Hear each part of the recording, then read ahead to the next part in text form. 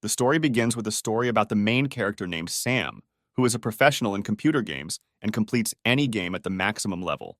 His favorite game is Love in 10,000 Worlds, where you have to charm a variety of girls in different time periods. You can gain a girl's affection in different ways, both by physical conquest and by blackmail. Sam has already got 100 of the brightest girls in the game, something no other player has managed to do before him. Our hero manages to seduce even the toughest and most militant girls, and he considers himself a professional in this matter. Victory over girls comes so easily to him that he secretly makes a wish to get into his favorite video game. And then the light began to flash in the room. The computer monitor began to make terrible sounds, and it seemed that he was about to be sucked right into the computer. The wind in the room was increasing and had already turned into a hurricane emanating from the center of the monitor. With all his might, the main character began to be pulled straight into the screen.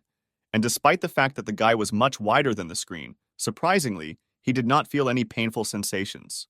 There was a loud bang and there was silence in the room, as if a few seconds ago the person had not been sucked into the computer screen. Sam was falling down. It seemed like he was going to throw up. All his organs were compressed, and he couldn't shake the feeling that he was going to break. The hero landed softly and immediately sat down. There was no more pain and fear. The place in which he was reminiscent of the character creation screen in his favorite game, Love in 10,000 Worlds. He saw a girl in a short white dress that barely covered her underwear. He recognized her as the fairy of 10,000 Worlds. Sam began to very emotionally ask the girl how he could get out of here and if he could withdraw his wish and go home right now. The girl answered the hero that he himself knew everything perfectly well. He just needed to do what he could do best in the online game. The girl also said that our hero's old game account no longer exists, and he will have to go through everything all over again, with a 0 skill level. The hero was very angry and promised that as soon as he got out of here, he would immediately sue the developers of this game. The girl replied that after signing the license agreement, his life was in the hands of the game developers. The hero asked if he was entitled to some kind of ability so that he could complete the game faster. Of course, the creator has prepared 5 abilities for you that correspond to the 5 attributes in the game. Talent helps you gain more abilities to become the strongest. Variability allows you to use shadow abilities and become invisible. Physical strength makes it possible to pump up the body.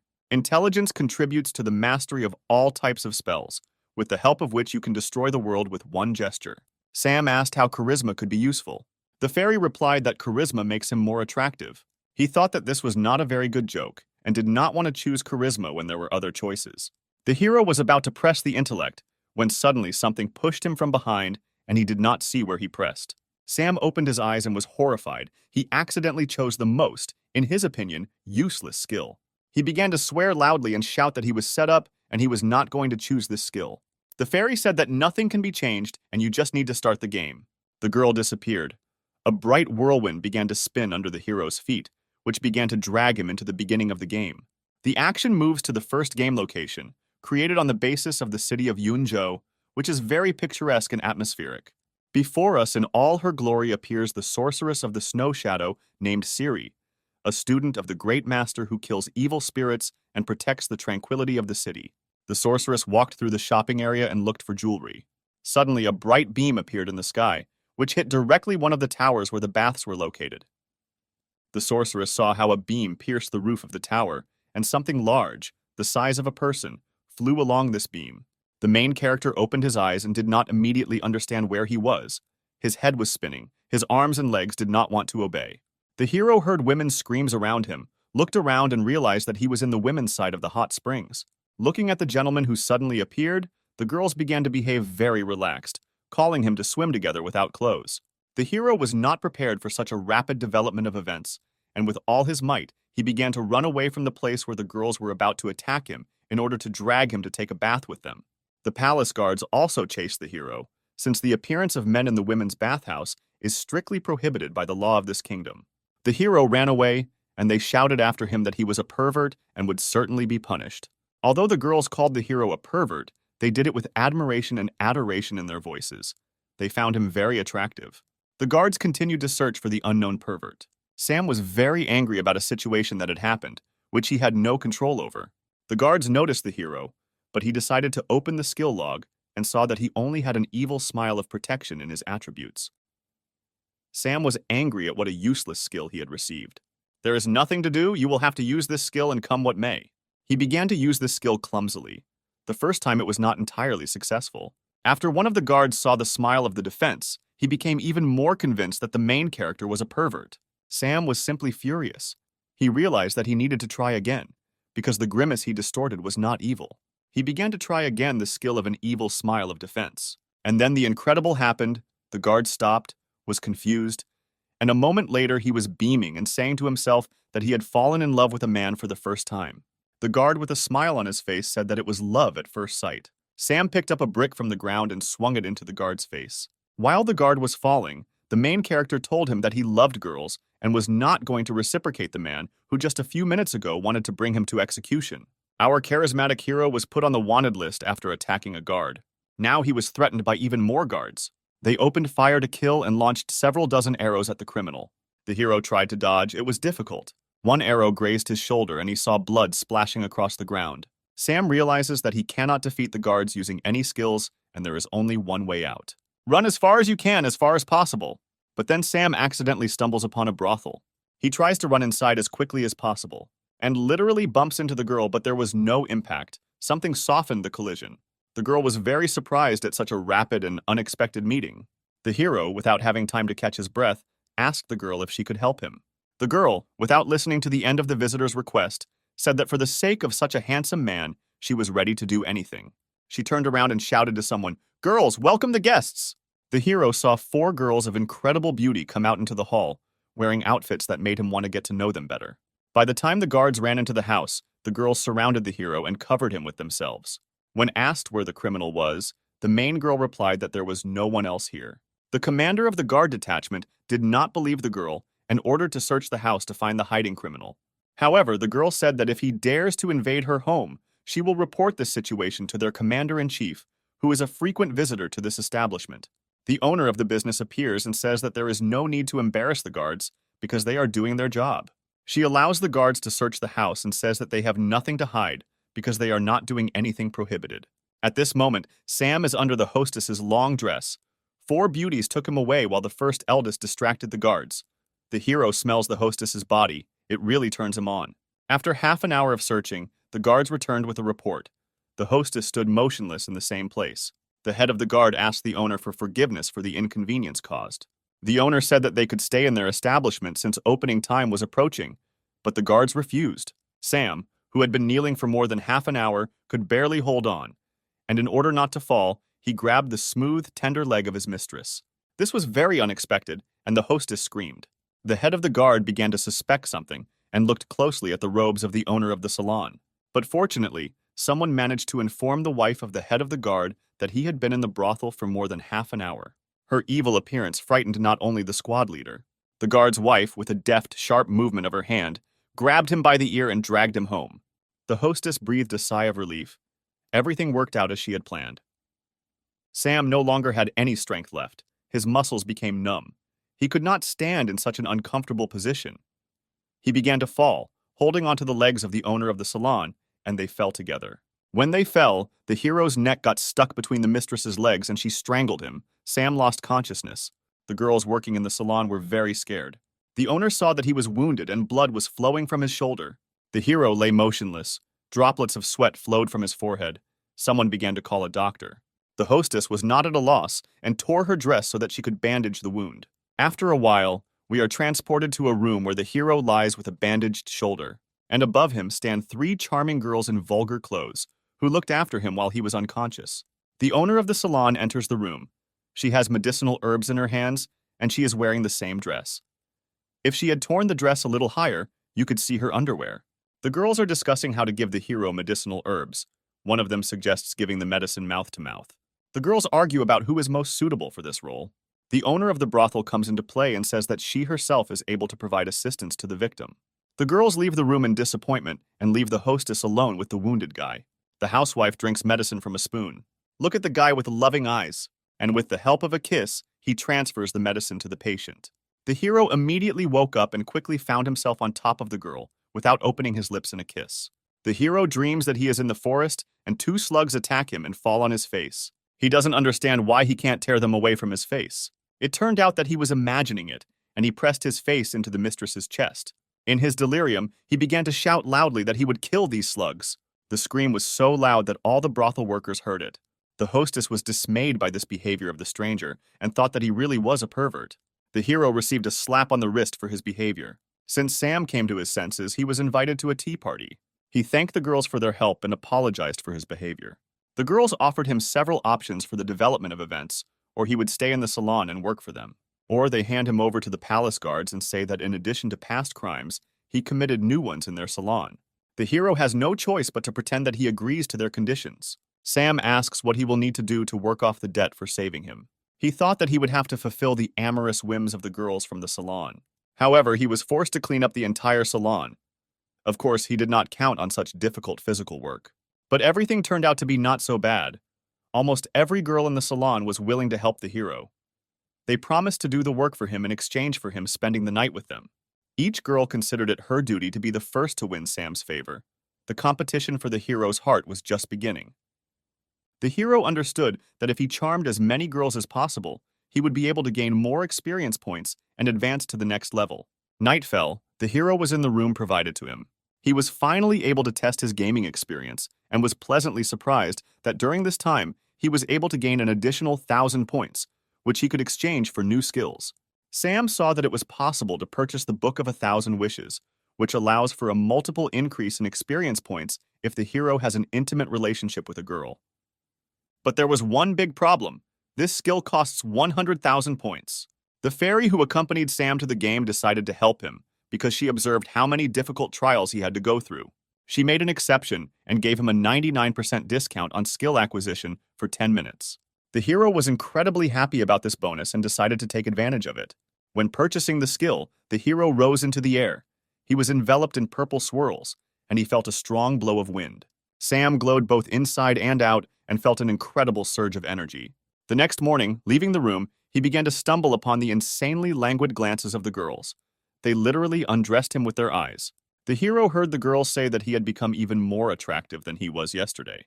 At this time, there was a visitor named Stone in the salon, who was angry that all the girls stopped paying attention to him and were watching the main character. Sam, feeling a clear superiority over the man, answered him with a grin that there was no one in the room more dazzling than this man. This tone made Stone even angrier and threatened him. The man grabbed the hilt of the sword and asked Sam if he knew who he was talking to. At that very moment, the owner of the salon intervened in the quarrel and asked forgiveness to the gentleman for the new employee. The gentleman realized that the hostess would now be able to make concessions to him and would do whatever he asked if it did not humiliate her dignity. And then he invited her to drink a glass of wine as a sign of reconciliation. But he thought through everything in advance, and in the turmoil he poured a hot heart powder into a glass of wine, which awakens in any girl the desire for intimacy. The lady, suspecting nothing, drank a glass of wine. Stone asked how much it would cost him to spend the night with the owner of the salon, because he really liked her. The hostess replied that she did not sell her body, and that he should no longer dare ask her such questions. But the man already knew that the powder would have to work very soon, and she would have no choice. After 15 minutes in her bedroom, the mistress could already feel the heat spreading throughout her body. Because of the heat, she began to take off her clothes. At that moment, Sam decided to come in and apologize to the lady for his behavior. The hero began to thank the hostess from the entrance. But then he saw her and his eyes' pupils widened. The hostess was only in her underwear, and the hero saw her elastic forms. That hour, the hero ran out of the room at the speed of light, shouting that he didn't have time to see anything. But after a few seconds, a gentle, fragile hand pulled him back into the room. The girl sat him down on a soft bed, and she leaned over him so that her hand was between his knees. She asked him for help. The hero was scared. The girl said that there was a powder in the glass of wine that increased attraction and desire, and now she can't think about anything else. She began to untie her bra, and she threw it on the hero's face. Our hero, the lady, had to be helped 3 times until she felt better and returned to normal. Meanwhile, Stone decided to go to the hostess's room, but got the wrong door. As soon as he entered, the door slammed shut and he thought his plan had worked. He saw the girl's sweet lips at the entrance, but did not expect that this was not the same room. He was greeted by a girl, but she was a little bigger than he expected. Stone did not expect to meet a girl of such size. He tried to run away from the room. However, he was unable to open the door to leave. Plaster began to fall from the ceiling. The girls working on the floor below could not understand what was happening. One of the girls began to guess what caused the slight collapse of the ceiling. Loud and rhythmic moans were heard from the hostess's room. The inhabitants of the cabin had to listen to these sounds for a long time. There was blood on the bed. Sam quickly got dressed and tried to run out of the room. he still couldn't come to his senses. He didn't believe that he had succeeded. The hostess said that he should not be nervous, because nothing terrible had happened. Sam told the owner that he didn't expect that the girl working at the brothel wasn't already with a man. The girl, out of emotion, threw a pillow at the hero and began to swear at him. The hero ran away and the girl looked after him. She didn't understand her feelings. Just a few minutes ago, she had experienced incredible emotions, and now she felt empty and used. Sam went out onto the balcony of the floor and was surprised at how real everything was, and that it no longer looked like a game. He saw Stone running away and asked what happened to him. The man looked very bad and whispered to himself that he would never forget such a shame. The salon girls shied away from him. They thought he was sick. The hero shouted to the exhausted Stone that his plan had not worked. While the gentleman was running with all his might through the salon towards the exit, Sam thought that thanks to the man he had moved as quickly as possible to the next level. This was a great opportunity to practice techniques. Now our hero was at the next level, where he had a technique. It's called Charm Living Beings, and judging by the picture, it's activated by snapping your fingers. It seems clear but needs to be checked. And here's the first test subject. Come here, cat. The Charm of Living Beings. As expected, it worked perfectly. I will use it. Sam already began to think through new plans for charm in his head. He went to the shopping area to buy a gift for the girl he would need to get. She was in the square, the same student of the great master Siri, an incredibly beautiful girl in white, whom he saw as soon as he came into this world. The girl asked the seller about the cost of various jewelry, and he promised her a discount for beauty. Siri thought the discount was a very good option. She pointed to the hairpin she wanted to buy. The hero appears and asks the seller how much such a hairpin costs. The seller said that this was a very valuable piece of jewelry because it was made of ice stone and the finest jade, so rare for this area. Very skillful and expensive work. Is she really real? Our hero asked. How dare you say that I am deceiving people? I would really like to believe you, but it seems to me that I am right. The hairpin burst in the hero's hands. The girl was interested, and the hero said that she needed to take a more responsible approach to choosing jewelry in stores. How dare you try to deceive me? I will not tolerate such treatment. The owner of the jewelry store was very angry with the guy for breaking the goods and exposing him as a deceiver in front of the great master student. The store owner called 2 security guards to deal with the hero and teach him good manners. The sorceress of the snow shadow decided to deal with the big men herself and was already prepared for battle. But the hero stopped her. He needed to show himself. He said that he was capable of dealing with these unfriendly guys himself. A third guy approached. He introduced himself as his older brother and said that this battle would not be as easy as he thought. We are professional fighters who graduated from a martial arts academy. They began to show different fighting stances. This was supposed to scare the hero, so they thought. They looked powerful, but not very scary. The sorceress told the hero that despite the fact that they looked like 3 pumped-up clowns, they should still be feared. Don't worry about me, I can handle it. Stay away and don't interfere. How courageous and handsome he is, Siri thought. Enough bragging. It's time to move on to the fight. Catch my fist of death. The hero dodged and hit him right in the stomach with the Essence Seductive Strike skill. The older brother's breath caught, his pupils dilated, his pulse quickened. The fighter lay on the ground and said to himself how pleasant and easy it was for him, and his brothers were in misunderstanding. What kind of spell did you cast on him, evil sorcerer? The brothers asked. If you continue the battle, the same thing will happen to you, the hero answered. But they didn't believe him, and after a few seconds, they were in the same euphoria of love as their older brother. They could no longer continue the battle. The spell of love turned out to be stronger than muscle. A moment later, people in the shopping area tried not to get close to the muscular guys. Siri noted that she had never seen such a strange but effective fighting technique before. The hero said something incomprehensible and changed the topic. He asked what the name of the beautiful girl was. The sorceress identified herself as a student of the great master. Sam said that it was an honor for him to meet her. Siri said that soon students would be selected to prepare for participation in the tournament for the title of the best wizard, and he could take part in it. Suddenly, a gentleman from an intimate services salon intervened in the conversation and addressed Siri. He called her sister and said that he had been looking for her for a long time. They most likely had a strained relationship because Siri responded that she shouldn't have to report where she was. Sam decided to take advantage of the fact that the relationship between the sorceress and her brother was not the best and added fuel to the fire by asking him how long ago he had last been in a brothel. Siri, hearing that her brother was visiting brothels, was a little surprised, or rather, she was furious. Stone called the hero a vile dog and asked his sister not to believe a single word he said. Sam replied that at first they had fun together in a brothel with the girls, and now he calls him a dog. Stone realized that he could not win the verbal battle and could only make excuses to his sister. He promised to take revenge on Sam, but the hero grinned and said that he would certainly wait until the hour of reckoning came. They went in different directions. The blonde sorceress was also not visible, and the hero went to the salon. Today is his day off. Night fell. The full moon brightly illuminated the Street of Roses, where the intimate services salon was located. The owner of the salon stood at the mirror in her room. She was wearing a new bright red dress. Its slit, which reached the waist, indicated that she had no underwear. She looked at herself in the mirror and could not understand what was happening to her. For several days, her thoughts were only about the hero. Sam met the hostess and decided to make amends. As a gift, he presented her with a gold hairpin, stolen at the market from a deceiving seller. The girl couldn't believe her eyes and ears. Our hero expressed his understanding that this gift was very useless, but he wanted to please her and make amends. "I like your gift," the girl said with warmth in her voice, warmth spreading like a wave throughout her body. "To be honest, I'm very glad that I was able to please you," the hero said. While Sam was talking, the girl deliberately dropped the handkerchief. "Oh, don't worry, I will certainly help you lift your scarf." The hero bent down at the mistress's feet to pick up the fallen red scarf. Before he had time to sit down, the girl stretched out her slender long legs to the hero's chin. He could smell her skin. It could not leave him indifferent. The hero looked up and saw that the girl had no underwear at all. The smell of her body excited the guy's consciousness. He could no longer control himself. But the hero continued his game and said that if she wants to spend the night with him, then it will cost her dearly.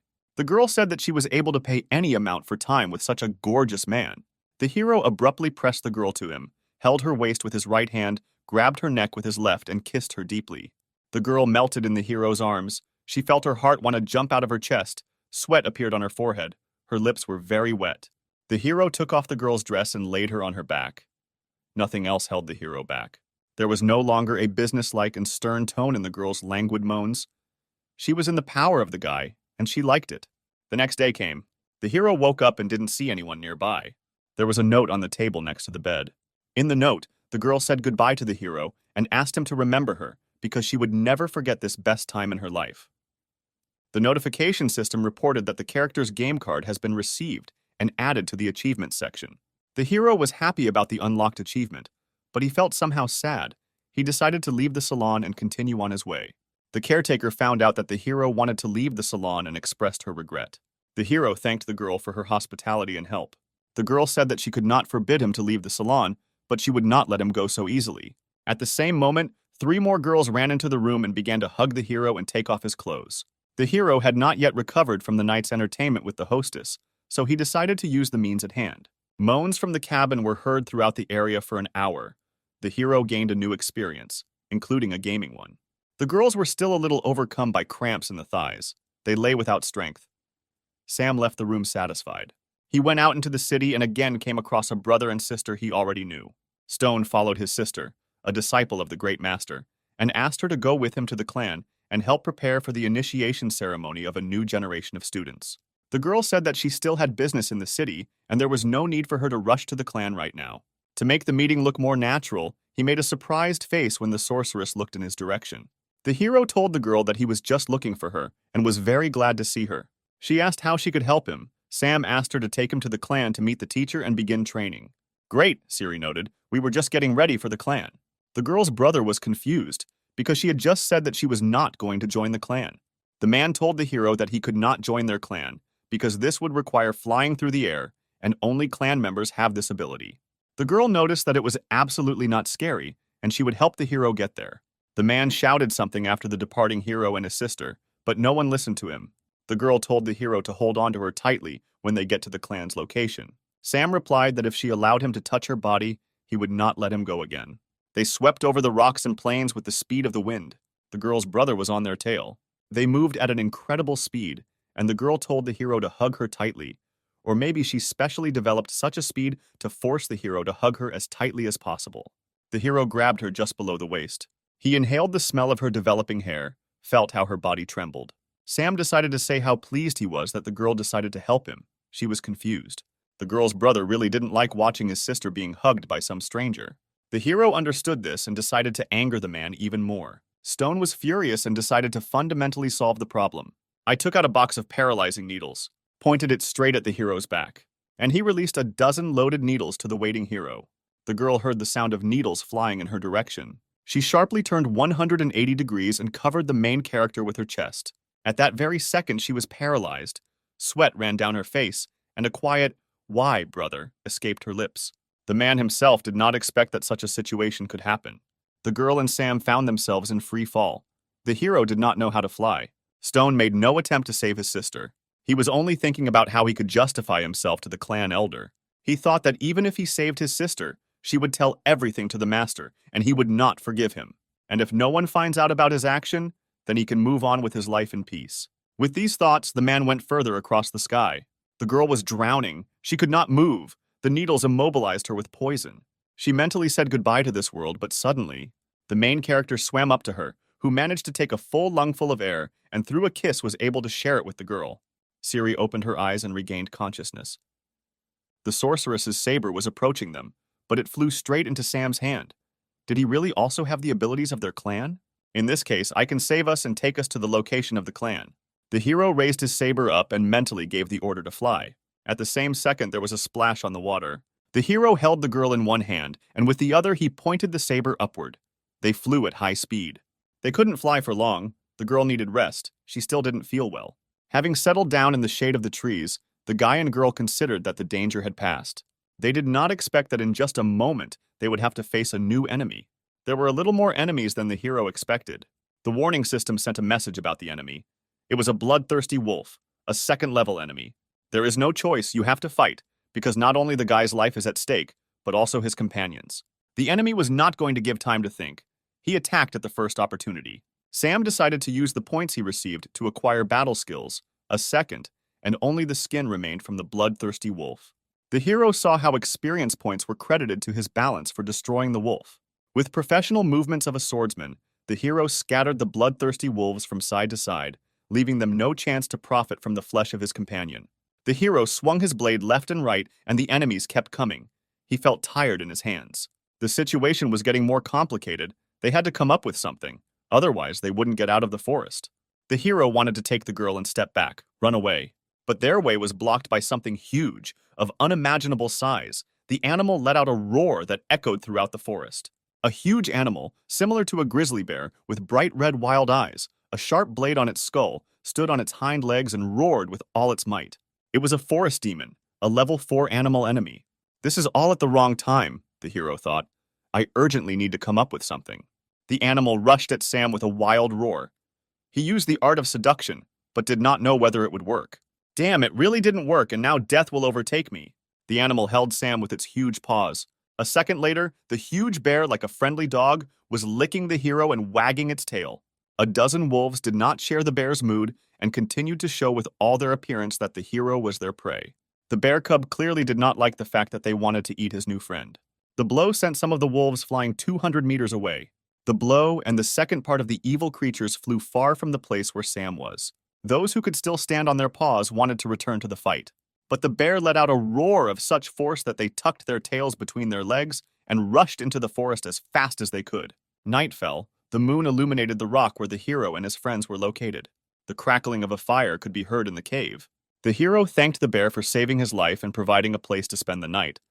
But it was a bear. She didn't speak, but she hugged the guy with all her might and began rubbing her muzzle against him. The hero approached his exhausted companion and said that he needed to try to remove toxins from her body.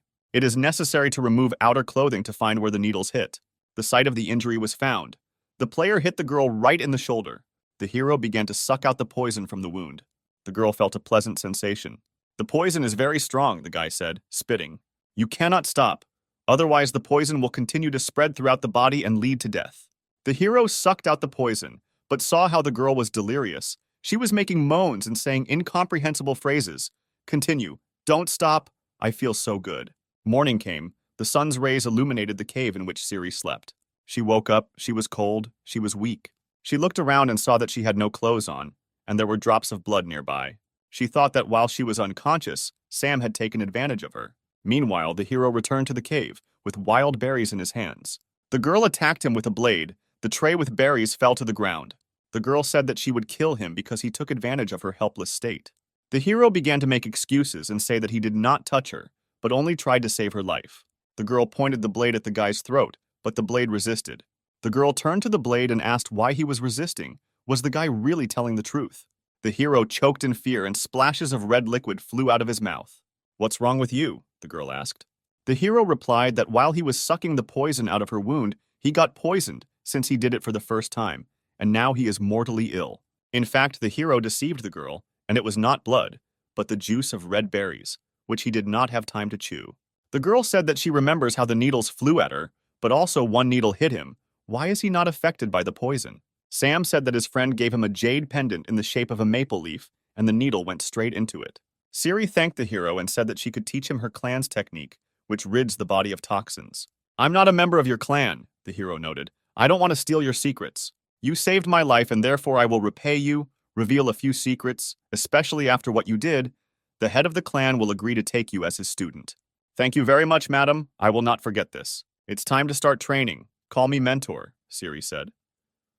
Sam was glad that his plan had worked for years. Meanwhile, in the Hidden in the Clouds clan, the head of the clan was furious when he heard that his best student had died, and Stone could not help her. Stone began to tell how on the way to the clan they were attacked by an unknown robber and wanted to steal the secrets of the clan. Tried to take away Siri's blade. Stone managed to repel the attack, but at the last moment, the robber dragged his sister under the water. The head of the clan at the same moment called all the wizard fighters and sent them to search for his daughter, telling him not to return without her, alive or dead. The soldiers promised to carry out the teacher's order and set off. Stone asked that he be sent to search for the girl, since he understood that the truth could be revealed. He needed to be on the safe side. "I believe you," the teacher said. "Go find Siri. You will succeed." Stone was already thinking about how to make sure that the girl was never found. Stone's father, who was the brother of the head of the clan, brought an elixir for the girl in case she was found badly wounded. "Be sure to give the elixir to the princess to drink. It can save her life." The man left the temple and hit the road. "Chief, you must stay clear-headed. Stay calm. I understand your concern, but the clan is counting on you. I can't think about anything until I find out if my daughter is alive." Meanwhile, the main character is fishing on the shore of a pond. He fails to catch a fish, but he does not give up this activity because he needs to feed his mentor and the bear. "What a pity that I can't use my charm on fishing." It seems he was wrong, and charisma works for everyone. Almost 100 fish rushed out of the water towards the hero. He did not expect that he could charm even a fish. A moment later, several dozen fish were already lying on the shore. The hero thought that the charisma skill is not as bad as it turned out. You can even get food with it. Sam turned around because he heard the sound of air cutting. Men in white cloaks were flying across the sky. They were flying on swords. The hero immediately realized what clan they were from. "So they are looking for Siri. Very interesting." The hero hurried to the cave to tell about what he saw. At this time, the girl was meditating. Chakra thickened around her, and her body was cleansed of poison. Quick footsteps were heard that echoed throughout the cave. "Finally, you're back. I'm hungry," the girl said. But what entered the cave was not the one she expected to see. "Hey, little sister, I see you didn't waste your time," Stone noted. Siri told her brother that she would report to the head of the clan that he had attacked her. "I don't know how you survived, but I'll fix it now, sister. You left me no choice." The princess told her brother that if he dared to attack her, there would be no turning back. "How dare you, you mean girl, say that to me? The great warrior of light, I will destroy you." The man drank the pill he received in the palace. Now his regeneration power was at its maximum. The medicine also strengthened his magical characteristics. His chakra was glowing all around. The girl was scared. She had never seen the power of the experimental pills that were produced in their secret laboratory. So know the strength of the clan warrior of the village hidden in the clouds. The energy emanating from the man seemed to destroy the cave. The princess understood that in her current state, she was no match for Stone, who was full of strength and had taken the pill. The man opened his mouth to cast the spell technique when suddenly got hit in the face with a huge fish. Sam greeted Stone and asked if he had hit him in the face with a fish. The hero knew that the princess was weak and he would have to cope on his own. The girl warned the hero that her brother had arrived to take both of their lives. Stone said it's great to see the hero here and not have to look for him later to finish what he started. The hero had to borrow a sword to resist such a strong opponent. The fight began. The opponents began to quickly approach each other. The crack of swords echoed throughout the cave. No one was about to retreat. The hero managed to dodge, strike back, and wound the man's face. Stone noted that even though Sam is a very good fighter, they are at different levels of combat training. Lightning blade technique. The hero tried to hold back the blow, but it was all in vain. The blast wave threw him back with incredible force.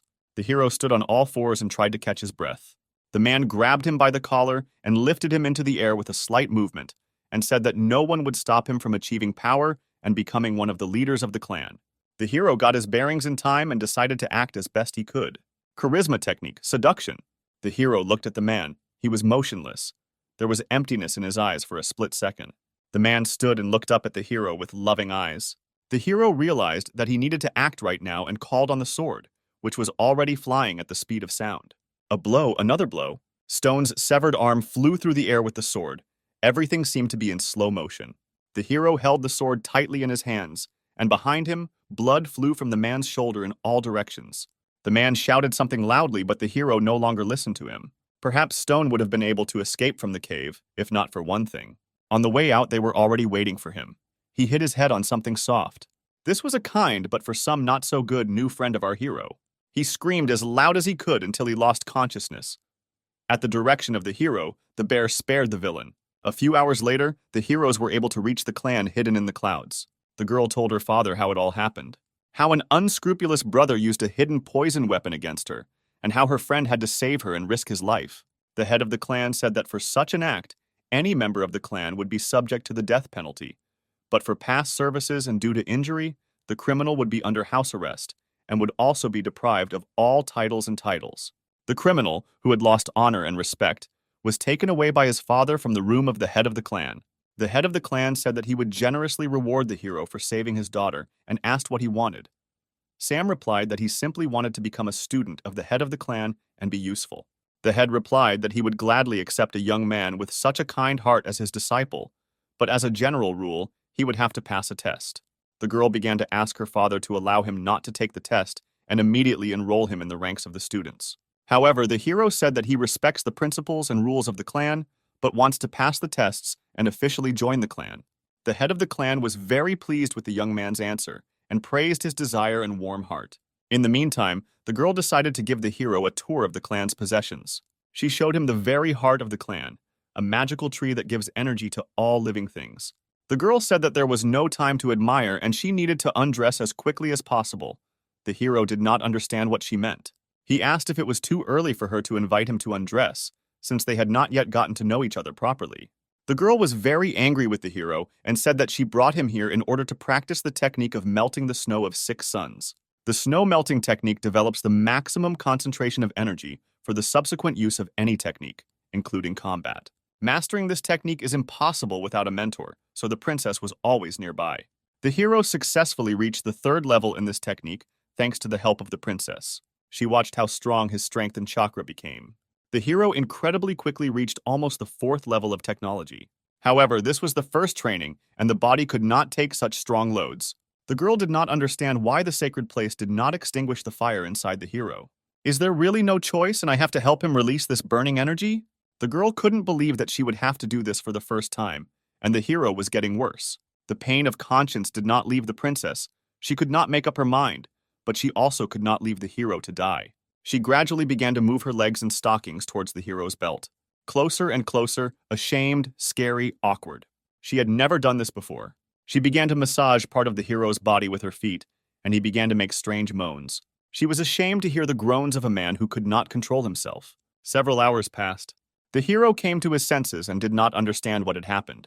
Even though the sorceress was glad that the hero had come to his senses, she felt dirty and disgraced. She said that she had to save him, free his body from the accumulated burning energy. Thank you very much for saving me, but why are you so upset and your face is red like you just ran? Sam felt a new strong energy spreading through his body. His power and strength were on a new level. Suddenly, he felt danger behind him and turned around. I saw an unknown entity flying in their direction. The unknown first attacked the hero and sent a palm full of energy into his body. Their palms joined, and the unknown person cast some kind of spell. There was a cold blue explosion from which they scattered in different directions. For a split second, the hero was sure of the enemy's weakness, but he was wrong. The palm, which had recently repelled the enemy's blow, became covered with ice, and the ice continued to encircle the entire hand. Another moment and the hero turned into an ice statue. The princess wanted to free the hero, but a stranger stood in her way. He was already rushing towards her at speed in an attempt to strike. The girl could not withstand a blow of such force. She had not yet recovered from helping the hero. The blow was so strong that the girl was thrown 20 meters. However, the princess was able to stay on her feet because at the last moment she recognized the attack technique of the enemy, who used the technique of her clan. Despite the cold outside, a fire was raging inside the hero. He knew that the ice technique was unable to hold back a wizard who had mastered the 4th level of the solar technique. The ice quickly turned into water and evaporated, Sam gathering all his free chakra to strike back. He was absolutely not interested in the motive of the enemy, because of which he decided to kill them. Solar Gate Technique Level 4. The hero moved as fast as never before and was able to reach the opponent's chest with the first blow. The clothes tore and he saw large, firm female breasts. The hero was slightly surprised by this development of events. The girl went on the run. Her level was lower than the new level of the hero. The princess asked the hero not to pursue the enemy, but to help her patch up her wounds. She said that the enemy used her clan's equipment, and it turns out that their own people wanted to destroy them. Are there really traitors in the clan? The hero asked. Let's not talk about that. Take a better look at my wound. It hurts in my chest area, answered the princess. Then you need to take off your clothes. Otherwise we won't see your wound, princess. The hero began to help her take off her outerwear. The girl was very embarrassed. She was in pain, but she wanted to continue. The hero touched the princess's chest. She received damage from the ice technique and was very cold. It is necessary to rub the affected area using the hot palm technique. The hero said that not only the chest was damaged, but also the area below the waist, and moved the girl to a horizontal position. An hour later, the hero got off the princess and said that now her body would never freeze. The princess said that her wounds were healed after half an hour, and she does not understand why the hero did not stop there and used her for another half hour. Sam said it was to prevent possible side effects. Siri replied that she understood that the hero simply took advantage of her condition, and although he saved her, she would not thank him. The hero asked if they could continue preventative measures tomorrow. The girl wanted to use the most powerful technique on the hero, but he said in time that he was joking. How can we identify the girl who attacked us? The princess asked. Sam replied that during the battle he wounded her, and a wound should form on her chest, and Siri needed to start watching the girls from their clan more closely. Meanwhile, in the forest not far from the location of the clan hidden in the clouds, the girl who attacked the heroes arrived at the meeting place with the person who ordered the murder. Our plans were disrupted. I could not defeat the newcomer, said the killer from the clan. So, we have been fooled again. This new guy is not so simple, noted the younger brother of the head of the clan and also the chief alchemist, who developed the pills that increase regeneration. He gave the girl his medicine so that no one could identify her in the clan based on the wound she received in battle. The girl was glad that she would not have to leave the clan for fear of being caught in treason, because the scar could give her away. Several days passed. The day came to take the exam for the opportunity to study with the Great Master. Sam noticed how busy the main square was today. He liked the atmosphere. Siri wished him luck and told him that there was only one way for him to pass the test. Otherwise, she would kill him with her own hands. The princess's older sister Maggie intervened in the conversation, expressing interest in Sam, and said that her sister had been talking about him lately. The princess was embarrassed because she did not want the guy to know that she was secretly in love with him. The hero noted that the princess has a very beautiful sister, and he is very glad to meet their whole family.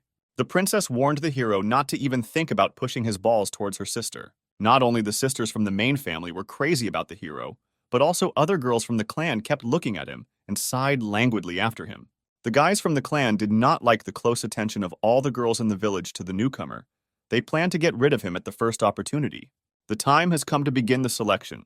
The head of the clan greeted the candidate students and spectators of the competition. The task of the first test was announced. Participants need to collect 10 flowers of the magic grass that grows on the top of the sacred mountain in 3 hours. Most participants considered this test to be completely childish.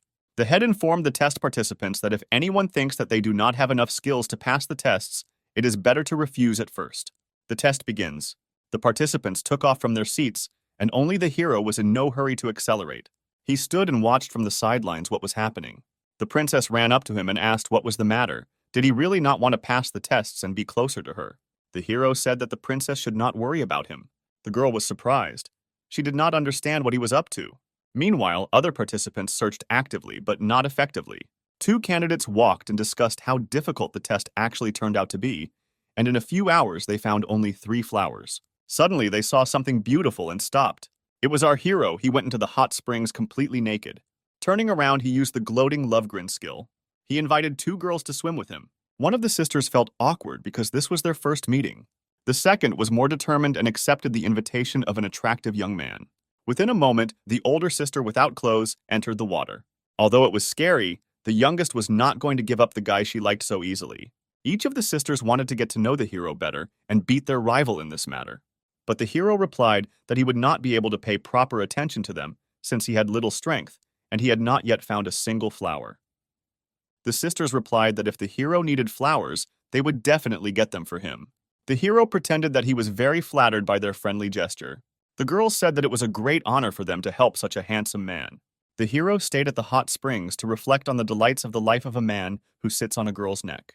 As soon as he glanced at the departing sisters, a girl jumped into the water. She asked what she needed to do for the master so that he could spend a stormy night with her.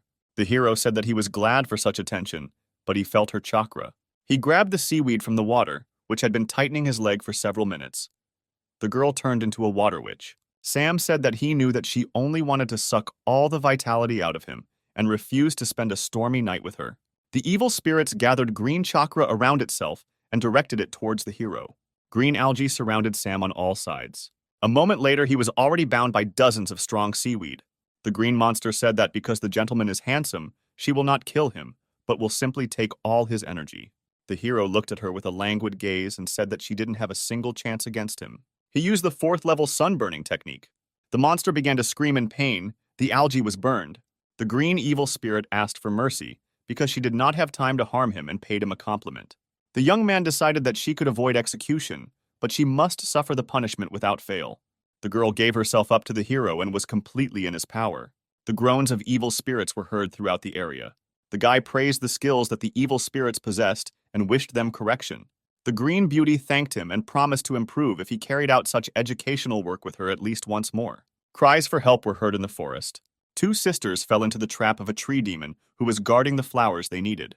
The tree demon was a huge oak tree with slits for its eyes and mouth that oozed crazy chakra. He pointed a sharpened branch at his younger sister, which flew straight at her head. The girl has already said goodbye to life and dreams of spending the night with the handsome guy. A moment before the girl's death, using the dragon constellation technique, the hero cut a thick oak branch in one motion. The tree swung its branches from side to side in a rage, destroying everything it touched. The hero said that he would not allow anyone to harm his future sisters. There were many more girls captured by the evil spirit than the hero immediately noticed, but each of them was immensely glad to see him. All attention was focused on the handsome young man who was about to destroy the evil spirit of the forest. The battle began. A dozen branches sharp as spears flew at the hero. With one blow of his blade, the hero smashed into pieces all the branches aimed at him. However, the wood chips also turned out to be dangerous. The hero began to take the enemy more seriously and monitor his every move. The girls were upset, but mostly because a scratch appeared on the young man's beautiful, perfect face. They could no longer watch how their handsome man was being disfigured, and in a few seconds, they freed themselves from the demonic embrace. The forest watchman was at a loss. The hero watched as the girls used various techniques to deal with the demon. He saw that not far from the battle site, there were the very plants thanks to which he could complete the task. A few minutes later, the demon lay on the ground without moving and looked like an ordinary felled tree. The girls told the dying tree that it was a mistake to hurt the most handsome guy. But the young man was no longer there, and he did not know how the outcome of the fight ended. He continued walking but could only find 6 plants. The sound of air cutting was heard. Again, someone wanted to kill the hero. His quick reaction allowed him to dodge without getting hurt. What was unexpected was the realization that he was attacked by more than just enemies. 4 test participants attacked, who found only 1 plant each and wanted to take away those collected by the hero. Really lucky, Sam thought to himself. The men could not understand why the hero was looking at them with such interest. Level 4 Sunstroke Technique. A moment later, with broken faces, bruises under their eyes, and bumps on their heads, 4 men stood and held out their flowers to the hero. He thanked them for their generosity and set off. The time allotted for the test was almost over. The area was filled with participants. The head of the clan said that the winner of the first stage could immediately become his student. The hero thanked everyone for the opportunity to participate in this test. The princess was very glad to see him returning not empty-handed. The participants continued to admire the handsome man and offered him a room in a women's dormitory. The princess realized that she was not the only one who fell in love with the hero. She did not understand what feelings were overwhelming her. She had never experienced jealousy before. Siri retired to the snowy mountain and thought about him. Sam arrived just in time. She had not yet had time to get angry that he did not share the joy of victory with her. She asked why he didn't have fun with the other girls. "I want to thank you, mentor. Thanks to you, I reached such heights and became part of the clan." The girl said that today is the night of purification, and everyone who has sinned will certainly come to the holy spring, including the girl who attacked them. And when she comes, we will be able to see the scars you left on her body. The hero asked the princess not to risk herself and not try to detain the girl herself. The girls took a bath in the hot spring and said what a pity that their handsome brother was not nearby. The princess looked around, but did not see anyone with a wound on the chest. The hero lay in the room and thought about why the princess had been acting so distant lately. The hero's cotton and pants began to smoke in the groin area. He was scared. Smoke filled the entire room. The caretaker fairy appeared and said that if he was thinking about the princess, then he needed to ask her what was bothering him. "What are you doing here?" asked the hero. The fairy replied that as an observer she can be anywhere, but she cannot influence the plot of the game, and no one can see her except Sam. The hero said that he would like to follow the fairy's advice, but he could not go to the women's bathhouse because he would be kicked out of there. The fairy advised him to transform into a girl and go talk. This plan was distrustful. The fairy advised me to go to the system store and acquire the necessary skill. Indeed, there is such a skill in the system, and you can become a girl without surgery. The hero acquired an illusion spell that went well with his pumped-up charisma. The hero asked why the fairy was telling him if she was forbidden to influence the course of the game. The fairy said to consider this a system hint and enjoy the game. It's very interesting who the hero planned to become. From the initial changes, it was not clear who he was turning into. Long legs, short white dress, white hair, blue eyes, gold bow on the chest. The fairy was very surprised when she saw herself, but not in the mirror. The hero said that he made himself according to the template that was in front of his eyes. But still I changed something. I made my breasts bigger. He looked, and from her dissatisfied expression he realized that everything had gone well. Of course, what girl would like it if we talk about her small breasts? At this time, the princess conducted surveillance at the hot springs, but did not see anyone with a scar. The hero in a female form came to the pond and called the princess. She did not understand what was happening and what the unfamiliar girl wanted from her. Sam revealed his secret and asked to keep the princess's mouth shut. Siri couldn't understand what was happening or how he managed to do it. The hero explained that he did this as a cover and wants to help her catch the criminal. The princess was worried that the hero would see her naked. The princess's elder sister appeared at the springs.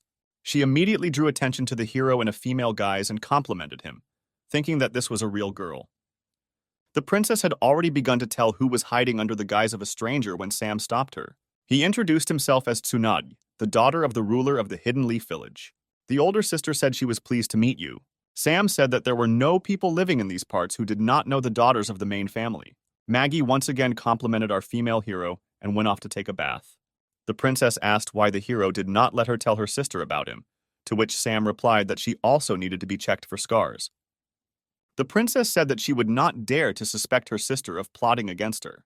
Sam noted that he suspected everyone, including her sister, and until he was convinced otherwise, no one needed to know why they were here. "What should I do?" asked the princess.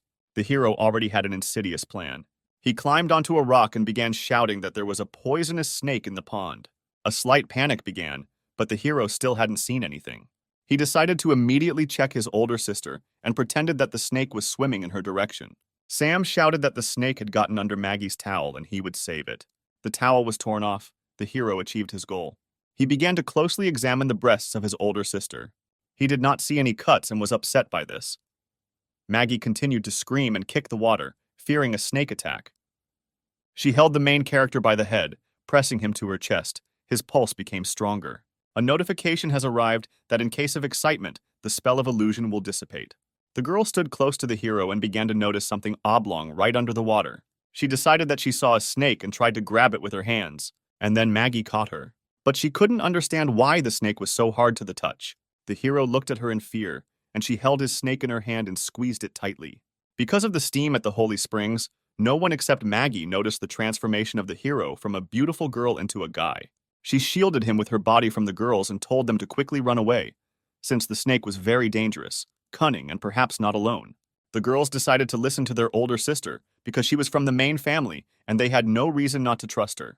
Maggie asked Sam to explain what was happening here and what kind of tricks he was doing here. Sam replied that he could not concentrate on the story while his sister Maggie was standing in front of him without clothes. A little later, two princesses and Sam were sitting in the gazebo, who explained to the eldest of them that they were trying to find the killer in this way. The detectives were very embarrassed to say that they suspected Maggie of such things. Maggie invited Sam to examine her breasts, feel them, and check them in any other way he wanted. Sam liked the idea and was already thinking about how he would check his older sister's body. But at that moment, the younger sister slammed her fist into his impudent, satisfied face with all her might. Maggie didn't know whether she liked this situation or not. On the one hand, she liked Sam, but on the other hand, her sister also liked him. The younger sister refused to help the older sister and decided to deal with the pervert herself. Maggie said goodbye and said that they needed to deal with the attack as soon as possible and find the killer who attacked them at the sacred place of concentration of energy. Having thanked the sister for her participation and excitement, the heroes were left alone. Meanwhile, in the laboratory of the brother of the clan head, a meeting with the killer takes place. It turns out to be Maggie, who says that she is already suspected and now she won't be able to hide for long. The head's brother replies that in a few days he will refine the divine pill and become the strongest person in this mortal world. Maggie says that the divine pill is strictly prohibited by law, and if anyone finds out, they will face the death penalty. The man replies that he is not afraid of anything and asks Maggie to simply delay the heroes so that they do not get in the way. The man says that he now has only one goal: to avenge his son, who was crippled due to the fault of his younger sister and her arrogant friend.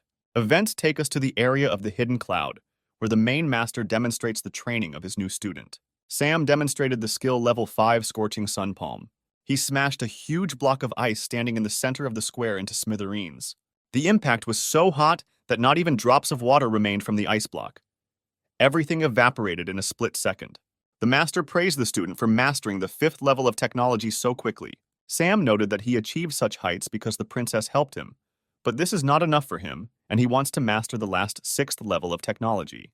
The master replied that it was impossible to reach the 6th level alone. One needed to merge with a master girl who could sacrifice her honor for his sake. The hero did not believe that in order to master the technique he needed to copulate while training with a girl. The master said that during the ritual, the girl must lose her virginity with the hero. But will he be able to find such a girl? A dozen girls in the square squealed and shouted that they were ready to give up their innocence for the sake of the hero. The master was shocked by this development of events, embarrassedly turned around and headed towards his palace. When leaving, he replied that he could not help him in this matter and let him figure it out himself. The hero first of all invited the princess to help him master a new level of technology, telling him about the nuances. The sister was outraged by the proposal, but inside she understood that she would like to perform the ritual with Sam. Sam said that if she doesn't help him, then he has no choice and will have to find someone else. The hero did not have time to announce the casting for the role of his assistant in mastering the technique when the first girls already gathered in front of his door. He asked the girls to be quiet while he was testing them. Those waiting heard strong rhythmic slaps and moans coming from the room. They were delighted with the thought that they would soon be in the place of his girlfriend. The princess was very angry at what the hero had done and watched what was happening from afar. Sam said loudly that the first girl wasn't suitable because she couldn't handle the hard training. The girl left the room exhausted, half naked, her dress was torn and her underwear was missing. Sam said that he had very little time and asked the girls to quickly enter his room. An hour later, the princess could not stand her jealousy and burst into the main character's room. In the room, sweaty, half-naked girls were lying on the floor and breathing very heavily. Princess Siri burst into the room and started yelling at Sam for using his sister mentors. Sam knew that sooner or later the princess would visit his room. She was taken by surprise that the hero was expecting her arrival. Sam said that he considers Princess Siri to be the right mentor with whom he wants to increase his level of Scorching Sun technique. Siri did not know what to answer to the young master and asked what he was doing here with the sister mentors for more than an hour. Sam said that now he will show her if she is not afraid and will help him become the master of the 6 solar paths. A moment later, Siri was lying on the bed, sighing heavily and clutching the sheet with all her might. The princess's moans were heard throughout the entire floor, but only a small part of the girls understood what was happening in the room. Sam gave the princess a magical foot massage, which made her experience an incredibly intense emotional upsurge. She didn't expect that a foot massage could bring so much pleasure. She couldn't breathe. She wriggled on the bed like a snake. It seemed that she was having convulsions, but she did not tell the hero to stop. Sam replied that he liked her body's reaction the most, and she was able to hold out longer than the others. Maggie watched what was happening from the street. She understood that if they continued training together, even her uncle's pill would not help. Having learned about the joint training of the princess and the upstart who ruined his son's career, the uncle was confused. He gave Maggie a poison that stops the development of any spiritual techniques and told her to sprinkle it on her opponents. Maggie asked why not just poison them, to which her uncle remarked that he wanted to kill them in the most terrible way. The uncle said that before he died, Sam wanted to see how his son took Princess Siri as his wife. Princess Maggie was overcome by strange feelings. She didn't know if she was going on the right path. Meanwhile, the heroes devoted all their free time to training. The princess stopped and said that Sam should have already mastered the 6th level technique. She raised her head, looked at him, and couldn't believe her eyes. The hero's hair became white and gave off a silvery appearance. There was a knock at the door. The older sister wanted to enter their room. Sam was very wary. He still didn't know who the killer was, and Maggie remained suspicious. The younger sister left the room and asked the older sister why she had come. The eldest replied that she knew how tired they were during training and brought them chicken soup to replenish their strength. Seeing Sam's white and silver hair, Maggie opened her mouth and couldn't believe her eyes. Sister Siri thanked Maggie for her concern and the chicken soup, which had a very pleasant smell. Maggie said that the soup should be eaten as quickly as possible before it gets cold. Sam said that they couldn't eat the soup because they didn't know if it was poisonous. Maggie pretended to be very upset that Sam still didn't trust her. The hero took out sunglasses, pretended to be a tough guy, and said that he knew who attacked them, and it was Sister Maggie. The sister began to make excuses and say that they had checked her for a scar that she did not have. The younger sister began to stand up for Maggie and say that she had known her all her life, and she could not betray her. It is unknown how you managed to get rid of the wound, but you still miscalculated when you talked to us. In that conversation, I only talked about the wound, but didn't say a word about where the attack took place. And then Maggie remembered how, when leaving, she said that they needed to deal with the attack as quickly as possible and find the killer who attacked them at a sacred place where energy was concentrated. It was just my guess. You can't judge me just based on this phrase. Sam quickly got his bearings and invited Maggie to eat a bowl of her own soup to prove her innocence. Sister Maggie realized that she was taken by surprise and needed to drink the soup because it only contained powder that dissipated power and not poison. She drank a cup of soup with shaking hands, hoping that she had not been deceived. The hero was a little confused, but still did not believe Maggie. He believed that she drank the antidote in advance. Siri, so as not to offend her sister, quickly drank a bowl of soup. Sam didn't know what to do, because he knew that something was wrong with the soup, he yelled at the princess. But it was too late. The powder was absorbed into the blood. My head was spinning. My body was burning from the inside.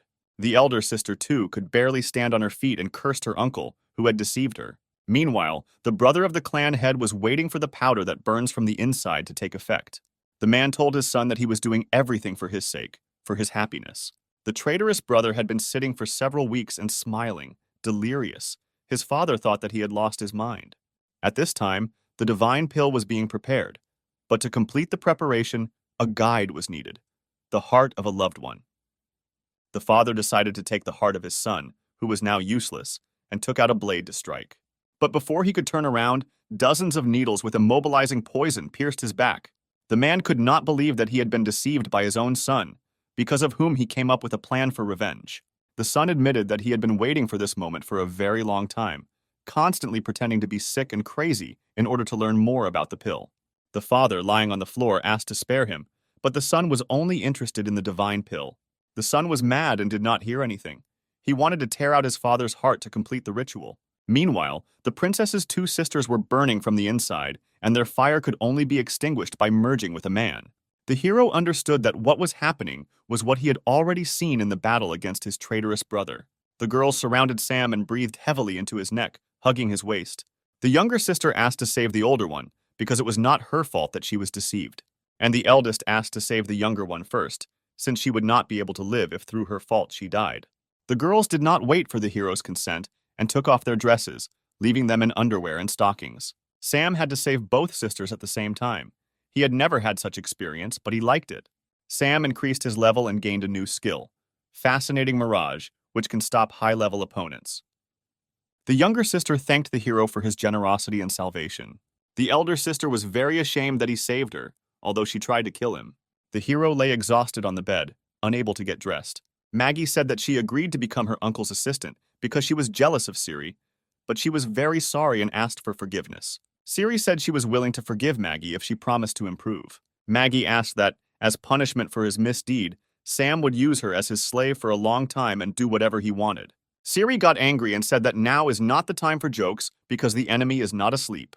Maggie said that Uncle was perfecting the divine pill, and if he wasn't stopped, disaster would happen. Sam began asking the sisters about what the divine pill was. He was told that the pill is a secret forbidden drug that instantly develops a person's abilities to the limit, but he loses control over himself. Sam said that it was time for him to visit the family of traitors and punish them for what they had done. Siri gave Sam a magical blade, a relic of the Hidden Cloud clan, which can only be wielded by a warrior who has reached the 6th level of the Burning Sun technique. Sam thanked Siri, and taking the blade in his hands, felt incredible energy. Before he could leave the bedroom, Sam felt a frantic energy approaching the roof of the house. A few seconds later, a huge explosion destroyed the wall and roof of part of the house. Thanks to Sam's new abilities, he was able to create a protective barrier during the explosion. He again saved 2 sisters who could not feel such a lightning attack. On the roof of the destroyed house, a traitor brother named Gao Gan stood safe and sound. The princess asked where he got a healthy arm and the strength to use such powerful techniques. The traitor brother said that his father, whom he sacrificed, perfected the divine pill, and now Gao Gan is invincible. Sam rushed towards Gao Gan as fast as he could to deal him a crushing blow. But Gan stopped the blow of a blade, moving with incredible speed with one hand. He said that now he is at an incredible level of power and cannot be stopped by an ordinary blade. The hero asked what about the blade called Snow Killer, which has the power of divine flames. And at that moment, the blade caught fire with incredible power, and the hero dealt a devastating blow to the traitor on his sore hand. Gao Gan's hand was smoking as if it had just been taken out of an oven. Sam considered that there were a few blows left before defeating the enemy and prepared to attack.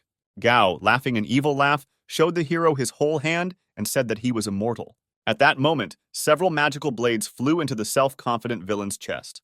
The blades were sent by older sister Maggie, who gathered her mentor sisters around her and hurried to help Sam.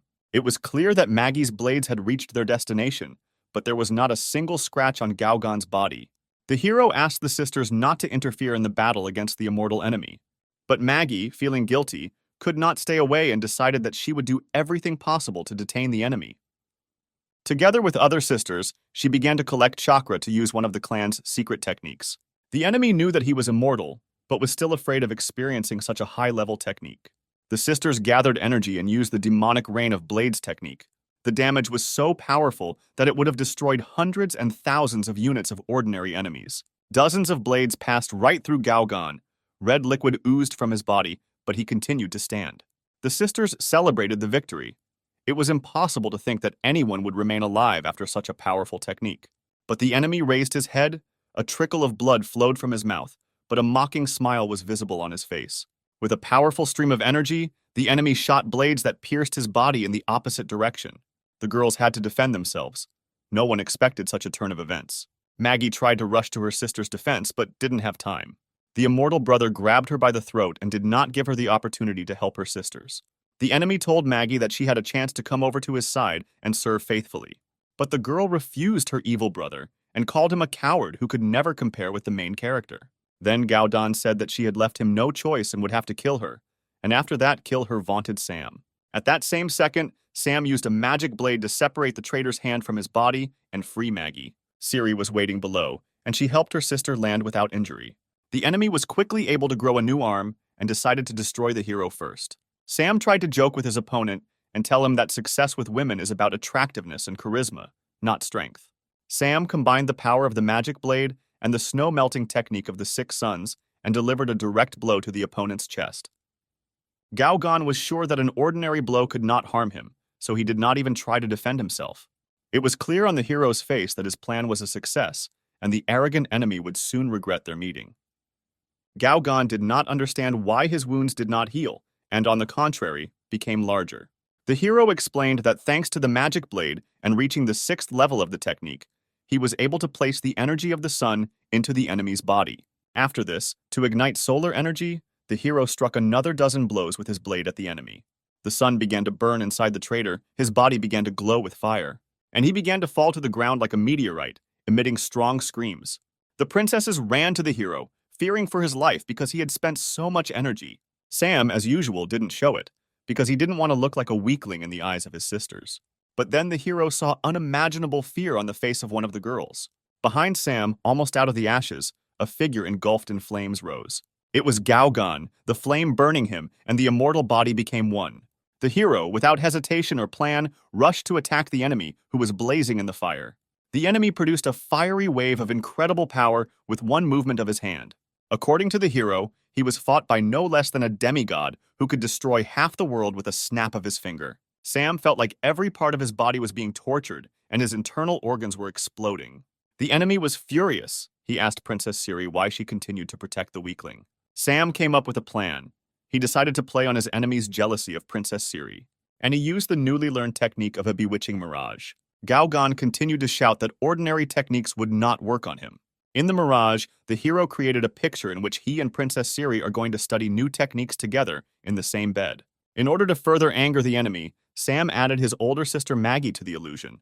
The evil brother was simply furious at such impudence. He did not understand that this was still just an illusion. In an artificially created deception, Sam and the girls discussed Gaogan's inferiority. He couldn't stand it and became even more angry. In an illusion, the princess offered the hero privacy right in front of his worthless traitor brother. The enemy, who had completely lost his mind, decided that if he didn't have eyes, he wouldn't see what was happening between Siri and Sam. Gaodan tore out his eyes, but the illusion still did not stop, and he saw what he feared most in the world. The princess asked why the traitor tore out his eyes and did not restore them. Sam replied that he created an illusion that the enemy did not want to see.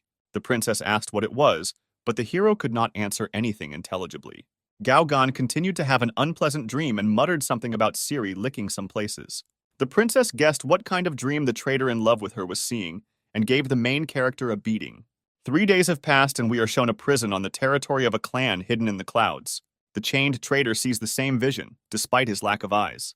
The head of the clan speaks of the unforgivable and terrible betrayal of the clan, the memory of which will be the lifelong imprisonment of Gaogan. The master turns to the main character and says that he is going to transfer the reign to him, as well as his beloved daughter Siri. The princess looks confused, but is very happy with her father's words. Sam thanks the master but says that he will not be able to accept the rule of the clan and marry the princess. The girl asks Sam why he doesn't want to stay with them. The hero replies that he has unfinished business and needs to hit the road. Sam headed into the room to collect his things, but was stopped by the master. He pounced to give him a fatherly beating, since he had become attached to him with his soul, because he always wanted to have a son. It was late evening and the stars were illuminating the hidden Cloud Clan's palace. Siri decided to say goodbye to the hero and went to his bedroom.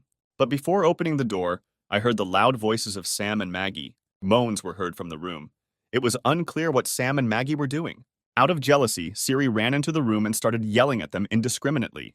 It turned out that they were stuffing bulky items into a travel bag. The friends decided to drink tea before the hero left the clan. Sam drank his tea in one gulp and decided that it was time for him to leave, since the road promised to be long. Big sister Maggie looked at Sam suspiciously, as if she was planning something. After drinking tea, Sam began to feel very strange. Everything inside seemed to be flaring up. The elder sister said that she could not resist and added a magic powder to the hero's drink. She told her younger sister that the three of them should spend their last night with the hero. The sisters decided that they would not forgive themselves if they did not try the hero's body before he left the clan. Siri was very shy but could not refuse a magical night with the hero. This is how the hero achieved the achievement of conquering Princess Siri, and also at the same time received a Princess Maggie card. In the morning, the girls woke up, but did not find Sam in their bed. They were very sorry to part with Sam, because he had become the closest person to them. The girls promised themselves that if they met him at least once again, they would never let him go. Meanwhile, the hero was on the playing field and watched the girls from the side. He was a little sad. The game fairy told him not to be upset, because this is not the last breakup in his game profile. The hero did not admit that he had become attached to the girls, and was sad to realize that this round was over. The fairy said that he had earned a lot of points and could try out new features of the system. She told the hero that the place where he is can be arranged to suit his wishes. Sam replied that he would not waste precious experience points on furnishing a room that he rarely visited. The fairy said that the place could be equipped with forges to improve equipment, a botanical garden for growing useful plants and other useful things. The hero decided to first install a forge, also an alchemy workshop to create magic pills that enhance abilities. Now the playing space began to look much better. The hero felt a surge of energy. The fairy liked the way Sam arranged his home space and kissed him. The confused hero asked the fairy how the buildings he had built would function. The caretaker fairy promised him to sort everything out and hire workers. Worker dolls immediately appeared, calling Sam the owner and promising to look after the household. Sam asked when they could start playing the next level in the game. The fairy said that the game would start at any time if he wished, but asked if he would like to study the achievements first. The hero took out the 3 4th-level bonus cards he had received and thought that it would be great if his girls were nearby now. The cards in his hand crackled and began to emit a very bright light, which momentarily blinded the hero. Characters familiar to us appeared on the playing field. The owner of an intimate salon and 2 princesses. They were very surprised to be able to see Sam again. The owner of the salon was in the same form in which Sam had last seen her, in a robe over her naked body. The younger sister grabbed the hero by the collar and began asking him questions about the half-naked girl. The elder sister simply looked at the hero and could not take her eyes off. The situation was heating up. No one understood what was happening, and Sam did not know how he would justify himself to the girls. Sam asked the fairy why she didn't warn him about the possibility of summoning characters. The younger sister pressed the hero the most and demanded an explanation. Sam decided to get out on the fly and didn't come up with anything more interesting than to figure out that he wasn't quite human. He decided to introduce himself as an angel who had descended from heaven to carry out a very important mission. He came up with a story that he was kicked out of heaven for his misdeeds, and now, in order to return back, he must endure 100 love disappointments. The younger sister did not quite believe him and decided to punish him for his deception and dissolute lifestyle. The elder sister said that she believed him because she had never received such divine pleasure with anyone. The younger sister and the owner of the salon thought the same thing. They had never experienced such emotions in bed with anyone as with a hero. The fairy decided to give each girl a spiritual ring that could transport them to the hero's home play area. Princess Siri said that she did not want to communicate with a womanizer, and she also became the head of the clan, and she had little time. The older sister liked the idea of the ring and was wondering if it would immediately take her to the hero's bedroom. The younger sister did not like Maggie's reasoning, as she was jealous of Sam for all the girls. The owner of the salon touched the water with her feet on the shore of the lake and gave herself up to memories. She remembered the times when the hero was very close to her and missed her. And then, as if by magic, handsome Sam appeared. He greeted the girl and asked what she was doing after he left. She said that she traveled and studied magical musical techniques of seduction. Sam asked her to demonstrate her skills on her favorite musical instrument. The girl picked up a jade flute and said that playing it could cloud the hero's mind. Sam said that his level was too high for the girl to harm him. The girl took the hero's words as a challenge and decided to show him what she was capable of. The girl began to play. Magical music came from the flute, and a fire flared up inside the hero. The hero attacked the girl, not allowing her to finish the game. He could not control himself. Sam said that her magical flute playing lit a fire in his heart, and he wanted to let her play his flute. The girl pretended that she was not ready for a joint orchestra right now, but she really wanted to be in his arms.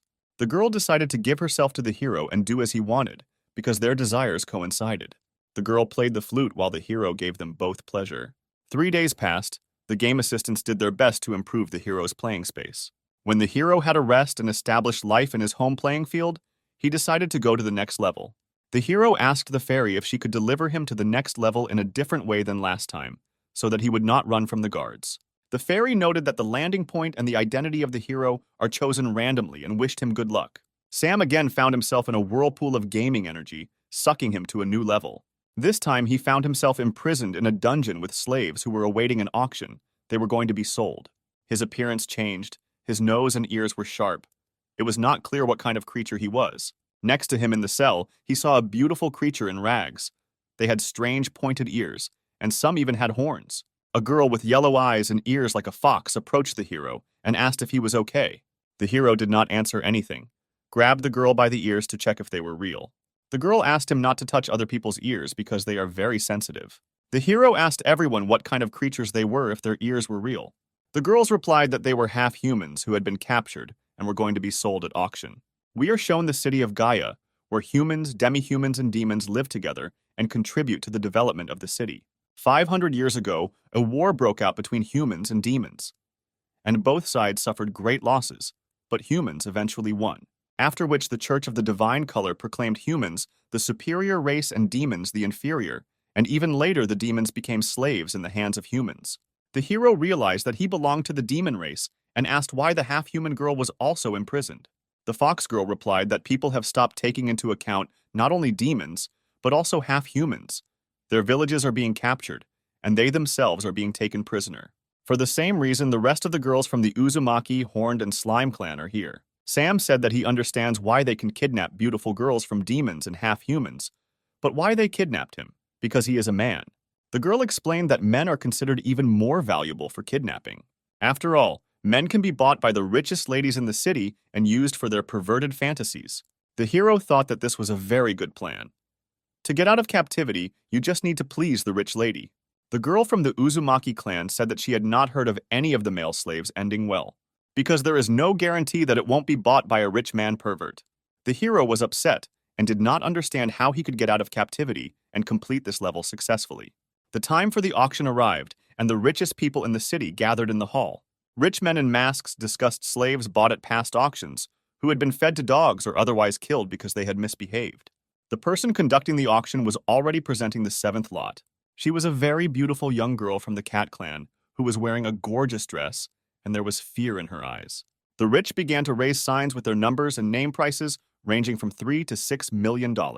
One of the oligarchs with plate number 599 said that his collection was just missing one more cat and offered $9 million. The deal for the cat girl was closed, and she was placed at the disposal of a wealthy gentleman. The gentleman grabbed her hand tightly and was ready to take her to the room for carnal pleasures. He couldn't wait to try her. The girl attacked the gentleman and bit him very hard on the hand. The girl ran with all her might. It seemed to her that she could run away, and no one would find her. But the people who kidnapped her and brought her to the auction had all unforeseen situations in mind.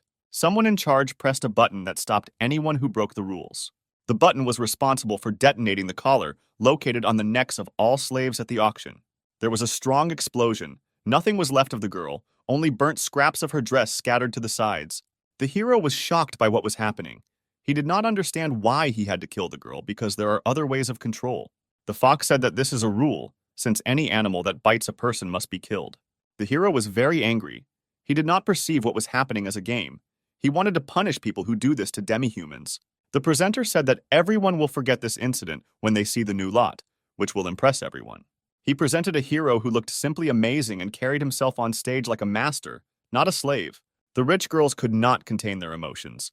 They were ready to do anything to get Sam as their slave. Sam said that if anyone wanted to buy it, they would have to buy 4 more half-human girls standing behind the scenes. The host asked how the slave dared to set his conditions, but the main character told him to shut his dirty mouth. The hero was very serious, and the presenter could not say anything to him in response. Using a charm technique, Sam said that he was going to serve well the gentleman who would buy him and his 3 girlfriends. The start of trading began at $70 million and in a few seconds reached $85 million. A mustachioed man in a mask looked indignant, seeing how everyone was fighting over the product. But then he jumped up sharply and shouted that from today on, he liked men and was ready to pay $150 million. A rich, beautiful lady in a short skirt intervened in the game and made a bet of $500 million. The girls were surprised by such generosity, but were upset that they did not have enough money to take such a beautiful slave. The presenter said that in this case, all 5 slaves become the property of Mistress Ginevra. The hero himself was shocked that they were willing to pay such a high price for a half-human of his race. The lady looked at the hero with loving eyes, and she couldn't wait to realize her fantasies with his participation. We are being moved to the domain of Mrs. Ginevra. It is late evening. The mistress's maid asked the hero to take off his old clothes, take a shower, and dress in decent clothes. The hero began to ask the maid about Madame Ginevra, about what she was like. The girl avoided answering and said that the hero would soon find out everything himself from the lips of the hostess herself. The hero decided to go change clothes to look as good as possible in front of the hostess. In the closet, he saw many costumes for role-playing games and thought that he would be interested in seeing the skills of the mistress. Ginevra walked into the room in a beautiful outfit. The smell of her perfume could be heard a mile away. The hero chose a more or less decent men's outfit that emphasized his athletic torso. She entered the room. The hero saw that her level was 5 stars and she was a very strong character. He called her to him and said that he was ready to give her satisfaction for the entire amount that she paid for him. The girl liked Sam's self-confidence and wanted to test him as quickly as possible. The girl threw the hero onto the bed, bent over like a cat and put her knee between his legs. She sat astride him and began to take off his shirt to see his athletic body. An instant, and he was shackled with magic handcuffs. Now he could not move. His arms and legs were tied to the bed, and the girl continued to sit on top. Now the girl offered to talk about business, and it should soon become clear why she paid such a sum for him. The girl showed the hero her fangs and ears, which were exactly like his. The hero was wondering what she was up to and why she needed him. It turned out that all the girls in her castle were the same demons as himself. Ginevra revealed that she is a subordinate of the Demon King, who was sealed 500 years ago. She bought his life so that he could help destroy the hammer and resurrect the king, who was sealed by the 7 sages of divine light. The girl has been trying to find a way to destroy this hammer for many years, but nothing has worked out for her. The hero said that he knows the legend of the hammer and also knows that any demon who touches the hammer will be dead. Ginevra said that she knows a way to remove the seal, but only Sam is capable of this. She said that all 7 sages of divine light are long dead, and there is only one heiress who holds the seal. This is Irina. If you get rid of Irina, the seal will be broken, and the heart of the demon king will be freed. Due to the fact that the members of the Hammer of Light are holy people, if they fall in love with a demon and surrender to him, the seal will be broken. The hero said that he could not destroy an innocent girl in order to free the main demon. The lady said that she had anticipated his answer and learned that she did not need the whole hero. The hero, with fear in his eyes, began to ask what these words of hers meant. The girl said that to complete the mission, all she needed was a holy source, which she could cut off for him and so on to another. The girl swung the knife very hard and wanted to cut off what was so dear to Sam. Sam managed to shout some kind of spell to try to protect himself. From the blow to the hero's groin, the blade in Ginevra's hands bent, and she received a bruise on her arm. She didn't expect that getting his magic source would not be so easy. The hero lay calmly. He managed to use the magic stone spring technique. This gave strength to his entire body, and he easily got rid of the handcuffs. The girl realized that the hero is not an ordinary demon, but a wizard who can do more than meets the eye. Sam again decided to try the seduction technique, but he had to try, since the mistress is a 5th-level character.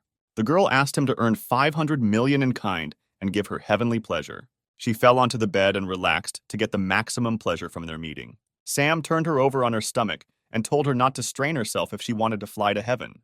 His movements were so gentle and fast that the girl at times lost consciousness in ecstasy. But the hero did not stop there and demonstrated to the hostess all the new techniques for controlling his and her body. The girl called the hero very resilient, even for a demon, and praised him for his skills. Sam's passing girlfriends, whom he had taken with him, turned around at the mistress's moans. They were sad that they were not in Mistress Ginevra's place now because she moaned so sweetly. The stormy night passed and a calm, sunny morning arrived. Sam woke up Ginevra, wished her good morning, and asked how she was feeling. The girl said that despite the fact that he is the first man in her life, she is sure that since he does not give pleasure to anyone. The hero was surprised that for a woman like her, he was only the first partner. The girl asked how the hero did not recognize an inexperienced girl in her. Sam chalked up her skills to natural talent and incredible charisma. The girl confessed to Sam about her plans, in which her first man should be the king of demons. Sam reminded her that he was not going to help her return her king and kill and seduce an innocent girl. Ginevra took advantage of the virgin blood and used the magic of the pure blood chain. She said that if the chain breaks, they will both die, and she is ready to die for the sake of her master. Sam did not expect that he would fall under a spell of such power, and his life could be in danger. Ginevra, holding the magic chain in her hands, said that for the last time she asked the hero to help her return the master. The hero felt pain in his heart and realized that the jokes were over. The girl promised to remove the spell of blood chains and also reward the hero if he helps her. Sam said that he would definitely cope with all the tasks and defeat the Church of Divine Light. The girl gave the hero a route along which the heir to the Hammer of Light, Irina, could move. Sam asked not to offend his 4 friends while he was on a mission. 3 days later, the hero was already in the distant forests, where Irina's path passes. There was a roar and blows of the hammer, with which Irina scattered creatures from the underworld in different directions. The girl looked amazing, from her locks of hair to her shiny armor. Irina heard cries for help coming from nearby in the forest. She didn't know what was happening, but she hurried to help those in need. Cries for help were made by our hero, dressed in an eccentric white and red outfit.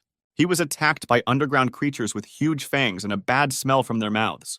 But Sam was not going to engage in battle. He expected salvation, hoped that Irina would come to his cry. And his plan worked. Very quickly, the same warrior, the heir of the 7 saints, was approaching the scene. She struck the ground with such force that the ground disappeared from under the feet of the underground creatures. After the blow, none of them could get up. The hero did not check whether they were alive. The hero thanked the savior and introduced himself as a priest from a nearby village. The girl introduced herself as a holy knight from the Church of Divine Light named Irina. Sam replied that goblins had entered his village and kidnapped one of the residents, and since the village could not afford to hire a knight, he went to save her. Irina said that despite his courage, he was not strong enough to deal with the goblins. The hero replied that he believed in divine light, which in any case would bring justice, even at the cost of his life. The warrior did not understand why her heart began to beat faster. She looked at the hero with admiration. Irina invited the hero to go on a journey together, destroy the horde of goblins, and save the kidnapped girl. The hero realized that ingratiating himself with the warrior would not be difficult for him. Irina cast some kind of spell using a magic hammer. To the hero's question, she replied that this is a spell of divine light that helps to detect goblins. She pointed to the black aura and explained that there were goblins there that they needed to defeat. She was excited about the upcoming journey and said it was time to hit the road. Turning around, the girl saw a dark aura on the main character and asked what it meant. Sam was sure that it was all over and his plan had failed. But the girl said that he was probably imbued with demonic energy during the battle with the goblins. Sam really liked her version and began to say that Irina is very smart. The girl said that if he were a demon, she would not have spared him and destroyed him with one blow. In fact, Irina lied, because several years ago, when people were destroying the goblin settlement in the valley, she had such an opportunity. She found 2 small goblin children but did not kill them, and she protected them from people with a divine light barrier. She helped them hide and thereby saved their lives. She herself did not understand why she did this. Now, together with Sam, they were in a cave in which it was very hot. The hero said that goblins choose places near volcanic mines, and also asked Irina to take off her armor so as not to get heat stroke. He didn't expect her to listen to his advice and start taking off her clothes so quickly. The girl remained in sports underwear, which emphasized her figure. The heroine noticed how Sam was looking at her and he felt ashamed. Irina said that she plays sports every day, which is why she has such a good figure. The hero decided to make a compliment using charisma and said that her beauty and strength attracted him very much. But Irina said that they needed to hurry and quickly walked deeper into the cave. Sam heard the ground crunch under Irina's feet and tried to stop her. But it was too late, and the warrior was already falling down into a deep hole. Having landed, Irina examined herself and realized that she was not injured.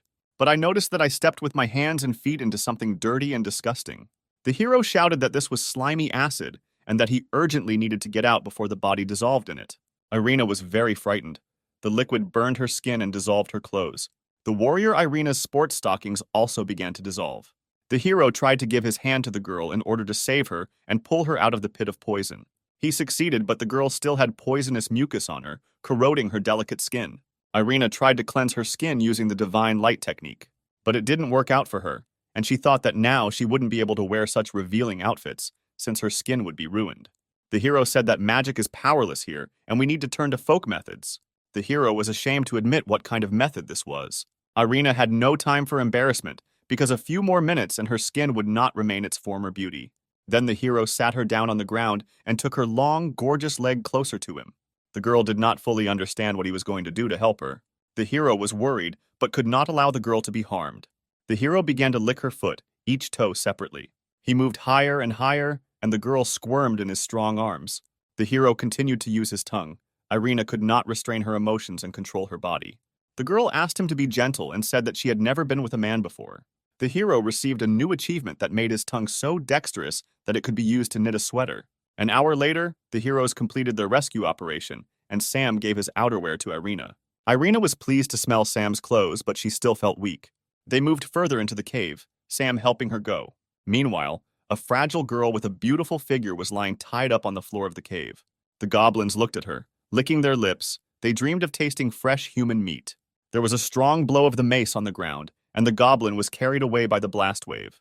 An angry woman appeared, screaming and asking the goblins why they had brought the girl if she ordered the abduction of strong men. One of the goblins pointed to a man in a cage, to which the woman stated that strong and fat are 2 different things, and with such men, she would not be able to create strong offspring. She was shown a half-human with a bull's face, and she replied that this was not the race she needed. They pointed to the man. She said he was too old and weak. The woman heard footsteps in the cave. This attracted her attention. The heroes showed up, and Irina told Sam that they were in the Goblin Queen's lair.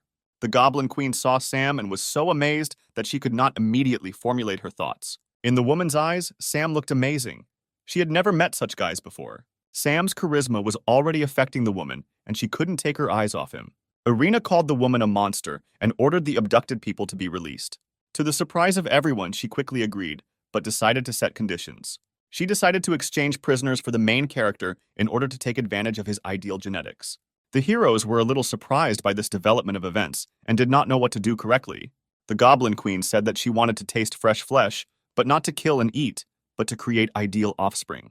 Irina said that she would never give the hero into the clutches of this terrible woman. But the hero feignedly said that he was ready to sacrifice his body to save the hostages.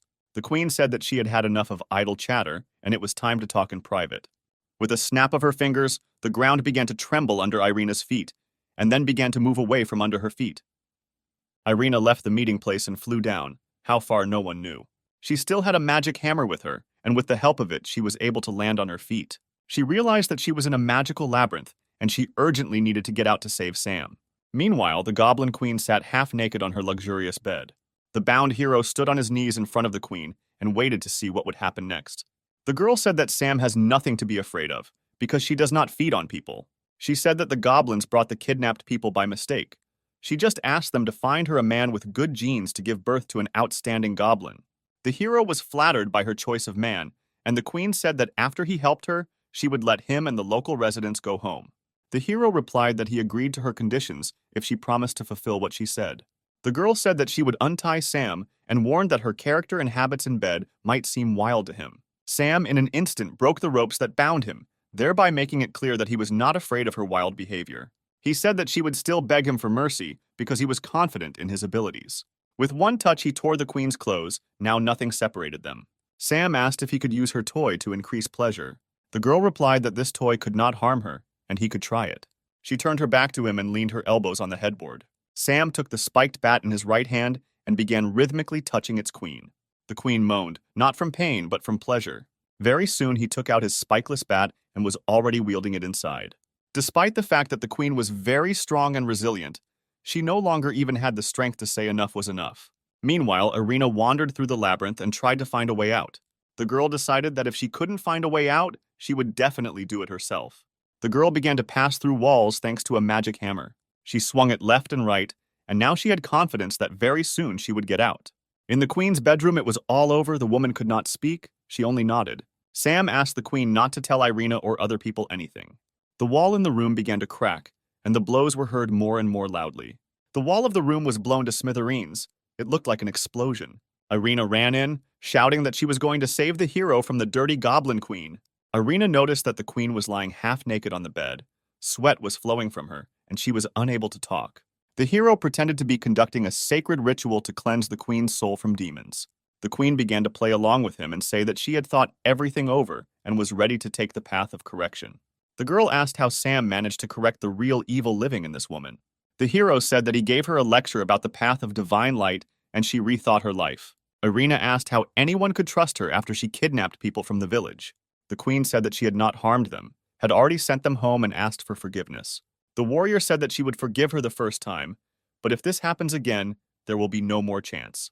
Sam thanked Irina for her trust and said that they were both tired and needed to return to the village to rest. Before letting Sam go, the queen asked him when he had free time to teach her to be true a few more times. We moved to the village of Sima, located a few hours from the Goblin Caves. The hero shows the village where he supposedly serves as a priest and gives Irina a tour of it. People gathered around Sam and his companion. Everyone thanked him for saving their relatives. But Sam began to tell everyone that he could never have saved them alone, and therefore he needed to thank Irina from the Church of Divine Light. The girl said that it was her duty, as the heir of the 7 great saints, to help people. The children came running and began praising Irina for her beauty and saying how lucky Sam was to have such a girlfriend. The girl was confused and did not know how to respond to such a statement. But Sam came to her aid and explained to the children that he and Irene were just friends. The girl did not understand why she was overcome by such emotions and why she wanted to agree with the children. The hero asked Irene for forgiveness, since there was no hotel in the village and he had to offer her a bed in his room. Night fell. The village was illuminated by the full moon. There was something romantic about it. The hero did not sleep. He was thinking about how to move on to a closer relationship with Irene. He knew that he had almost won her favor. Ginevra appeared on the hero's bed. She said that they need to meet periodically so that the chain does not lose elasticity, otherwise it will break. The hero was afraid that Irene could see them, but Ginevra said that she had cast an invisibility spell. Therefore, it does not matter at all how strong the moans will be heard in the room. Irene was sleeping, and behind her there was a merging of 2 bodies, beating in ecstasy of pleasure. Irene felt the room shake, but could not see what was happening. It seemed to her that an earthquake had begun. Irene thought that it was her imagination. She really wanted to turn around and see the hero sleeping, but she was not shy. 2 bodies intertwined a few centimeters from the warrior. Ginevra was very excited by this. A drop of sweat from Ginevra's face rolled right onto Irene's cheek, who felt it at that very second. She immediately realized that it was the sweat of a demon, as she felt a strong burning sensation on her skin. Irene jumped up and shouted that there were demons nearby and we needed to be ready to fight. Sam, hiding the girl under the blanket, said that there was nothing to worry about because no one could be here. Irene said that she could not be mistaken because her body had undergone divine baptism and was very sensitive to demons.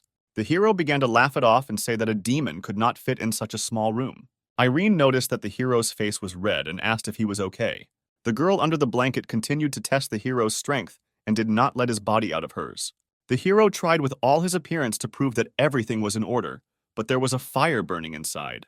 The girl said that she felt the heavy breathing of the demon and would definitely find him. She noticed the hero's blanket, which was rising and falling unnaturally. I rushed to the bed to tear the blanket off the hero and see what I was looking for. But there was no one under the blanket.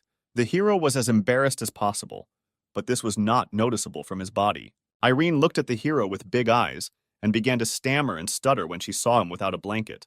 Ginevra watched from the side. Under the influence of the spell, she managed to escape, and now she thought that she did not want to part with Sam, even after the mission. Irene remembered Sam's body. She was embarrassed, but the desire became stronger. She tried to sleep so as not to immediately attack Sam and take him by force. She dreamed of a temple of light in which Sam was the chief priest. He fascinated her with his appearance and asked if she was ready to accept the Pope's holy baptism. She didn't try to resist. She was ready for whatever was required of her. She knelt before her dad and begged for the sins she wanted to commit. The Holy Father held her by the hair and asked if she was ready to accept the divine light of the Holy Father into her body. Irene woke up, sweat dripping from her forehead. Everything inside was burning. The desire to be with the hero overwhelmed her. The hero was not in the room, and Irene thought it was for the best. Sam entered the room, wished her good morning, and invited her to breakfast. Meanwhile, Sam played with the children and gave them sweets. Irene considered Sam to be a good man, with a sense of justice and respect for adults and children, and she wanted to invite him to join her church. A member of the Church of Divine Light named Stan arrived in the village. He said that he was looking for his warrior sister named Irene. A little chicken ran up to him and dirtied his new shiny leather shoes. Stan got angry and decided that the one who dared to humiliate him should not live. A loud clap of the soul was heard, a short whistle, and all that was left of the chicken was a wet spot. The villagers were ready to rush at the evil man because they loved the baby so much. Stan said that it was just a chicken and there was no need to make a tragedy out of it. But the residents were not satisfied with the killer's answer because the baby was the mascot of their village. Stan said that he was too important a figure in society and could not ask for forgiveness from just anyone. A huge turd flew into his face, covering his eyes, nose, and mouth. The villagers continued to throw poop at the brute with jokes about not underestimating the village. Residents continued to throw whatever they could get their hands on at Stan: eggs, poop, vegetables, and garbage. Stan, under the pressure of the villagers, went back and did not notice how he approached the cliff. He stumbled and fell down, unable to do anything to avoid falling. A surprise awaited him below.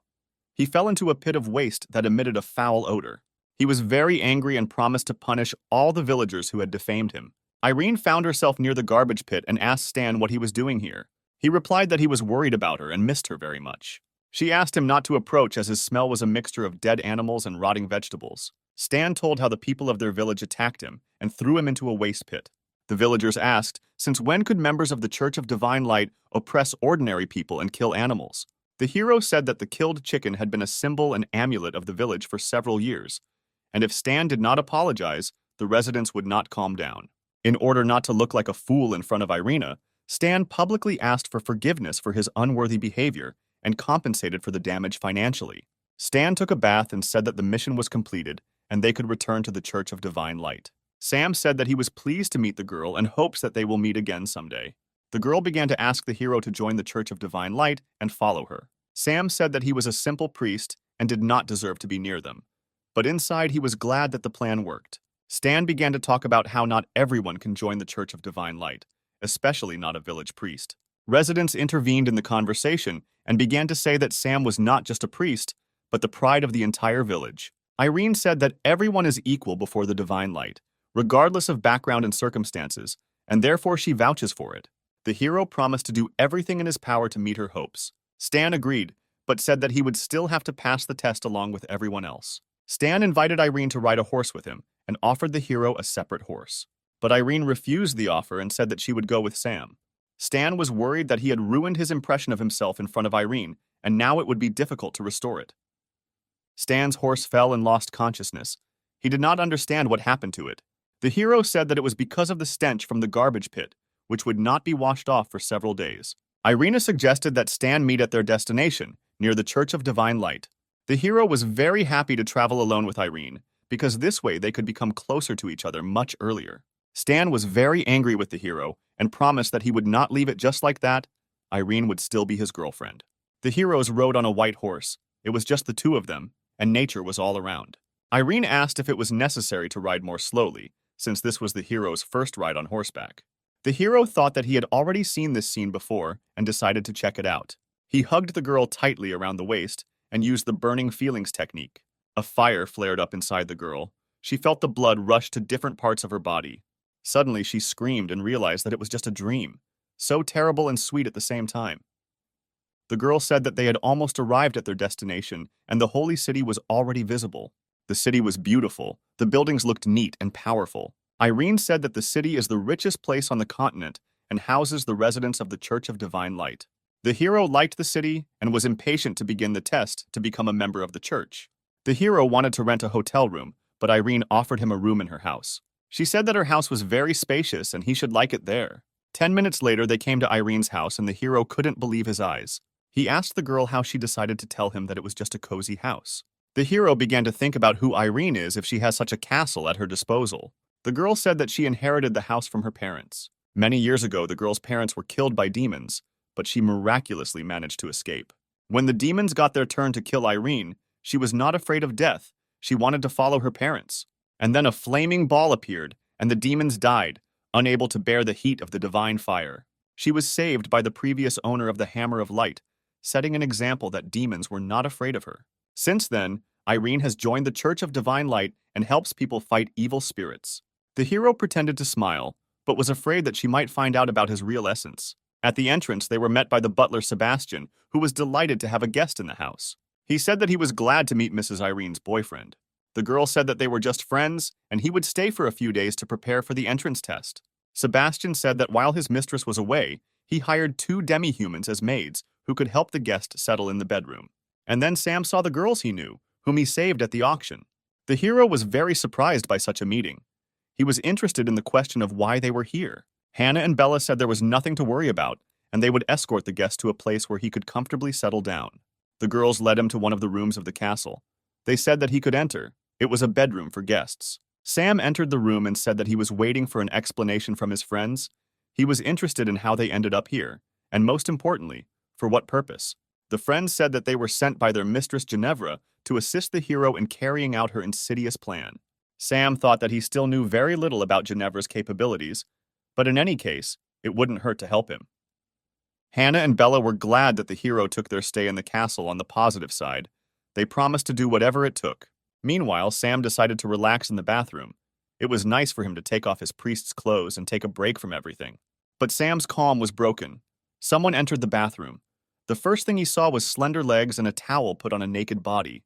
It was Hannah and Bella, who were already without clothes, only wet towels covering their bodies. They wanted to take a bath with Sam. The hero did not immediately understand why they had come and began to ask them what they needed. Hannah said that she and her friends are very grateful to him because he helped them gain freedom and escape death. Now it's their turn to repay him. The girls entered the water. Hannah offered to rub the hero's back, and Bella approached Sam from the front. She dove under the water and Sam felt her hand grab him between his legs. The girl suddenly emerged from the water. Sam was worried about whether she had time to unclench her hand under the water. Bella said that he doesn't have to worry. She will do everything so that he likes it and doesn't regret saving them from death. Sam noticed how transparent Bella had become and asked Hannah what was going on. She replied that Bella is from the Slug clan, and when she comes into contact with water, she can change her body, taking on any shape. Sam decided to touch the girl and his hand went inside her body. He was pleased with these sensations. The girl said that she also felt pleasant sensations from the hero's touches, and she wanted to feel his whole body. It was visible how her watery shell separated and enveloped Sam's body. Both of them were overcome by pleasant sensations. It seems to Sam that he is at the pinnacle of bliss. He felt Bella with every cell of his body. The girl's sensations were even stronger. Pleasure spread throughout her body. The girl could not stand so many emotions. From overexcitation, her watery body began to split into molecules. It seemed there would be an explosion. Hannah managed to pull the hero out of the water body before splitting occurred. Sam looked in the direction where the explosion had occurred a few seconds ago and saw Bella. But she was not alone. There were 4 girls in the water, and each of them looked like Bella. Hannah explained that this is a skill of the Slug clan. They can create several clones that have common feelings. The hero never expected that he could try to play with so many girls at the same time. He was glad. We are transported to the kitchen of the castle, where the warrior Irene communicates with her butler Sebastian. The girl thanks the man for the delicious, freshly squeezed orange juice. Sebastian asks the hostess about her attitude towards Sam, who was brought to her house. He considers her to be in love. But although the girl blushes at these words, she still says that there is nothing and cannot be between them. Sebastian looked at the family portrait of the mistress and her late parents, and remembered her mother's words that thanks to the red skirt, the gentleman fell under her spell. With sadness, Sebastian realized that he would never forget the expression on Irina's father's face when it came to his wife. The girl, meanwhile, left the kitchen, saying that she still had unfinished business and needed to run. Sebastian understood how the hostess had grown since her parents passed away. Meanwhile, in Sam's room, Bella was lying on the bed, exhausted. She was a human again, and she had only one body. The hero, lying with his head on Hannah's lap, thought that if he were not a demon, he would not have mastered so many girls in one night. Hannah looked at the tired Sam with love. She really enjoyed the night she spent with him. It was magical. The hero lay there. He didn't want to get up. After such a stormy night, he needed rest. The hero received a 4-star character card and the ability to transform into a fox. The second game card also gave him game points and the ability to transform into a slime. The calm was disturbed by loud and strong knocks on the hero's bedroom door. It was Irina, and she wanted to talk to Sam. But it was impossible to open the door for her when there were half-naked girls lying on his bed. But the door was not locked, and the girl said that if he was awake, she would come in. Irina sharply opened the door to the room. The hero's heart squeezed harder, and the girls on the bed instantly used their camouflage abilities. Sam was sitting in the bed under the blanket, with a slug on his head covering the tips of his ears, and a small fox lying on his lap. The hero stroked it like an ordinary cat. Irina asked why there was a slug and a fox in his room, and why he was acting so strangely. The hero came up with a stupid excuse and said that they came from the forest. He fed them, and they didn't want to leave. Irina believed in his stories, said that he had a good heart, and her choice in his favor turned out to be very correct. She wants to help him pass the test of divine light, and therefore will pass on information about special training. Sam thought that this would be very useful, and said out loud that he didn't know if she was doing the right thing. The girl said that during the test, a staff of light would be used against him, which creates illusions, turning people's main weaknesses against them. These weaknesses are lust, gluttony, greed, envy, anger. People with these vices will not pass the test. Sam put his hand on his heart and said that his actions and thoughts are pure, and everything he does is for the sake of justice, and therefore he will pass the test. The girl said that she believed in him, because besides lust, she saw no other sins in him. Sam acknowledged Irina's position and asked how she could help him in this situation. The girl took off her dress. She was not wearing underwear, her skin was very soft and her figure was slender. The hero was amazed by her action and did not understand why she did it. But the girl explained that he needed to pacify his lust, train with her. Then he would be able to resist illusions during the test.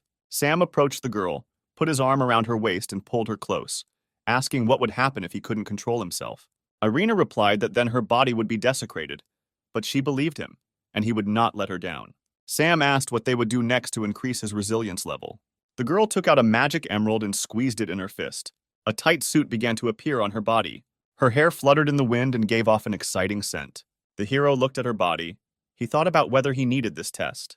Sam thought that if you just looked from the outside, it might not be so difficult to restrain yourself. He also mentally thanked the fox and slug that Hannah and Bella had turned into, because the stormy night had relieved him of the stress. But Irina began to come closer. The situation became more complicated. She began hugging him from behind, breathing heavily in his ear, which set Sam on fire in his head. The hero held on as best he could, although it was very difficult. Irina tried her best to seduce Sam, but she really hoped that she would not succeed. After an hour of bullying the hero, the girl got dressed, said that now he would definitely succeed, and said goodbye to him. The door slammed shut, leaving Sam, Hannah, and Bella outside the room. The girls were surprised by the guy's resilience, because they saw how passionately Irina tried to seduce him. He turned around, beads of sweat running down his face. His eye was twitching. He said that if they didn't help him, he would burn from the inside. He was overexcited. Although the girls were wary of this attitude, they were not against repeating the night games and having fun once again. The next morning came, the day of testing the Church of Divine Light came. Irina asked Sam why his face looked tired. Sam replied that he was nervous before the test and was fine. The girl led the hero to the church, where the test was to take place. Already in the church, Sam saw a man in the robes of a nun. In his hands there was a staff. This person was a delightful girl named Franca. She introduced herself as one of the 7 sages of divine light and the staff of light. Sam introduced himself as the priest of a small village. Stan appeared in the church, who began to call the hero a redneck and also say that he did not have enough strength to pass the test. Franca said that a person whose thoughts are impure will fail the test and will suffer fatal injuries. Sam spoke about his confidence and that he would not let Irina down, who believed in him so much. The girl beamed after hearing Sam's words. She began to see the hero more attractive. "In that case, go to the testing room. We can begin," said the serious Franca. According to the hero, Franca looked very cute, and he thought that passing the test would not be difficult. Irina told him not to be deceived by Franca's appearance, because each of the 7 sages of divine light has very strong abilities. Franca is a staff of light and is known for her love of torture. No one can withstand her torment. Sam walked up to the door leading to the testing room and said he was ready to begin. Franca said that he could come in and the test would begin, which would put everything in its place. The girl took off the blindfold and told me to look into her eyes. They were very unusual. Sam tried to compliment her eyes, but she cut him off. The girl talked about how she was wounded in a battle with demons and lost her sight, but divine light gave her the power to see through people. She found herself in Sam's inner world and decided to take a look around to see what he was like. Franca was very surprised when she was greeted. She was greeted by 5 model-looking guys, all of whom looked like Sam, but dressed in business suits rather than priestly robes. Inside Sam's world, the girl had different eyes and saw everything. She was interested in studying the strange inner world of the hero. Sam, in a business suit, invited Frank to sit down and talk to get to know him better. The girl accepted the hero's proposal. She liked such communication. Sam poured alcohol and invited her to drink a glass of red wine. The girl did not know how it would end, and persuaded herself to stick to what the divine light had bequeathed. Franca said that as the staff of light and one of the 7 sages, she should not drink alcohol. Sam said that they are in his world, and this all happens only in her head, so nothing prevents her from breaking the rules. Franca thought that Sam was right. She wanted to believe him. She began to drink glass after glass, forgetting about why she was in Sam's world. 2 hours passed. The alcohol in the bottles disappeared very quickly. Despite the large amount of alcohol that was drunk, the girl asked for more. Sam told the girl that she was already drunk. Everything was going according to the hero's plan. Frank blamed Sam for her condition and promised to punish him in the name of divine light. He gently took her hand and said that he understood her soul. She understands her loneliness, which has already become a part of her. Franca replied that she did not need anyone or anything except the divine light, for which she was ready to give her life. But at the same time, the girl thought about the quiet conversations behind her back. They feel sorry for her, because she cannot even see the divine light she serves. So she hurts others to numb her own. With every word, the girl realized that Sam was right. Sam said that such a young and beautiful girl needs to try all the delights of this life and not limit herself to anything. He snapped his fingers and the location changed. Now the girl was sitting on a large, soft bed in a red room, which conveyed the internal energy of lust and debauchery. Sam said that he could show her something better than divine light, but the girl was afraid. The hero said that what was happening was unreal, and she had nothing to fear, because it would not affect her in real life. He extended his hand to her and told her to follow him into a world of delight and lust. The hero took out his staff of light and showed it to Franca. She was pleasantly surprised. Their bodies merged together, and Sam inserted his staff into the girl, spasms of pleasure accompanying her body. And then she felt a pleasant, warm energy spreading throughout her body. She couldn't control herself and let out a long groan. The hero received an achievement card and the ability to use divine light. The girl woke up in the real world, in the hall where the test took place. She saw that she and Sam were lying on the floor and some of their clothes were missing, and she realized that everything had happened in the outside world. Sam replied that it doesn't matter whether it's fantasy or reality, but the main thing is that Franca liked it. She asked Sam who he was and why he did this to her, to which he replied that he was just a priest from the village who believed in the divine light. Sam said that if the girl doesn't want anyone to find out what happened between them, then she needs to give him a test. The girl realized that she had no choice, and now the situation has changed radically. Now it is not she who keeps people in fear, now she is afraid. The girl almost screamed. She only now noticed that her vision had returned. Sam, putting on the shirt, said that the reason for her blindness was that her mind and soul were not one, but when she began to listen to her desires, she was healed naturally. The hero said that Franca should arrange her personal life, then everything will work out in other areas of life. The girl was delighted with the meeting with the hero and could not refuse him his requests. The two of them left the testing room, where Irina was waiting for them. Franca said that the test was over. Irina began to ask how everything went and what the outcome of the test was. Stan was prematurely happy, even offering to help take Sam to his village on his own horse. But Franco loudly declared that Sam's faith in the divine light was stronger than ever, and that he had passed the test. Irina sincerely congratulated the hero, said that she believed in him, and was very happy. Stan was very upset that Sam was able to pass the test and become closer to Irene. Iena also noticed that Frankie's vision had been restored and asked how she did it. Franca did not know how to tell anyone about this miraculous healing. Sam intervened and said that Mrs. Franca had been blessed with divine light for her devotion and sincerity. The lady replied that everything was so. Her body was filled with divine light and healed. Irina was very happy and told Sam that successfully passing the test should definitely be celebrated. But Franca stopped them, saying that Sam had just joined the church and he needed to go there to accept the teaching. The hero said that if the instructions require it, then he agrees to go to church right now. Sam and Irina walked towards the exit of the castle. Stan angrily looked after them. He turned to Frank, said that he did not believe Sam's honesty, and asked if she had made any dubious deals with him. The girl replied that she respects Stan, but believes that he is minding his own business, since taking the entrance exam is her business. On the way to the church, Sam and Irina stopped at a cafe where a guy bought a milkshake from a cowgirl. She looked very attractive. Next, Irina invited the hero to go to her favorite clothing store.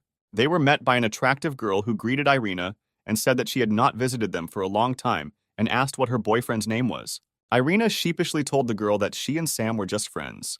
The girl said that she understood her because everything starts with friendship, and then invited her into the hall to choose purchases. When Irina headed into the hall, the girl quietly turned to Sam and said that he had made the right choice because Irina was a very good girl. Irina asked Sam to come to the changing room so that he could help her. She couldn't fasten the clasp on the back and asked Sam to do it. She was very shy. She said that this dress size was just right for her last year, but now she can't button it up. The hero decided that this request would not be difficult for him, and he would cope. However, the clasp did not give in to the hero, and he decided to use magical power. He pulled the clasp with such force that he tore it out of the dress. It completely came apart and began to fall from Irina's beautiful figure. He did not expect that this could happen, and now he did not know where to run so as not to run into Irina's wrath. The girl burst into a loud scream. She called Sam a pervert. It could be heard far outside the store. And Sam also received a punch in the face for his tricks. But it was a rush of emotion, and the girl quickly regretted what she had done. She told the hero that she would meet him later and left. She was embarrassed. The hero once again thought that he needed to be more careful, because if Irina found out about his essence, she would definitely kill him. We are transported 3 days forward to the place where Mrs. Franca lives. The girl lets out a muffled groan, her strength running out. Sam says that with every prayer they share, his faith grows stronger. She can't say anything to the girl, she just nods her head. The hero has tired her. The hero notices that the girl is worried about something and asks him about it. The girl says that Stan is planning something bad, and the hero needs to beware of him, because he is a very powerful sage of the Divine Church of Light. Sam said that he had nothing to fear, because Mistress Irina was next to him, and Stan would not dare to harm him. The hero went to the castle across the street. It was late at night. He heard someone sneaking behind him and said out loud that the pursuer had better leave. He turned to look at the man who was following him. Behind him stood 5 men with weapons. They were aggressive. A fight could not be avoided. Based on their outfits, Sam determined that they were mercenaries, and they were following the instructions of the customer. And it was true. One of them, with a bald head, said that their task was to blow off his head. The hero decided not to give them a chance and to attack first. He used his magic. He called upon Princess Siri for help, throwing away her achievement card. Siri shows up and immediately reprimands Sam for throwing her card so hard. But after a few seconds, her mood returns to normal, and she asks how she can help him. Sam says that mercenaries who received a task from an unknown person want to kill him. The thugs do not take the princess seriously and invite each other to have fun with her before killing her because she looks very attractive.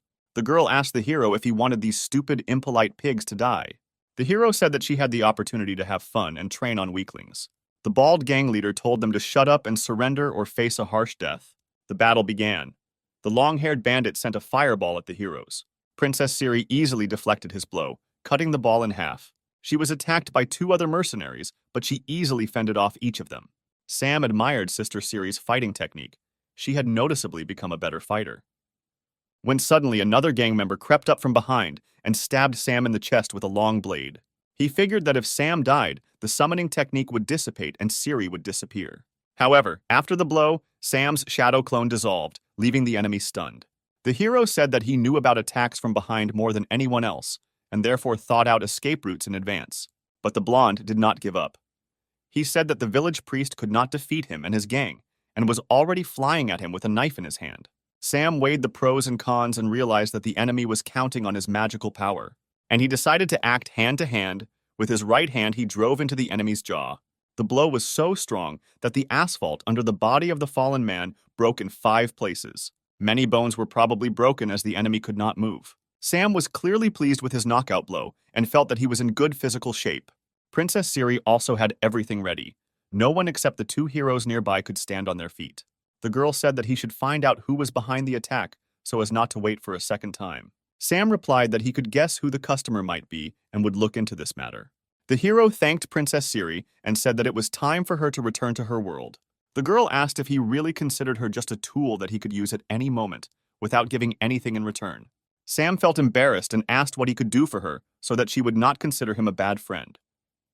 The girl said that if they spent the night together, he would not owe her anything and would be able to call her again if she needed help. We are transported to the hotel, where the manager asks the heroes if they have a preference for the love room. Sam said he wanted to try the most unusual room they had in the hotel. Princess Siri was embarrassed and surprised by such a hotel, which has unusual love rooms. Sam told the princess to put aside her worries and trust him, even though he himself didn't know which room they were going to. In the room, they saw various oblong-shaped objects. The girl said that it was the first time she had seen such strange objects and was not sure that she wanted to use them. The object began to move and vibrate. Siri fell into a stupor and could not say a word. Sam said there was nothing to worry about, and they would figure out how to use it as the evening went on. The girl lay down on the bed. She did not understand why she felt shame. We are abruptly transported to the Church of Divine Light, where Irina, Sam, and Stan are standing. The hero yawns because he spent the whole night exploring various oblong-shaped objects with his girlfriend. Irina asks the hero why he didn't get enough sleep. Sam says he studied new techniques all night and didn't have time to sleep. Stan warns that when the Archbishop of the church comes, Sam needs to behave decently, and not as usual. Sam said he was much better behaved than Stan Stinky, who liked to kill little animals. Stan gets angry and promises to impale the hero when they leave the church. The Archbishop appears on the stage, greets the arrivals, and addresses the newcomer. Sam greets the boss and feels the fashionable aura emanating from him. The Archbishop immediately gets down to business and says that the activity of demons has increased recently, and he has 3 tasks for them. Stan needs to destroy the demons who are killing merchants outside the city. He accepts the task. Irina's task is to track down the demons that live in the city and destroy them. The girl accepts the task. The hero is sent to the Red Moon nightclub. Without finishing the task, he immediately accepts it. Then he realizes that he has already heard about this club and asks again about the task. The Archbishop says that he has information about the sale of demon slaves in this club, and his task is to prevent transactions from happening and demons from entering their city. Irina asked why Sam had such a difficult task. The main one replied that the Church of Divine Light does not need useless people, and if she believes in him, then he will cope. Sam confidently stated that he would cope with the task and would not let Irina down. The girl was pleased to hear the hero's words, and she decided that she needed to help him in his mission. Irina took out a bag full of money and gave it to the hero. The girl said that he needed a lot of money, since he would not be able to withdraw it through the security. He would have to ransom the slaves. Sam realized that the Church of Divine Light is not as simple as it seems from the outside. The hero thanked Irina, but refused the money, saying that he had a plan according to which he would not have to spend her money on slaves. The girl asked what his plan was, but Sam said that she would see everything herself when the time came. Night had fallen in the city. The moon illuminated the main street. A man leading a horse shouted at someone on the road to get away. A girl with a very familiar hair color was lying on the ground, showing her hopeless situation with all her appearance. The horse driver told the girl to get out of the way and not disturb his important gentleman. An obviously rich gentleman, covered in gold chains, looked out of the carriage and asked what was happening. The girl apologized, saying she had no choice, and she began to make eyes at the gentleman, using the magic of charisma. The man immediately fell in love with the attractive person. The carriage was moving towards the Red Moon nightclub. The carriage shook all the way, either from the bad road or from something else. The horse driver listened all the way to the sounds coming from the carriage. Upon arrival, a man got out of the carriage, but as you already understood, it was our hero, who turned into a rich gentleman and told the servant not to enter the carriage as the girl was resting. Sam was glad that his plan worked, and now he, in the guise of a rich man, will be able to participate in the auction. Meanwhile, the gentleman himself was resting in the carriage. At the reception, the girl recognized Mr. Stone because he was a regular customer of their establishment and loved to spend time with their slaves. Sam, in the guise of Stone, said that he needed what he always needed, and now he was already lying in the room and waiting for the girls who were about to arrive. Two half-naked girls entered the room and said that they missed Mr. Stone. While he was not listening, they said that it was very easy to make money on him because entertainment with him lasted only a few minutes. The hero thought to himself that today they would not be able to get their honestly earned money so easily. An hour later, Sam called the manager and said he needed help. He said that the girls she sent to him did not cope with their mission and passed out earlier than he needed, and asked if there was fresh goods. The manager replied that the client's desire is law for them, and they will be able to help him with his problem. She invited him to the dungeon, where new slaves were sitting behind bars. She showed him 3 tied-up girls who had very short dresses. She said that these demons are a very rare race and asked which one he wanted to choose. Sam said that it was not serious to offer such a rich gentleman only 1 girl, and he would take 3. The girl asked how he was going to pay, in cash or by check. Sam said that he would pay with a check for any amount because money is not a problem for their family. The girl asked Sam, in the guise of Mr. Stone, if he could buy her if he had so much money. The hero said that he could buy it next time, but now he asked to pack these 3 girls. The girl said that she would go get their clothes, and in the meantime, he could get to know them. Sam walked up to the cage and told the girls he wouldn't hurt them. The girls were afraid of the hero because everyone who wanted to buy a slave said that they would not cause harm. Then Sam took off his mask for a while and told them that he was a demon like them and had come to save them. The girls were very happy about the amazing rescue and thanked the hero. Sam said there was nothing to worry about and they would be free soon. The manager returned with the clothes, but Sam completely forgot to return to the guise of Stone. There was silence. Sam used charisma magic and ordered the woman to submit. The manager obeyed and sat down on her knees in front of the new owner. Sam turned into Stone, told the girls to change clothes and follow him, and act natural. When Sam was leading the girls, other club guests were jealous of the amount of money he could afford to buy 3 slaves at once. Sam pretended to be a tough gentleman and rudely answered and asked why they were looking at him like that. They left the club. The hero's plan was a success, and now they needed to go to a safe place. But then the real Mr. Stone appeared and began shouting that the imposter needed to be stopped, and the slaves returned. Sam realized that he had been discovered and there was no need to hide anymore. The hero and the girls began to run away, with the nightclub security chasing after them. Irina walked by and asked what Sam was doing here. The hero shouted that he needed help and would explain everything later. The girl reacted very quickly and rushed to the hero's defense. She used magic and created a barrier of divine light through which the pursuers could not pass. 30 minutes later, Sam and the demon girls were already at Irina's castle. The girls were exhausted and scared. They were afraid that they would be killed because they knew what the castle was. Irina asked Sam why he brought demons to her house, because the archbishop told him to destroy them. Sam said that he was not going to kill them and wanted to give them freedom. Sam said that it is wrong to kill creatures just because they are not of the same race as you, because among people there are also evil people who kill others.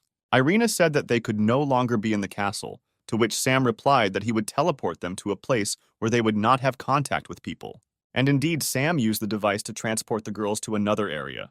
The girls were moved to a safe place, to the hot springs, to a place where our old friends, Princess Maggie and the former owner of the Intimate Services Salon, will take care of them. The princess looked at the girls. They were confused. The girls did not know what awaited them, but the situation was favorable. Sister Maggie said that she would teach them how to survive and that they should not be afraid of her. She began training the girls one at a time, with the goal of increasing their stamina to further satisfy Brother Sam. We are transported to the house of Franco's sister, where the hero arrived. The girl says that he is in danger because he failed the first task and did not destroy the demons, as the archbishop bequeathed. The hero says that that's why he came to her, to ask for help, and also to connect him with the archbishop for a conversation. The girl says that he is lucky and he can atone for his guilt, since today the only daughter of a rich businessman was kidnapped, and if he saves her, he will be forgiven. Sam was very happy about this situation and asked Franca to tell him more about what happened. The girl put her stockinged foot on the hero's shoulder and told him not to worry, because she could help him. Franco said she was trading information about the businessman's daughter for a sensual and gentle foot massage. Sam said that the mistress will be pleased, because giving girls pleasure is the meaning of his spiritual path. Loud female moans began to be heard from the room. The parishioners heard that they were coming from Mrs. Franco's bedroom. People said that Mrs. Franco was punishing infidels for the safety of all believers. The girl held her mouth with her hand, barely holding back a scream, waves of pleasure convulsively spreading throughout her body. Sam decided to play a joke and said that in the eyes of people she is still the same saint as she was before meeting him. Franco replied that nothing has changed since then. He just opened her eyes and now she sees the path of divine light even better. The hero said that it was time to discuss information about the stolen daughter of a businessman. The girl said that with the help, we cut to the Razor Gang building, where Sam is already trying to come up with a plan to break in. The hero decides to use a plan that always works. Cotton, a smokescreen, and we understand that Sam is turning into an attractive girl. He, in the guise of a girl, approaches the entrance to the building, and he directly asks the guards how he can find the Razor Gang. It is worth noting that Sam chose a very elegant appearance in order to save the girl as quickly as possible. The security confusedly asks the beauty why she needed the Razor Gang. Sam decided to come up with the most elegant lie and said that the leader of the gang invited him, and if he didn't show up on time, they might get hurt, so they needed to let him through. But the guard turned out to be not so simple. He knows that his owner does not bring girls home, but goes to have fun outside his borders. Sam has to use the skill of seduction to prevent the situation from getting out of control. The men thoughtlessly decide to listen to the hero and let him in. Sam, in the guise of a girl, thanks the guards and goes into the house. Sam walks through the house and notices how huge it is and what extensive renovations it has. Sam notices two large men guarding the door to the room and decides to go through that door. Sam greets the men and calls them handsome and asks them if they would like to spend their time with health benefits. Men also easily fell for the hero's charisma in the guise of a beautiful girl. And while they were unconscious and drooling, he knocked them to the floor with 2 knockout blows. Sam burst into the room where the prisoners were and said that he had come to save them. 2 girls in short dresses, one younger, the other older, were sitting tied up on the floor. Sam began to untie the young girl, who he thought was the daughter of that same rich businessman. But when he released her mouth, she screamed that the second girl needed to be freed first. The hero smiled and said that he would save the maid too. They were no longer in danger. But the girl shouted that the maid was her, and the tied girl was the daughter of a businessman. The hero did not understand how he could be so mistaken, because the first girl looks younger and more beautiful than the second. The girl shouted that she was also beautiful and young. Sam apologized using his charisma skills and the girl stopped screaming. Sam assumed that the girl was beautiful. She just got hit in the face for a very long time. The businessman's daughter said that no one beat her and that this was her usual appearance. Then Sam decided to buy the floating fist skill, which can edit people's appearance. He grabbed the girl, pulled her towards him and swung as hard as he could. He struck dozens of blows in the face of the businessman's daughter. She began to feel dizzy and asked the hero to stop. The maid began to worry about the young mistress. She thought that she was about to be killed. But Sam finished his technique and decided to show what came of it. The girl's face changed, her facial features became more gentle and sweet. He succeeded. The maid was shocked by such changes. The businessman's daughter noticed this and angrily asked her if she really thought she was ugly. Popping noises were heard and someone entered the room. It was the boss of the knife gang. He asked Sam how he dared come to his house and try to take hostages. Sam suggested that the gang leader go out and talk like men to find out who is more right. The leader asked who he works for and whether he even knows how to fight. Sam said that he works for the Church of Divine Light, the head of which is the Supreme Archbishop. The man said that he did not care about the Church of Divine Light, and anyone who came to his house without asking should be punished. The leader ordered his maid to kill Sam. She said that she would carry out the order. The girl was holding a golden whip in her hands. Apparently it was a weapon that she knew how to handle. The gang leader headed out of the room, leaving the girl to destroy the hero. But the girl had long noticed how attractive Sam was. He asked her why she was doing the leader's dirty work. The girl said that she likes it and she likes cruelty. Sam met her gaze and cast a spell the same as he had used on Mrs. Franco. He transferred it into an illusion. The girl stood in a brightly lit room all alone and wondered where she had ended up. Sam said that now she is in his power and will play by his rules. The girl turned out to be very self-confident and said that such tricks would not work on her. However, Sam, using his powers, took her whip, tied her hands, and hung her from the ceiling. Her legs trembled. She began to beg Sam to take her by force. The fire of desire flared up inside her. The girl screamed. It was Sam who began to use her whip against her. The hero said that he would allow her to enjoy cruelty if she so desired it. The girl said that even if he hit her 10,000 times, she would not ask for mercy. 2 hours later, the girl received almost 3,000 blows from the whip. But the girl continued to laugh. It seemed that she liked it. Another hour later, the girl came to the chief's office to report on the work done. Her appearance excited the gang leader. He asked if she liked having fun with the young guy. The The girl walked around behind the man, showing fake interest, and asked him to close his eyes. The man obeyed her and was caught in a trap.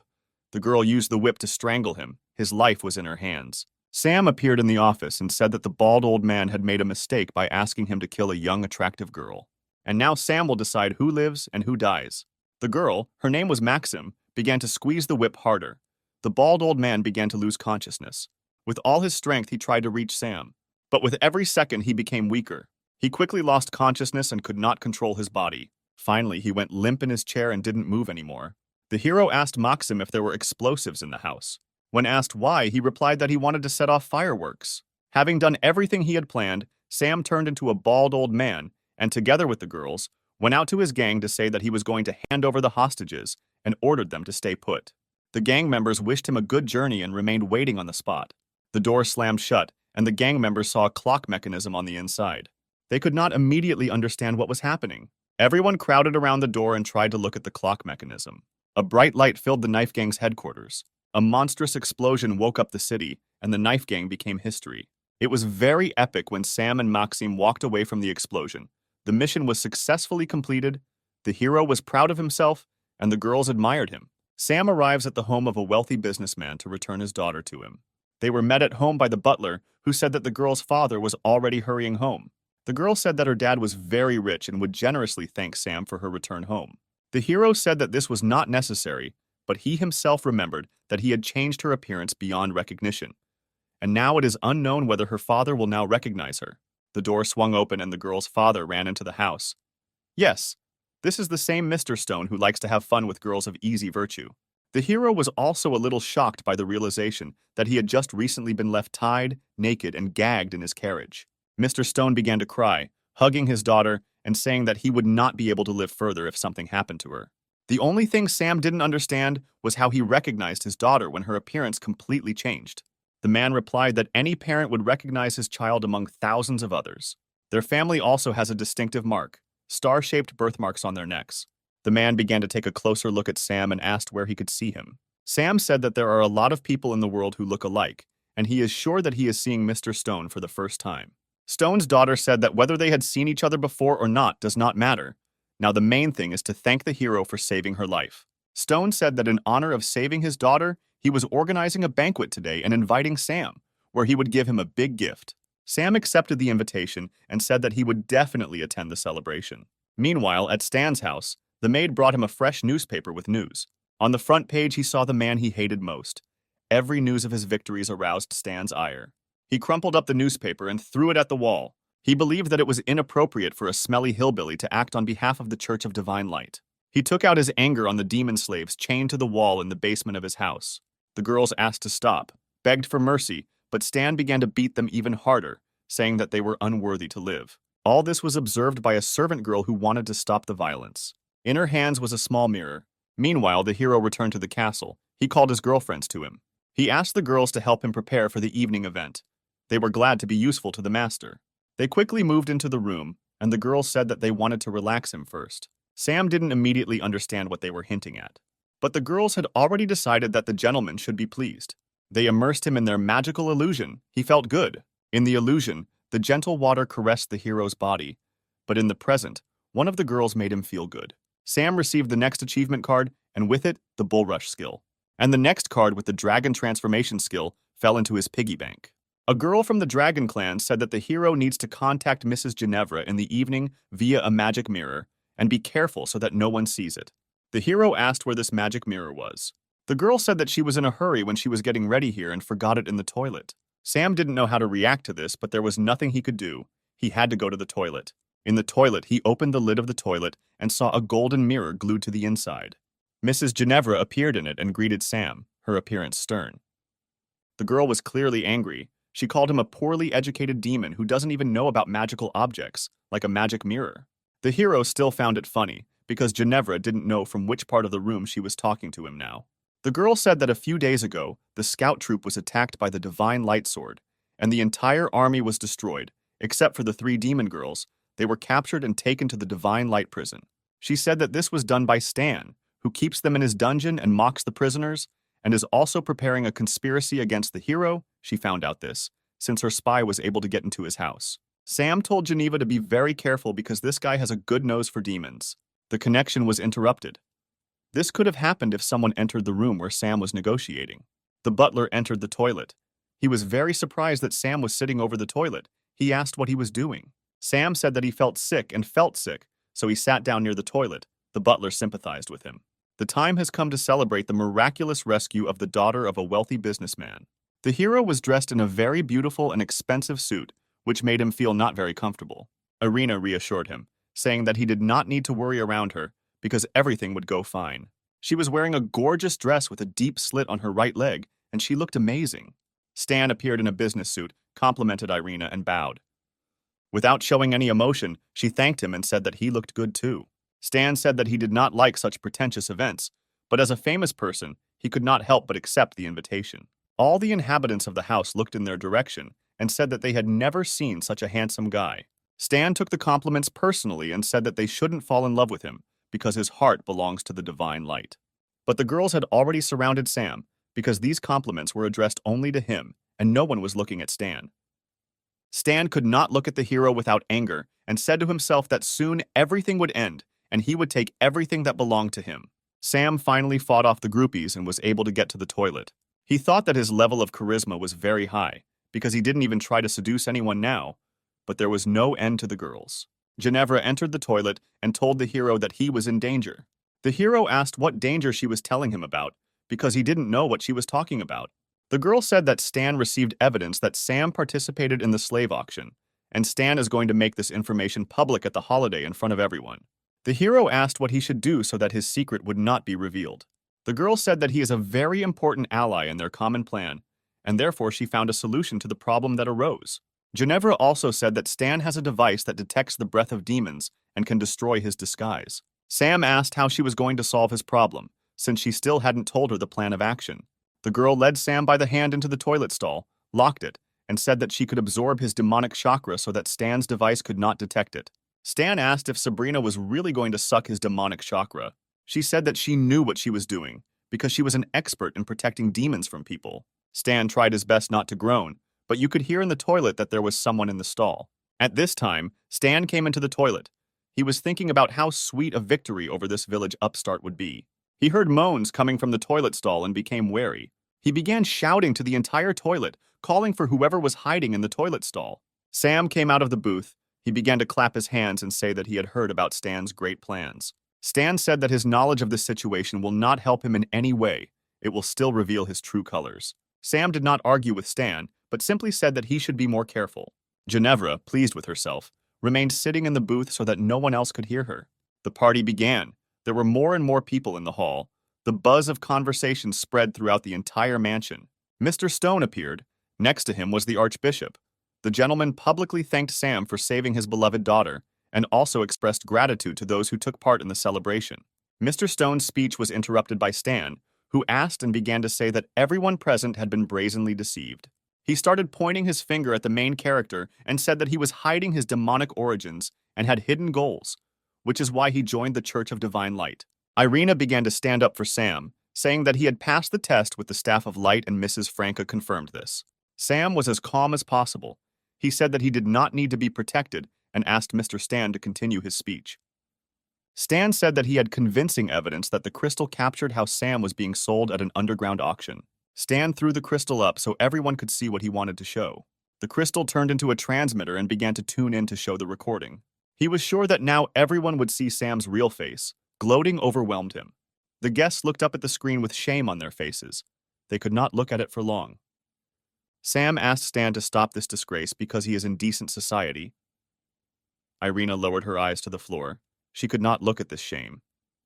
On the screen, there was a recording of Stan in women's stockings and underwear being beaten with a whip by a demon girl. Stan was furious. He yelled at Sam and said that he was the one who switched the crystal to make him look like a fool.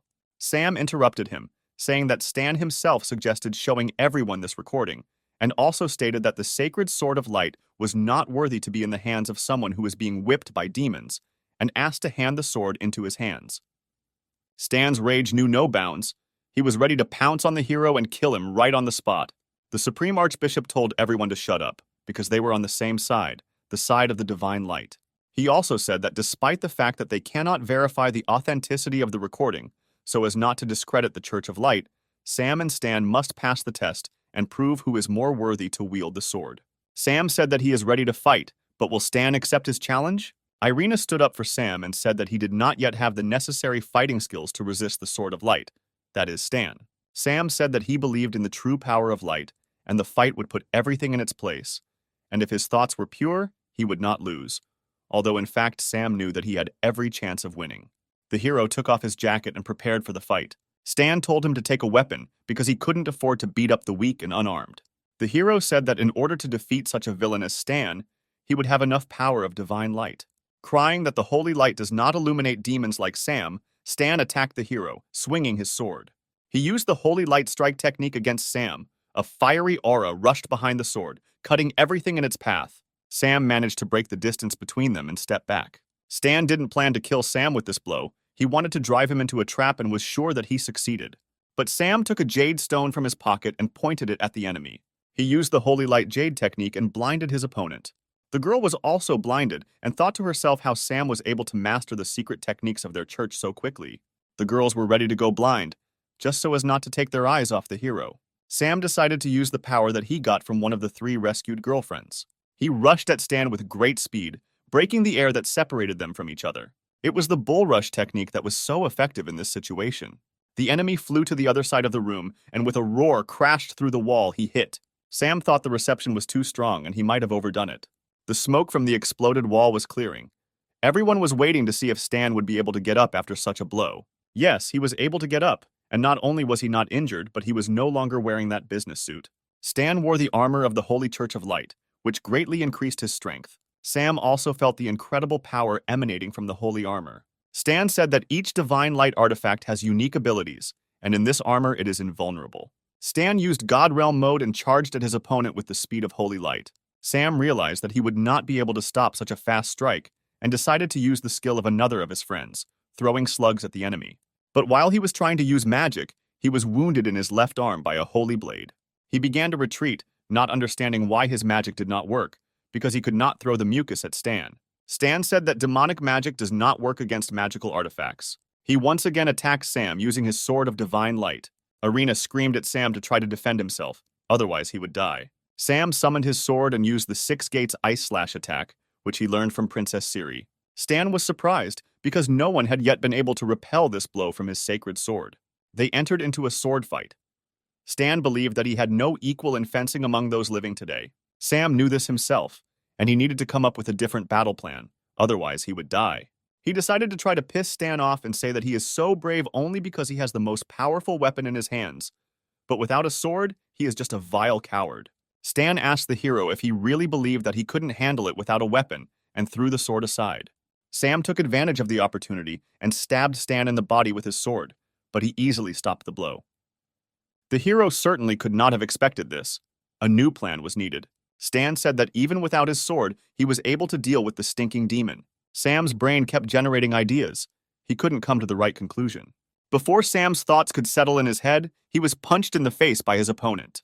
And now he was flying into the far wall of the large hall, breaking the wall behind him. Stan said that such a dirty animal would never defeat a great master of divine light. Sam could barely stand on his feet. His face was broken. He now relied only on his charisma, so he winked at the girls in the hall. The girls began to shout at the top of their voices that Sam was their hero, and Stan was a villain, who without his divine things was simply a non-entity. Stan continued to not understand why all the girls were not on his side even now. The girls shouted that superiority and strength over Sam did not make him a great man, because he was still a scoundrel. Stan was infuriated by all the statements addressed to him. They called him a useless and evil person who is not worthy of the Church of Divine Light. All this drove Stan crazy. He lost his mind and his sacred armor burst and shattered into fragments. He did not control his powers and did not understand how it happened that his armor crumbled. Sam's plan worked, because in order to control the artifacts of the Holy Light, you need to have unshakable self-confidence, and the girls killed this belief in him. Sam did not attack the unarmed Stan and asked him to stop this war. But Stan wasn't going to listen to the smelly hillbilly and grabbed his blade, and attacked him with the words, "Die, dirty pig." But the blade was knocked out of his hand by an arrow from another member of the Church of Divine Light. The girl's name was Lucia. She told Stan that if the Divine Light refused him, it did not mean that he could act so vilely and attack the person who proposed a truce. Stan called Lucia a dirty wench who has no right to tell him how he should behave. The sword that Lucia knocked out of Stan's hand flew towards Sam, began to glow with divine light. And the hero caught him, feeling hot energy spreading throughout his body. The sword glowed as brightly as it had not shone for decades. Sam asked if it had a switch. Stan couldn't believe that his sword was now giving its power to the stinking demon. The archbishop stated that everything had been decided, and now Sam had been promoted to the 7 sages of the Holy Light, and Stan, who had lost his light, would be cast out of the church. Sam received a sword of light, which increased damage to evil creatures by 100%, as well as armor of light, which could be created at will. When it was all over, Sam walked up to Lucia, the bow of the Holy Light, and thanked her for her help. The girl grabbed the hero's hand and pressed it to her chest. She said that she would be happy to receive his gratitude this evening at her home. Irina took Lucia's words as a joke, but Sam knew that it was far from a joke. Lucia asked Irina if there was a relationship between them. The girl replied that there was nothing between them. She said with sadness in her voice that they were just friends and nothing more. The hero also felt sad from these words of Irina. But Lucia was an experienced girl and understood that Irina would not even admit it to herself. The clinking of glasses was heard. The celebration spread throughout the castle. Irina congratulated Sam on the fact that he was now one of them, and they would be able to work together more often. Sam asked the girl if she drank a lot of alcohol and if she would get sick. The girl admitted that she really doesn't know how to drink, and therefore all the drinks are prepared for her by Sebastian, who will never allow her to get drunk. Sebastian, meanwhile, was thinking that especially for such a holiday, he had made the wine much stronger than usual, so that all the guests would like it. He believed that even if the lady was drunk, Sam, being a real man, would not take advantage of her condition for his own purposes. Sebastian talked to Irina's late parents and said that he would be happy if she gave birth to a child next year. Irina herself began to notice that she was very drunk. Sam noticed this too and began to worry about her. He offered to take the girl to her bedroom and put her to bed, to which she replied that he could not appear there and that she still needed to take a shower. Sam brought the girl to the bath. She began to call Sam to take a shower with her. Sam didn't immediately know if he had heard what she was saying correctly. She fell silent and he began to worry, asking if everything was okay, but she continued to remain silent. Sam burst into the bath to see if she had passed out in the shower, and then her hand grabbed him by the collar and pulled him inside. She hugged him and kissed him deeply. He couldn't leave. A few seconds later, the girl was sitting in a hot bath, but she was very sad. She asked the hero why he refused her, because she showed enough initiative. Sam reminded her that she talked about the ban on desecrating her body. The girl said that since he was appointed one of the 7 saints, their union would not stain her body. Sam asked her with bitterness in his voice if she would like him if he were a demon. She said that even if he is a demon, he is now a holy demon, and she will follow him both to heaven and to purgatory. Sam said that he was very glad to hear such words from your address, and also wanted to spend this evening with her. The girl opened up to him and they united as one. The pleasure these two felt was beyond words. A 5-star character card has become available in the hero playing field. We are transported to Stan's mansion, at the entrance of which there is a guard of 2 priests. Sam screams and asks why they won't let him into their own house. One of the priests punches Stan in the face and tells him to talk kindly to them. They explain to him that all his property now belongs to the church again, and all his past merits now mean nothing. The members of the Church of Light are very angry with Stan because he has caused great damage to their faith. Stan leaves, leaving his mansion. He has nowhere to go. He wanders until nightfall, and then he meets 2 demons. The demons recognize Stan as a former swordsman of the Holy Church of Light. Stan asks them what they are up to. The demons want to repay his debt, to avenge the thousands of relatives he killed. Stan begins to run away, because he no longer has the powerful power that the artifacts gave him. But they surround him from the other side and say that it has been decided to take him into account. He tries to justify himself and begs for forgiveness from the demons. But they do not want to listen to his dirty words. The sounds of blows and screams of the victim are heard. Morning comes, we are transported to the castle of Mrs. Arena. She wakes up in her room. Her head hurts a little after yesterday. Meanwhile, Ginevra comes to Sam and says that she knows about the work he has done. Sam asked if the seal on the Demon King's heart had been removed. The girl said that she felt his strength growing, and she needed to wait a little longer. Sam said that he had fulfilled his part of the agreement, and asked Ginevra to remove the chain of death from him. He didn't want to feel like a toy in the wrong hands. The girl said that perhaps she would like to free him, but of course she would not do this. Sam asked what this meant, since she promised to release him when he fulfilled her conditions. Ginevra asked what he didn't like, because many demons would dream of being connected by a chain of pure blood with her. The hero replied that not only his life depends on this chain, but also hers, so he can also threaten her. And he pulled with force the ghostly chain sticking out of his chest. The girl screamed. It was clear how much pain she was in. She did not expect that Sam would use her trap against her. The hero said that he deserved a reward for his efforts, and she should repay him. Ginevra said that she could give him whatever he wanted and asked what it would be. Now the guy could set his own conditions and said that she would give him pleasure, be his slave, and fulfill the most sophisticated desires.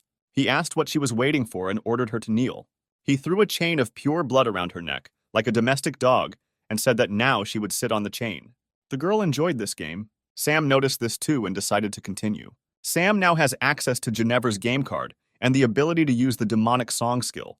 We go to the city outside the castle, where the demons are discussing how they cruelly humiliated the former saint of the Church of the Holy Light. They say that there is no need to tell anyone that they did this to Stan, because despite the fact that he is now a weakling, you can run into revenge for him from other saints of the church. Stan lay on the ground, beaten and disgraced, and suddenly he saw how the demons who attacked him were blown to pieces with one blow. Stan did not immediately understand what happened and who destroyed them. The familiar robe and boots appeared in front of his face. The Supreme Archbishop called him a son, said that the Holy Light had not abandoned him, but had only tested him hard, and asked if he was ready to take revenge. Stan said that despite the pain he suffered, he would take revenge on the offender who took everything from him. The head of the church had an unhealthy light in his eyes, and he invited Stan to follow him and accept his gift. The leader led him down a long, circular staircase deep into a secret basement. They left in a room unknown to Stan. The Archbishop said that they had arrived at the place. He showed Stan a huge sword emitting monstrous evil energy. Stan was in a state of shock. He recognized this sword. At the center of the dark sword's hilt was the sealed heart of the Demon King. The head of the church said that a year after the death of the Demon King, he began to study a spell that could unite the heart of the Demon King with his sword, and he succeeded. And now there is nothing in the world stronger than this sword. Stan asked how he can use the power of the Demon King when he is on the side of divine light. The head shouted at him, saying that it doesn't matter whether pure power or demonic power is as long as it can be used in the path of justice. Stan believed the Archbishop and went to the sword. He decided to use the power of the Demon King to destroy his main opponent, who disgraced him in front of everyone. Stan put his hand on the hilt of his sword. His whole body began to burn like fire. He felt the blood flowing through his veins. Dark energy filled the entire room. A storm arose. And then huge demonic wings began to appear from his back with splashes of blood. He felt wild pain. The Archbishop said that with such power, the Church of Divine Light could illuminate the whole world. He was mesmerized by the light that the Demon King's dark sword emitted. Stan's face and body took on demonic features. His faith changed, although he did not understand it yet. Morning came. Irina woke up in a good mood. Sam came into her room and wished her good morning. He himself looked very bad, and the girl asked what was wrong with him. The hero said that he was tormented by insomnia all night. Hannah burst into the room and said that trouble had happened to the Church of Divine Light, and she also said something incomprehensible about Stan. Meanwhile, a dark figure was circling over the city, and fleeing passersby shouted that it was the Demon King who had returned. Many also saw the characteristic sword that this demon was holding in his hands. It was Stan, he told everyone to shut up. Blood was oozing from his wings in different directions. It landed on people's bodies, burned their skin, and did something irreparable. She turned the townspeople into bloodthirsty evil demons who were ready to kill everyone in their path. The little girl, who was not exposed to the blood, was crying and calling for her mother. One of the newborn demons, perhaps her mother, wanted to attack the child. But he was successfully cut into 2 parts by an ice sword, and the baby was saved. The hero used the ice sword technique and defended the townspeople. He was saddened by what he saw and was determined to save innocent people. Irina ran to Sam's aid with her hammer of light. She couldn't believe that Stan had arranged everything. First of all, Stan, in the guise of the King of Demons, turned to Sam, said that he wanted his quick death, and turning to Irina, he said that he knew that the demon had taken advantage of her. Sam asked if he really considers all demons to be dirt. Then why did he sell himself to their leader? Stan got angry hearing these words. In a demonic voice, he screamed at Sam to shut his dirty mouth. The shockwave was very strong, but since Sam was also a demon, he was able to resist. He thought that if he didn't come up with a plan to destroy Stan, many innocent people would suffer. And then a girl in armor appeared in front of him. In her hands was a sacred shield of light and armor that had enormous protective power. The girl said that her name is Carter, and she is a shield of light, one of the 7 sages of the sacred church. Our old friends also came to the rescue. These were the sacred staff and the sacred bow of light. Irina was delighted to see the sisters coming to help. Franco asked Stan to stop, ask for absolution and return to their side before it was too late. Stan called them a bunch of idiots who don't understand anything about following the path of light, and said that they could have followed him, but chose a demon. He summoned 100 flying demons to help and said that it was time for his former colleagues to disappear. Bow of Light fired a sacred arrow straight at Stan and said that she would not allow him to destroy this world. Her arrow hit the target. Stan was there, but he was protected by dozens of demons who covered him with their chests. She destroyed several dozen flying creatures with one shot, but Stan managed to dodge. Then the Staff of Light came into play. She concentrated enormous power into her weapon, and with a beam of incredible power, she shot straight at the new Demon King. And again, dozens of demons died defending their king. The powerful blow struck nearly 100 demons. It was Vanessa, the Fist of Light of the Sacred Church, who also decided to join the fight against a dangerous opponent. A new batch of demons protecting their king was sent to another world. The girl's name was Trosi. She was the Spear of Light of the Sacred Church. Stan was angered by the unity with which the 7 sages of the Church of Divine Light fought and protected the people. In one leap, he reached the place where Vanessa and Trosi were and used a demonic strike of darkness against them. The girls had no chance to stay on their feet, so great was its power. The girls flew, hitting the ground. Having landed and risen to their feet, they began to plan how they could defeat him. While Stan was distracted by Vanessa and Trosi, the Bow of Light went around him from behind and delivered a powerful blow. However, the enemy was able to easily dodge the flying cleansing arrow and caught it at incredible speed. The girl did not understand why her arrow had no effect on Stan, because no one had yet been able to dodge it. Stan broke the cleansing arrow with one hand and said that he was tired of playing children's games and it was time to fight. He used a black magic spell and created a world of demons around himself, the energy of which was destructive to everyone except demons. The black aura of the demon world spread further and further into space. The members of the 7 saints began to feel how demonic energy was taking away their vitality. Stan said that demonic aura will take away all the energy of the Holy 7, and then this energy will be transferred to the demon race. This energy had a different effect on Sam. He felt an incredible surge of strength. After all, Sam was a demon and had an advantage over the 7 of the Sacred Church. He tried to attack Stan using the Sword of Divine Light, releasing a scorching flame with a blow. The flame was of enormous power and rushed towards the enemy at speed. Stan cut the flames with one swing of the Demon King's sword, and it disappeared. He said that despite the fact that Sam is also a demon, he does not have the strength to resist the Demon King. The battle took place in the sky. Irina saw that Sam was not affected by the demonic aura. She realized that he was really a demon. Stan said that Sam was still alive only because he wanted everyone to see how he would suffer, and began to generate demonic energy in his hand. Energy comparable to a tsunami erupted from his hand and was directed at Sam. Shield of Light rushed to Sam's defense. She was in time, but from the impact her shield began to crumble into fragments. She lost consciousness and began to fall from a height to the ground.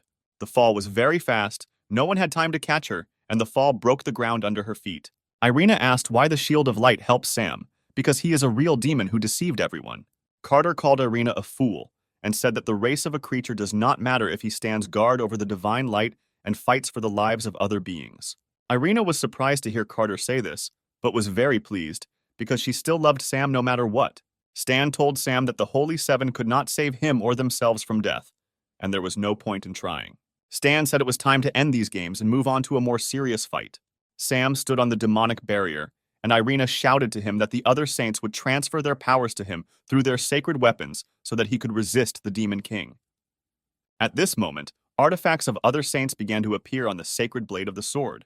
Sam began to feel an even greater surge of strength.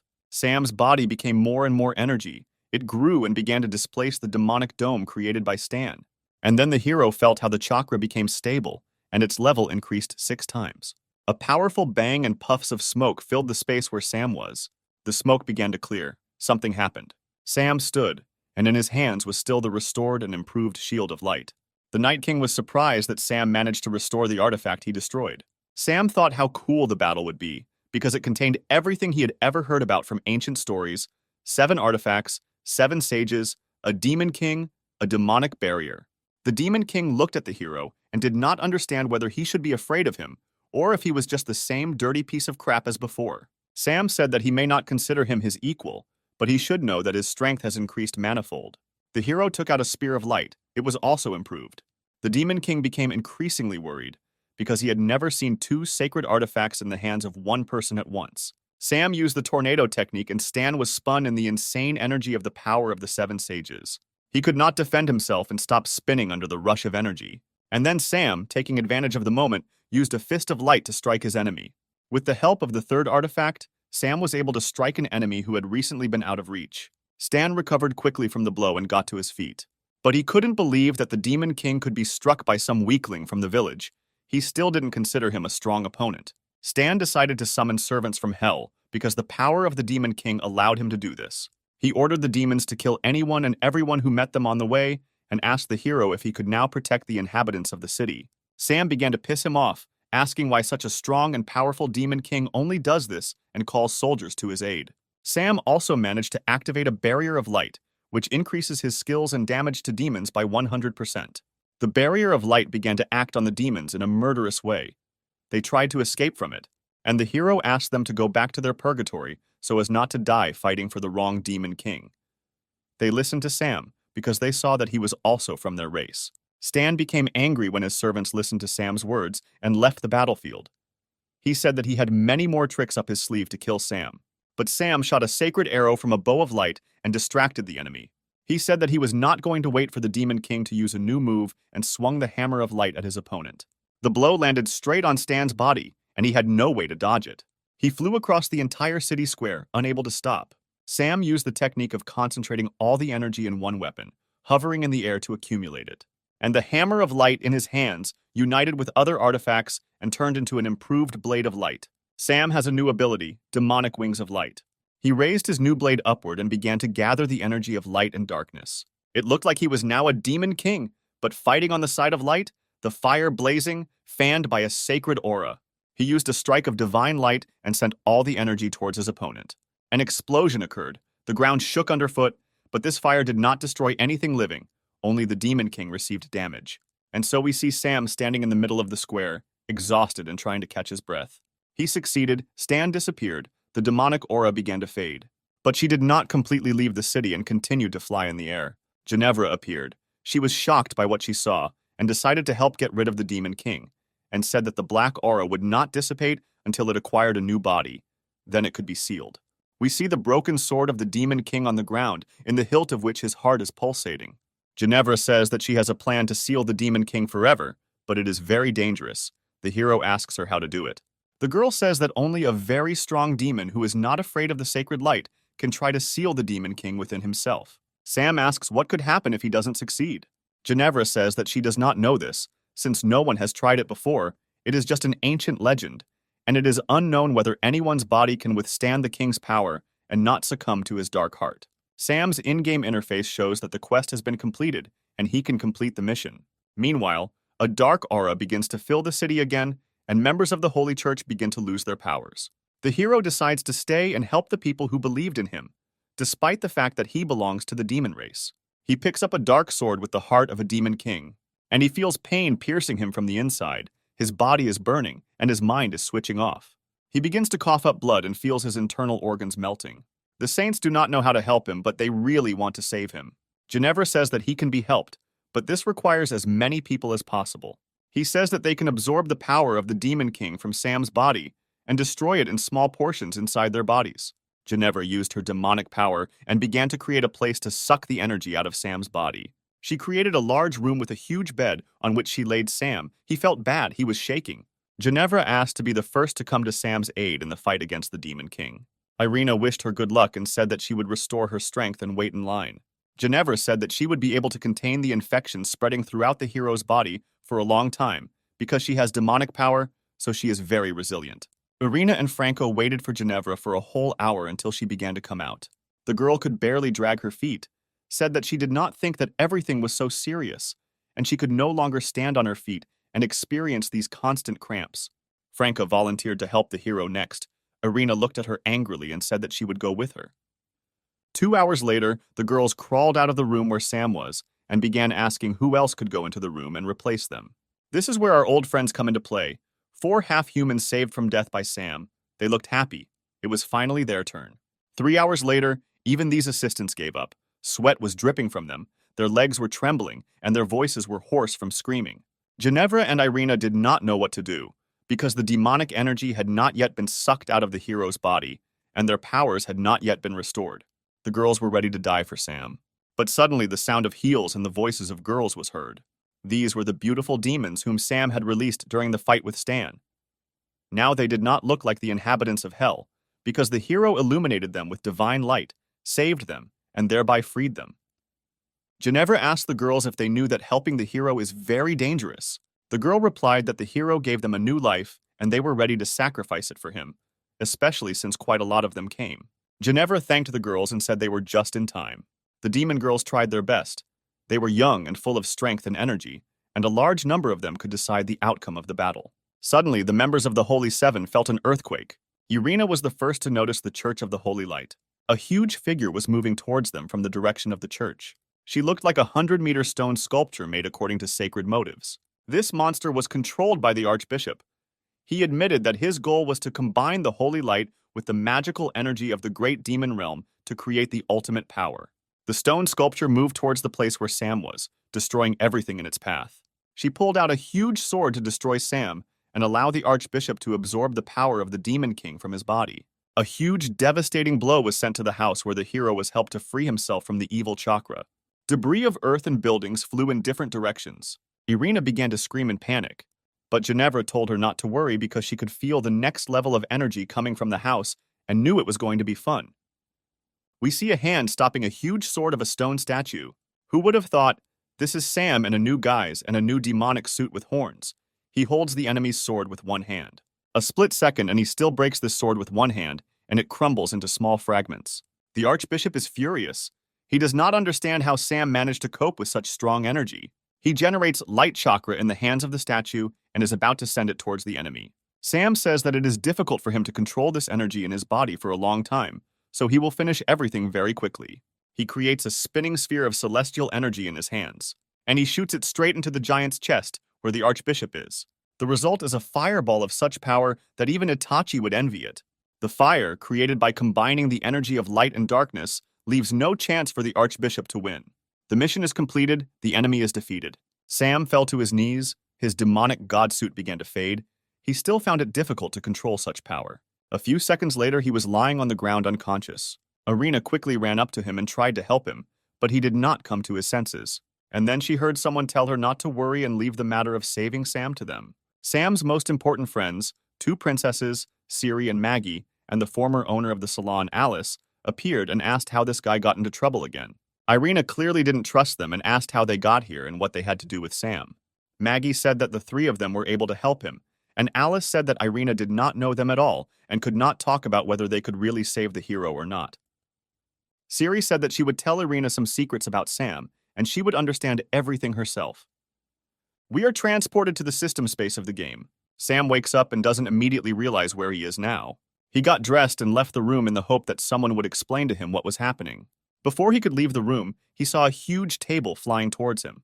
Out of surprise, he did not have time to dodge, and the table flew right into his face. This table flew into Sam from a blow from Irina, who was trained by Princess Siri, who did not even notice how the table hit the hero. They apologized to him, as they did not expect that their training could harm him. Sam's nose was bleeding. Irina asked Sam how he was feeling, whether he was able to conquer the power of the Demon King that settled inside him. Ginevra explained that Sam could not yet fully control the power of the Demon King. He was able to seal it, but not use it to its full potential. This needs more time. Sam asked Ginevra how she ended up here. She replied that all her life she wanted to follow the King of Devils, and it doesn't matter who he becomes. And now the king's power is forever sealed in the hero. Sam said that he understood why Ginevra was here, but why Irina was here too, why she didn't stay to guard the sacred Church of Light. She replied that after what the Archbishop did, the church lost its authority, and also all the power of the Holy Seven was absorbed by the hero. And now there is no point in the girls being in the church. Also here were the rest of the girls from the members of the Holy Seven, who said that they did not regret losing their jobs, because they were able to find a new, worthy leader. Then Hannah, who suddenly appeared, rushed to hug the hero. She stated that the half-human girls whom he saved from slavery and death would also serve him faithfully and follow him to the ends of the earth. Sam became more and more surprised by the number of people who followed him. The rest of the rescued people also confirmed Hannah's words and said that he couldn't escape them. Sam said he wouldn't have any problems feeding a few more friends and finding a home for them. Princess Maggie told the hero that everything is not as simple as he thinks. Siri did not want to keep the intrigue and said that they were not the only ones who returned to the gaming space for Sam.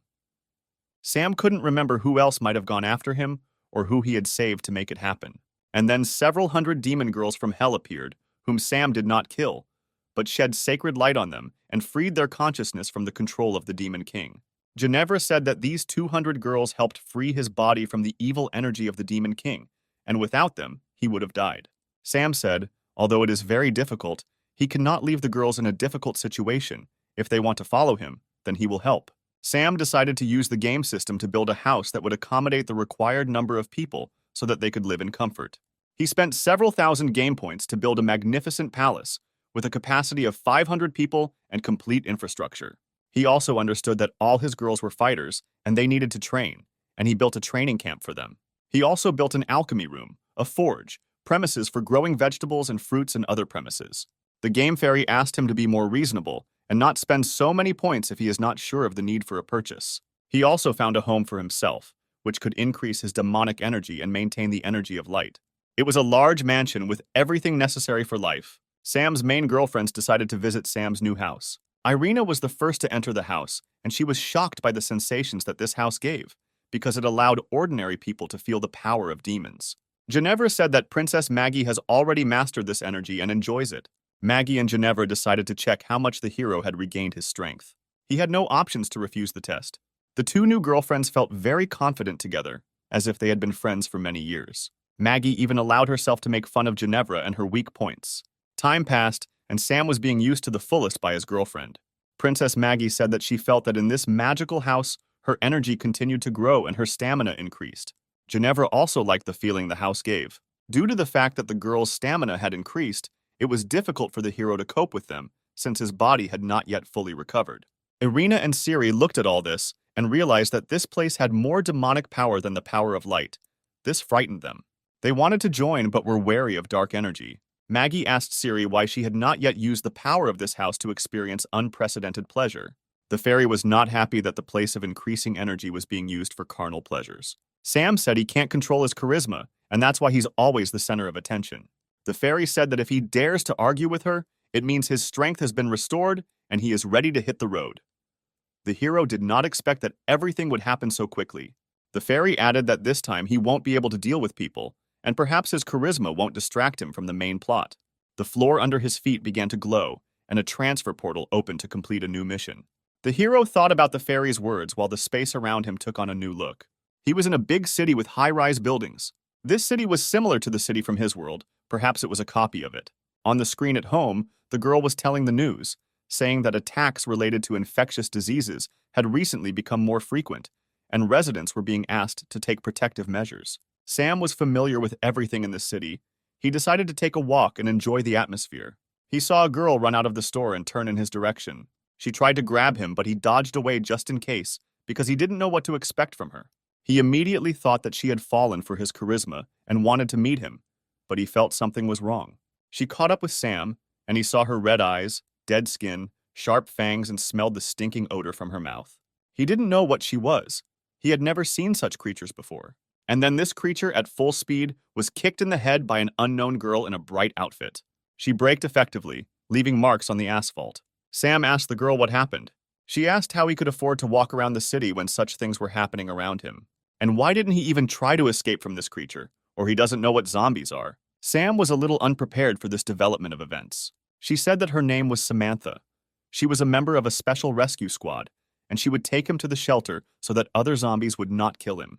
The girl said that she would not deal with why he did not know about the infection of the population, but he must be careful if he did not want to die. Men quickly die after contracting the infection, and women become the walking dead, who keenly smell the scent of men and come after them to kill and make offspring. Sam began to think about how he could use his previously mastered skills in this world in order to survive and pass the level. First, he decided to meet a girl to learn more about the situation and introduced himself as Sam. But as soon as he said this, sharp tentacles flew at them from above. The girl with a quick kick brought him out from under the attack of the tentacles. An agile zombie with tentacles stood on a lamppost and was ready to attack again. The zombie was not going to let Sam and his new girlfriend Samantha think. She screamed for Sam to run away, and she would delay the enemy. She pointed the gun at the zombie and started shooting. but the bullets flew off him like from a steel wall, and she failed to harm the enemy. The pistol was knocked out of Samantha's hands by the blow of the tentacles, and it flew towards Sam. He caught it with a flick of his hand. He decided to use a pistol since his magical skills were blocked. The girl shouted at him not to try to shoot at the zombies, because without training he would not be able to hit the target accurately, but would only anger the enemy. Sam told her not to worry and quickly logged into the game interface to improve his shooting skills. He traded several of his magical skills for his marksmanship skill. He received confirmation of the skill he had acquired, and he applied it. At the same second, he fired a pistol, pointing it at the enemy. Despite the heavy recoil from this powerful pistol, he knew that he would hit the enemy right where it was vulnerable. And so it happened. From the very first shot, the hero hit the zombie with an accurate shot in the heart. Sam was glad that he could be useful in this fight even without magic.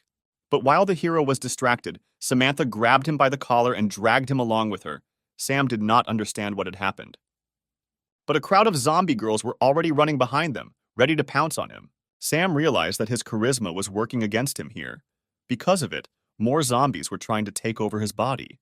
He started running quickly and was able to get into the car. There were keys in it, he started the car, and he and Samantha drove to meet the zombies.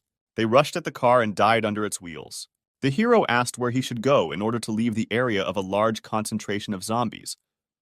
The girl said that she did not know for sure, but she needed to go to the hospital, since she was wounded and the infection had begun. Sam pressed the gas pedal and began driving at full speed through the crowds of zombies. Several of the monsters tried to rush at the car, but they were unable to stop it. Sam looked at the dead girls trying to get into the car. He felt sorry for them. But we had to rush to the hospital to save our new girlfriend from infection. The girl thanked the hero and praised his shooting and driving skills. Sam said it was all thanks to the computer racing game Mario. And so they got to the hospital. It was surprising why there was no one in the hospital, because just a day ago there was a rescue squad base here. And then it became clear why there were no people here. A zombie was running towards them at full speed, and again Sam was the target. Before reaching a few meters, the monster was destroyed. The girl asked how early she came to them. Sam thanked the unknown girl and asked who she was. The girl said that her name was Lena, and she was the head of the surgical department. She said that her job requires her to know how to use a scalpel, and she also learned how to kill zombies with it. Samantha asked if they could meet later, because she needed help from a doctor. And then Sam remembered why he was driving so quickly across town to the hospital. Lena said that she doesn't know if she can help Samantha, since a lot of time has passed since the infection, but she will try to see how bad it is. As they walked into the operating room, Sam asked where all the people who were supposed to be in the hospital were. Lena said that everyone was evacuated when zombies attacked the hospital, but they couldn't get through to her because she was sleeping in the morgue, and there was no mobile phone service there. She was forgotten. Lena told Sam to remove Samantha's clothes so the examination could begin as soon as possible. Sam said that he didn't want to offend her, but she needed emergency medical attention. Otherwise, she wouldn't be saved. The girl had no choice. She did not have the strength to undress herself, but had to hurry. The hero undressed the girl and laid her on the operating table. She was very beautiful. Sam could see the infection spreading through his arm. It would be a shame if this girl turned into a zombie. Lena warned that the infection could also be transmitted sexually, and that he didn't even think about it. The examination of Samantha began. Lena tried to identify significant changes in her body. Sam asked what was wrong with Samantha. Lena replied that she should have taken an antiviral drug earlier, but now it is unknown whether something will help her or not. She said that we need to go to the place where antiviral drugs are stored and bring it here. On the way to get the medicine, Sam asked Lena why, after infection, girls turn into zombies and men die. Lena replied that no one knows the exact answer, but probably the virus selects women as reproducers, and men are just a tool that can be thrown away in the process. They walked along a long corridor, and the hero heard someone screaming for help on the street. He looked out the window and saw a guy running along the avenue, followed by a dozen zombie girls. Lena said that you shouldn't pay attention to this guy, because he doesn't have a single chance of survival. Female zombies surrounded the guy. Sam could not quickly move to him to help. He felt very sorry for the guy, but this is natural selection. Lena said that he needs to distance himself from what is happening around him. He will see many more deaths, and therefore there is no need to be nervous and blame himself, because it is impossible to save everyone.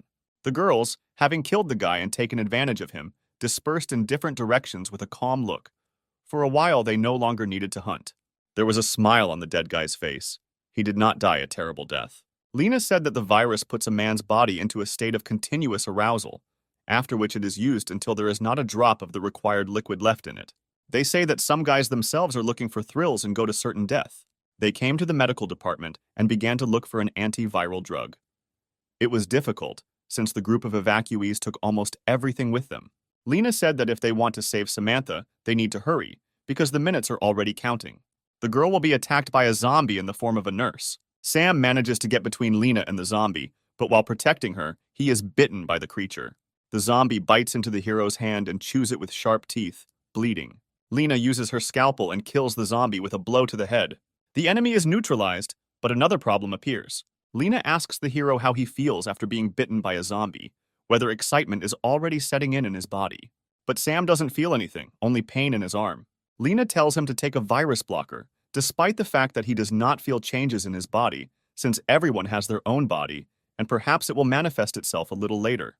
The hero said that he doesn't see the point in this. He feels good and is not going to die. He asked the girl to give the only medicine to Samantha so that she would have the opportunity to continue the fight against the creatures. They returned to save the sick girl. She was covered in sweat and her body temperature was rising. Lena gave Samantha an injection. All that was left was to wait. When Sam asked if the medicine would help her, Lena replied that they would be able to find out no earlier than in half an hour. Lena said that he should think about himself, because no man has ever survived a zombie bite. Sam said he had already come to terms with his death, but was glad to help another person survive. But he went to the game store and decided to exchange a few more skills for the antidote, because it was too expensive to buy. The girl asked him not to be shy if he wanted to ask her for his last dying wish. Sam said that he had no desires, but only regretted that he had to die in the company of such a beautiful girl, whom he never got to know better. The girl asked him if he really wanted this. Lena began to take off her robe, revealing only her underwear underneath. The hero was a little embarrassed, but inside he was sincerely happy. The girl said that he was bitten because he saved her from death, and now she must repay him if this is truly his last wish. Sam pretended to fulfill his last wish, but had already taken the antidote and knew that he was in no danger. Lena said that they need to be quieter so as not to attract more zombies, as they sensed the excitement in the men's voice. Sam liked to manipulate the doctor. She played by his rules. The girl said that as soon as he runs out of strength and male fluid in his body, he will die immediately. Sam said that he didn't mind dying on such a beautiful and charismatic girl. Their lips intertwined in a passionate kiss, their pulse increasing. Lena felt helpless in the strong hands of the hero. They switched places and now Lena was on top, and the hero lay and tried to restrain the spasms of pleasure. When they finished, the girl asked him to save his strength, because as soon as they ran out, his life would end. She looked at Sam lying on the bed. It seemed that he was no longer breathing. The girl said that she would try to spend her life for the good of people, because he did this for her sake. She began to cover his body with a sheet and said goodbye. Lena didn't understand why she was so sad about this parting, because she was used to seeing people die so often. The hero's hand began to move. She got scared. With an angry look, he got out from under the sheet and rushed at Lena. But at that very second, he was stopped by a powerful kick to the head. He flew across the entire ward, unable to stop. When he landed, he broke the doctor's desk. Lena didn't wait for the hero to recover from the blow and attack again. She grabbed a wooden chair and prepared to plunge it right into Sam's heart. The beaten Sam managed to stop the girl at the last second and say that it was a joke. The girl repeated once again that men do not turn into zombies, but simply die. Sam asked Lena if she was a zombie, because she had so much strength and great speed. The girl said that these were all her reflexes, which she had developed over the years. Sam was a little surprised at how quickly and easily she dealt with him, but he was rewarded with her character's game card, as well as the ability to quickly heal.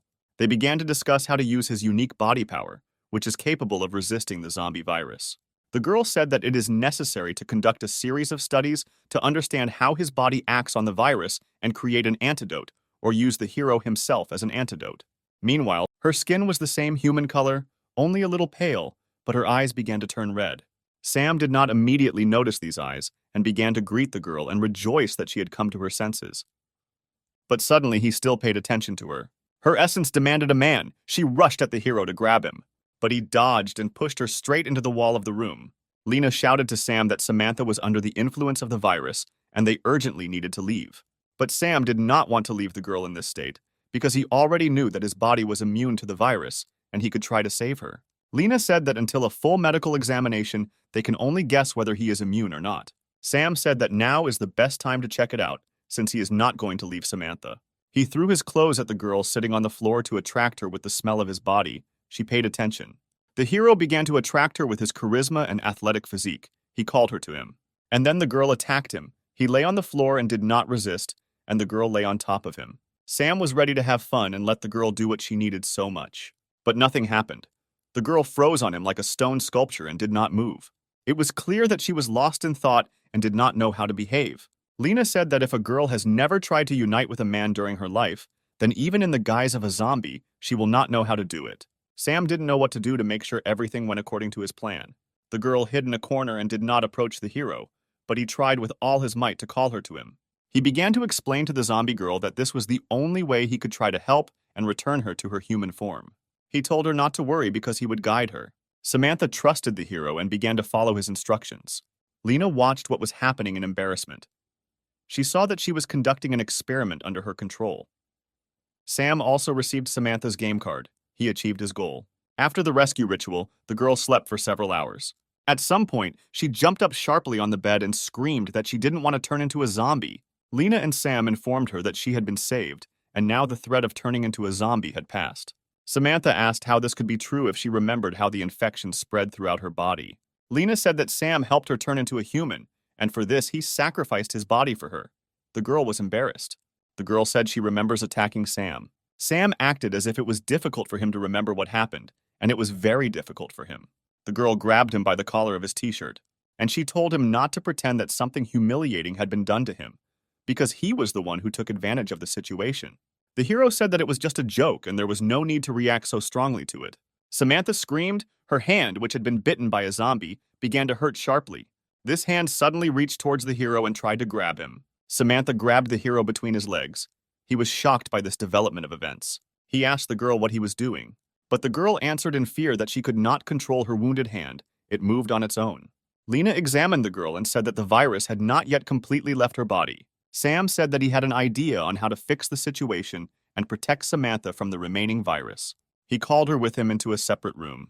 Lena heard voices coming from behind the door, Samantha asking Sam why he would take off her clothes. Lena waited for the heavy breathing and moaning to stop. She did not understand what was happening behind the closed door. And then the hero appeared. He looked very joyful and said that he had succeeded. A new Samantha came out of the door. She looked like a fighter from a science fiction action movie. Her infected hand was in a metal glove. Sam said that he created this combat suit specifically for Samantha. It will be able to increase her strength and destroy the virus in her body. Lena asked who he was, that he could make such complex inventions. She was delighted with his skills, but Sam replied that he studied a little robotics. Sam decided to show what his super suit was capable of and pointed the gun at Samantha's chest. She was scared. She did not fully believe that the hero would shoot her point blank with a pistol. But the hero was determined. He was confident in his abilities and fired a shot. The bullet hit the girl right in the chest near the heart, and the shot knocked her slightly off balance. She remained unharmed, and the hero thought that she would now be grateful to him. Sam said that now she is not afraid of ordinary bullets, and accordingly, any blows that are weaker than a bullet. But Samantha did not look happy. It was clear that she was filled with anger. The girl grabbed the gun and stuck it in Sam's mouth, and said that if he shot her again, she would tear it apart with her new universal hand. Lena said that now is not the time to argue, because the world needs to be saved, and Sam is best suited for this. Samantha asked Lena what plan she had developed to save humanity. Sam, wiping his drool, also began to ask questions about how soon Lena would be able to develop an antidote. Lena said that it is high time to understand that the same thing should be done as was done with Samantha, since he is not only not susceptible to the virus, but can also treat people through close contact, then this must be done. Samantha said that first he needs to save 100 people who were part of the resistance unit and were infected. Now they are in quarantine. Sam's sweat dropped when he learned that spending time with 100 zombies was just the beginning of a mission to save the world. Lena said that he would not be able to save so many people with his body, so she needed to develop an antidote so that this virus could be destroyed en masse. Samantha asked Lena if she knew how to create an antidote, to which she replied that she was the best student at her university and also wrote a dissertation on the topic of viruses. But in addition to Sam's blood, she needed the source code of the virus. Samantha said that the source code couldn't be bought now, even on the black market, and asked where they could look for it. The source code was located in the Central City Laboratory, on the 3rd floor in room 308, Lena said. Lena said that she has a twin sister who participated in a secret project related to viruses and told her about it, and then disappeared. The hero told Lena not to worry and leave the investigation of her sister's disappearance to him. He will try to find traces of her presence in the laboratory. The girl said that she has already come to terms with the loss of her sister, because if she can stop the zombie apocalypse, then her sister did not live her life in vain. And if Lena manages to make an antidote, then she will not only save the world, but will also gain eternal fame and wealth. And he will also be able to become the chief physician of the hospital and stop obeying stupid bosses. Samantha was surprised by this answer. Sam and Samantha arrived at the laboratory. Many monsters were roaming around it. They understood that with so many zombies around, it would be difficult for them to get inside the building. But Sam, as always, came up with a brilliant plan. He was going to distract everyone so that his partner could get into the building unnoticed. He took off his t-shirt and invited all the zombies to try a small piece of fresh young meat. They could smell Sam's body and were very excited. Some of them shouted at him to stay where he was. Sam told Samantha that once he got away from them, he would meet her inside, and he sped up. He ran faster and faster and hurried the walking dead. He needed to take them as far as possible from the entrance to the building. When the zombies were distracted, Samantha ran as fast as she could towards the laboratory. She understood that Sam was now risking his life to save humanity, and she could not let him down. Sam, meanwhile, led several dozen zombie girls behind him. He decided to get on the bus so that the girls would follow him. When the last zombie entered the bus, Sam closed the doors, asking everyone to fasten their seatbelts and hold on to the handrails. Samantha watched this picture from the side and waited for him to free himself and join her. Sam knew that he needed to neutralize the zombies and save them if possible. Samantha watched the bus rock from side to side. The girls tried to climb out of the windows and asked for help. After a while, each of the girls stood and tried to breathe air. Sam did a good job. But Sam decided that once was not enough, because they still had not begun to turn back into people. Soon Sam left with a feeling of accomplishment. He felt a little hot because he had saved so many girls in a row. Samantha met him as he got off the bus, but he was surprised why she didn't take advantage of the time he'd bought especially for her. She replied that she could not get in because the doors were bulletproof. This once again confirmed for Sam that they were on the right track, because who would put such protection on an ordinary laboratory? He said it was worth trying out the equipment he made for Samantha. She replied that she did not yet know how to use the new metal hand. The hero said that she is directly connected to the brain, and if she imagines a weapon in her thoughts, her hand will turn into this weapon. The girl said that if this was such a joke, she would kill him. She began to concentrate on laser weapons, which were capable of opening a thick metal door like a tin can. The hand obeyed her. She felt how it was being rebuilt. And just minutes later, the door was almost opened by a laser beam of light. Samantha was delighted with what she could do with her new hand. But Sam said now is not the time to be surprised, because they are in danger. And indeed, the laboratory was filled with monsters.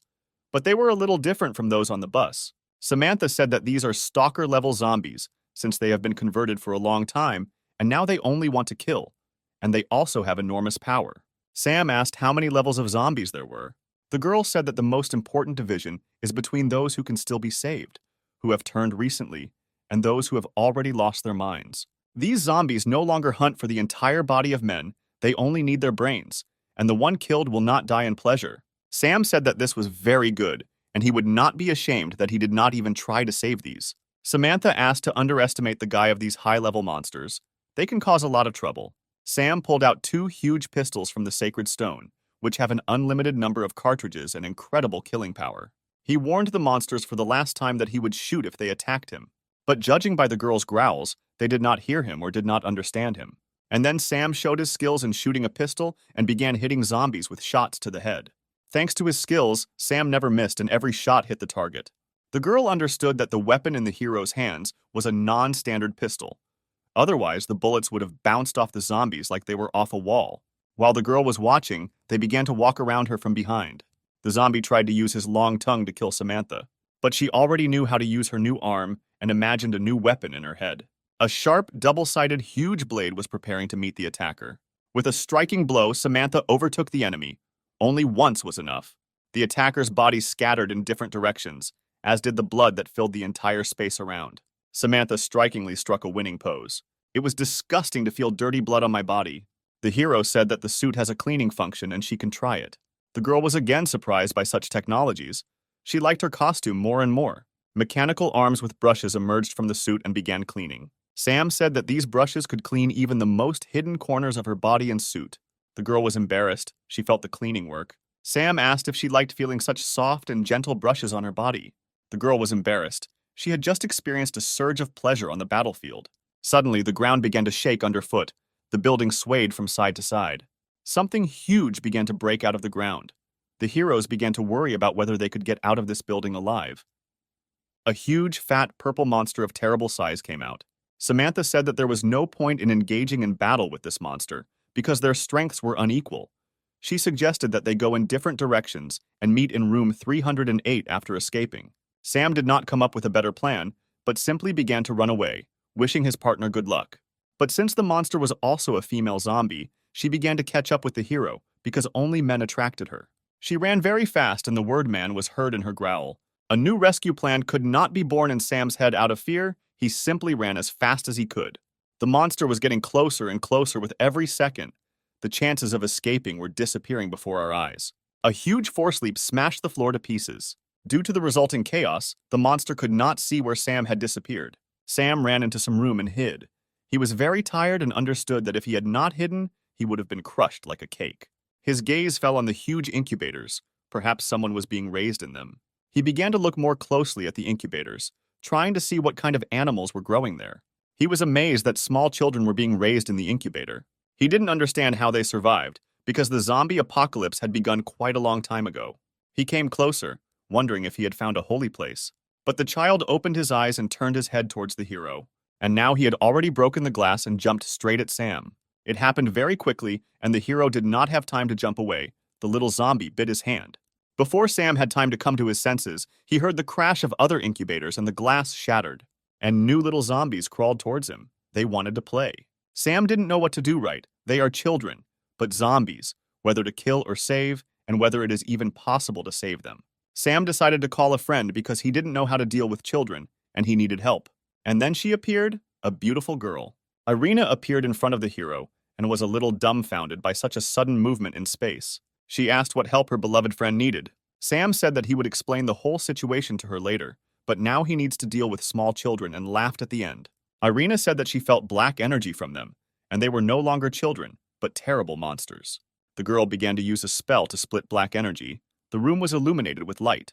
The monsters began to dissolve in the sacred light, and children's crying was heard. Sam said that he was very glad to see her, thanked her for her help, and asked what she was wearing. The girl said that she was in the store and was choosing an outfit for herself, so that when he returned she would give him herself in this outfit. But suddenly she was called into this world. Sam said that he liked her gift and could accept it in advance, that is, right now. The girl asked if he had time now, because they were saving the world from evil. Suddenly, Sam's recently bitten hand suddenly began to hurt. Irina asked what was happening to him and how to help him. Sam said that he was probably infected with an infection that one of the little zombies gave him through a bite. Irina said that it was necessary to suck the poison out of his body to stop the spread of infection. Sam asked why suck out the poison if she knows many spells to neutralize the poison in the body. But the girl had already grabbed his hand and began to suck the poison out of the wound. Sam asked if it would harm her own body, since she could get infected too. The girl said that her body is immune to most poisons and toxins around the world. She looked into his eyes and suddenly her expression changed. Irina said that the wound on her hand was too small and that the poison needed to be sucked out from a more effective place. Sam didn't understand whether he and his charisma were to blame for what the girl had just proposed to do. Irina told the hero not to worry, she would be able to block the spread of the poison and save him. Sam was pleased to feel the poison leaving his body. The girl asked him to be careful next time and not expose himself to the bites of these creatures. Maggie and Siri stood and discussed the fact that Irina had disappeared and had been gone for a long time. They realized that Sam had called her and were jealous. Maggie asked Siri why he didn't call her, what happened the last time between them. The princess said that there was nothing wrong, she was just helping him solve a few problems. And then the younger sister burst into tears. She was upset that the hero did not call her, but Maggie said not to be upset, because she had never been called, unlike them. And then Irina appeared. Sweat flowed from her forehead, and she felt short of breath. Siri asked what they were doing with the hero. The girl could not answer, because she had poison from Sam's body in her mouth. The girls continued to ask questions, but Irina still could not answer.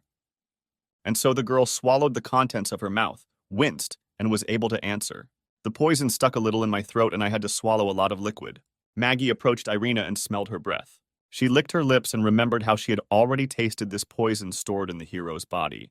The zombies continued to wander around the laboratory in search of the hero. He felt much better, his arm no longer bothered him, and the release of the poison really helped. The zombies ran towards the hero to grab him. They surrounded and prepared to eat the brain. But suddenly they were torn apart by an incredible force. Sam felt a surge of strength throughout his body, and most of all in his recently wounded arm. Sam thought that he shouldn't have thought about how to get rid of the poison earlier, especially since it was connected with his main game skill of charisma.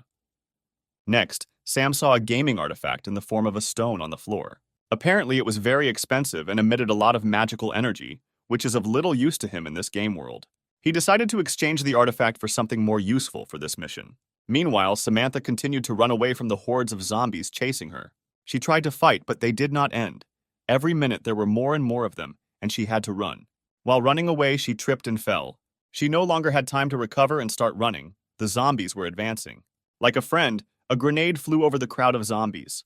A monstrous explosion lit up the room, red liquid from the zombie bodies flying in all directions. As the smoke cleared, Samantha wondered who had saved her. She peered into the smoke, and a new batch of zombies was already approaching. A hero appeared.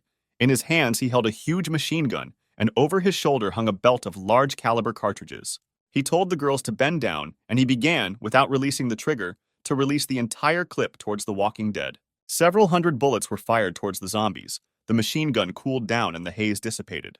The zombies had no chance to withstand so many shots.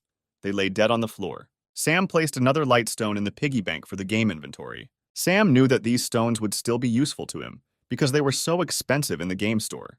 Samantha asked where he got the machine gun, since he did not carry it with him from the shelter. Sam said that he found it in the laboratory on the floor above.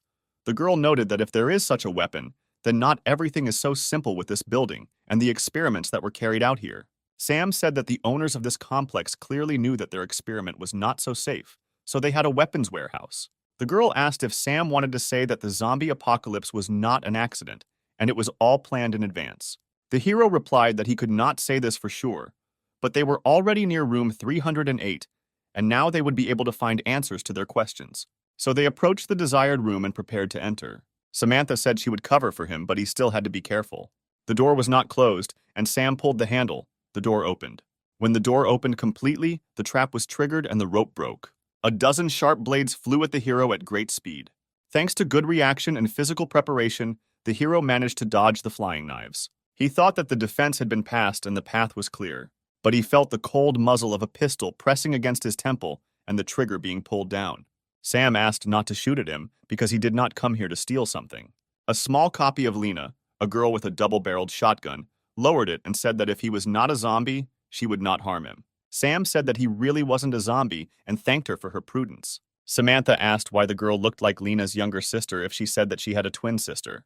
The girl asked if they really knew her sister Lena. Sam heard from Lena that her sister was dead, and so he decided that it was a small zombie, like he saw in the incubator, only a little older. The sister did not like how the hero decided to test her humanity. She told Sam that if he didn't stop, her gun would help clear his head somewhere outside his head. Sam began to say that they got here on a tip from her sister, who told about the source code that was needed for the antidote. The sister said in disappointment that Lena only wanted information, not to save her sister. The girl said that her name is Inga, and she has long been holding the defense of this room from a zombie attack. Samantha told Inga that her sister Lena was sure that the girl was dead. Inga said that her sister does not think that she is dead, but wishes it. Sam asked why Inga is so small if she should look exactly like Lena. Inga said that it was due to an incorrectly prepared antidote. It reduced her body in size and made her look like this. Sam drew attention to Inga's chest and asked if she thought that some parts of her body still remained as adults. She replied that her breasts also became 3 times smaller than they were. Sam was shocked by this information. He imagined what she looked like before her body was shrunk, and he began to drool. But Samantha quickly brought him to his senses with a blow to the head from a mechanical hand. Inga said that from childhood she surpassed her sister in everything: studies, relationships, career. She said that if Sam helped her, then she would allow him to enjoy her body not only in his dreams. Sam said she didn't think well of him and he was going to help her not because she offered him her body in return. Samantha didn't know what to say to this because she had already studied the hero and knew that Inga's proposal was a hit on target. Sam said that he could not refuse the girl and asked how he could help her. She replied that her goal should be his goal too, because the antidote would restore her to her former appearance, and he would be pleased. Samantha asked how Inga plans to make the antidote and what it will take. She replied that to create it, she needed her mother's zombie genes, which she didn't have last time. She said that there were 3 very first experimental subjects in whose bodies the infection was placed. They became the first zombies. Sam asked where the 3 were now and what to do. Inga said that all the necessary information is stored on the computer, but it is under a password, and if you enter the wrong password again, the computer will self-destruct. Sam asked what password options there might be and where to look for answers. The password for the computer is Lena's birthday, but for some reason Inga does not remember this date. Samantha asks how the password associated with Lena ended up on this computer. The password was set by Lena's father, who was one of the creators of the project. He said about the password a moment before he died from an infection that he himself created. Sam asked how she could not know this date because it was impossible. The girl said that a long time ago she decided to forget everything that once connected them because she always tried to offend her as a child. The hero asked why she had not yet gone to her sister and asked her date of birth. If this is so important for humanity, or because of childhood grievances, she decided to die and kill everyone. The girl said that she could not go out all this time because in addition to the zombies, there was a Class B zombie walking around the building who would crush them all and not even wince. Sam said that he wants to make explosives, but he needs materials for this. Inga said that there were explosives, but in order to destroy the zombies of rank B, they needed to be detonated at close range. Sam said that he was a man and could attract her as close as possible. A huge zombie was wandering around the building, carrying in his hand the corpse of a young, recently turned zombie. Sam began to call her to him. She heard a man's voice and became interested. He called upon her using the charisma skill so that she would lose her head, literally and figuratively, as quickly as possible. The huge monster rushed towards Sam, but he did not move. The zombie grabbed the hero tightly with both hands, but something went wrong. It turned out that it was a shadow clone created using magic. This clone held a huge explosive charge inside. There was an explosion, fire, and blood scattered in different directions. And another magical artifact from the collection of the most expensive ones fell out of the monster. Sam took it and was glad that his plan worked exactly as intended. The girls discussed the hero, saying that despite the fact that he is full of secrets, he can be trusted. He is a good person. The heroes got into the car and headed to Lena, who was waiting for them in her hospital. When they returned, they said that they had good news for her. Samantha asked Sam to be quiet, as she noticed that Lena was resting. Lena was indeed sleeping on the sofa in her office. She was not wearing a robe, and her skirt had ridden up so that her pink underwear was visible. Sam said that they need to wake her up quickly and ask her date of birth, because it is very important. Inga said that she can endure this until the morning, because she is also tired and is not going to look for an antidote today. Very strange sisters, Samantha thought. Meanwhile, Sam again felt pain in his arm. Sam said it was the virus getting the better of him again. Samantha asked what should be done to help him. Sam said that he knows one way that has already helped him, but for this he needs to find several recently turned zombies so that he can get closer to them. The girl said that he destroyed all the zombies in this building, and now they will not find zombies. Sam asked Samantha to help him, but she replied that her battle suit would not allow her to do so. Sam replied that this suit has everything covered for situations when she needs to go to the toilet, or for such an emergency as now, there is a button on the back of her neck to rebuild the suit. Samantha pulled her hand behind her neck and felt the button there and pressed it. And indeed, all her private parts were freed from the costume. She was embarrassed, because in her memory, this was the first time Sam saw her without clothes. Sam placed Samantha near the bed where Lena was sleeping, placed her upper body on the bed, and began to work on releasing the virus from her body. Lena was fast asleep and did not hear the heavy breathing of Samantha, who was covering her mouth with a blanket. Sam asked her to be patient so that loud noises would not wake Lena. Sam enjoyed the process. Samantha sighed heavily. She felt good and at the same time ashamed that she had become just a toy. He released the poison from his body directly into Samantha. She felt the zombie poison fill her body, and for a split second, she began to act like a monster. And she even bit Sam on the shoulder through his clothes. He said that he is not against such games and it even turns him on. The girl apologized. She did not understand how a strange force took over her consciousness. Sam said it was okay, but if she wanted to make amends, she could do it. Samantha said that she thought Dr. Lena was awake and could hear everything. Sam said that everything was fine, and she was sleeping like a baby because she was tired after all this time. He noticed her gorgeous form and thought that he wouldn't mind trying to leave his poison on two girls at the same time. In fact, Lena was not sleeping, but she was embarrassed to admit it and disturb these two. It was still dark early in the morning. Sam meditated, tuning his internal energy so that in an emergency, he could quickly use one or another technique.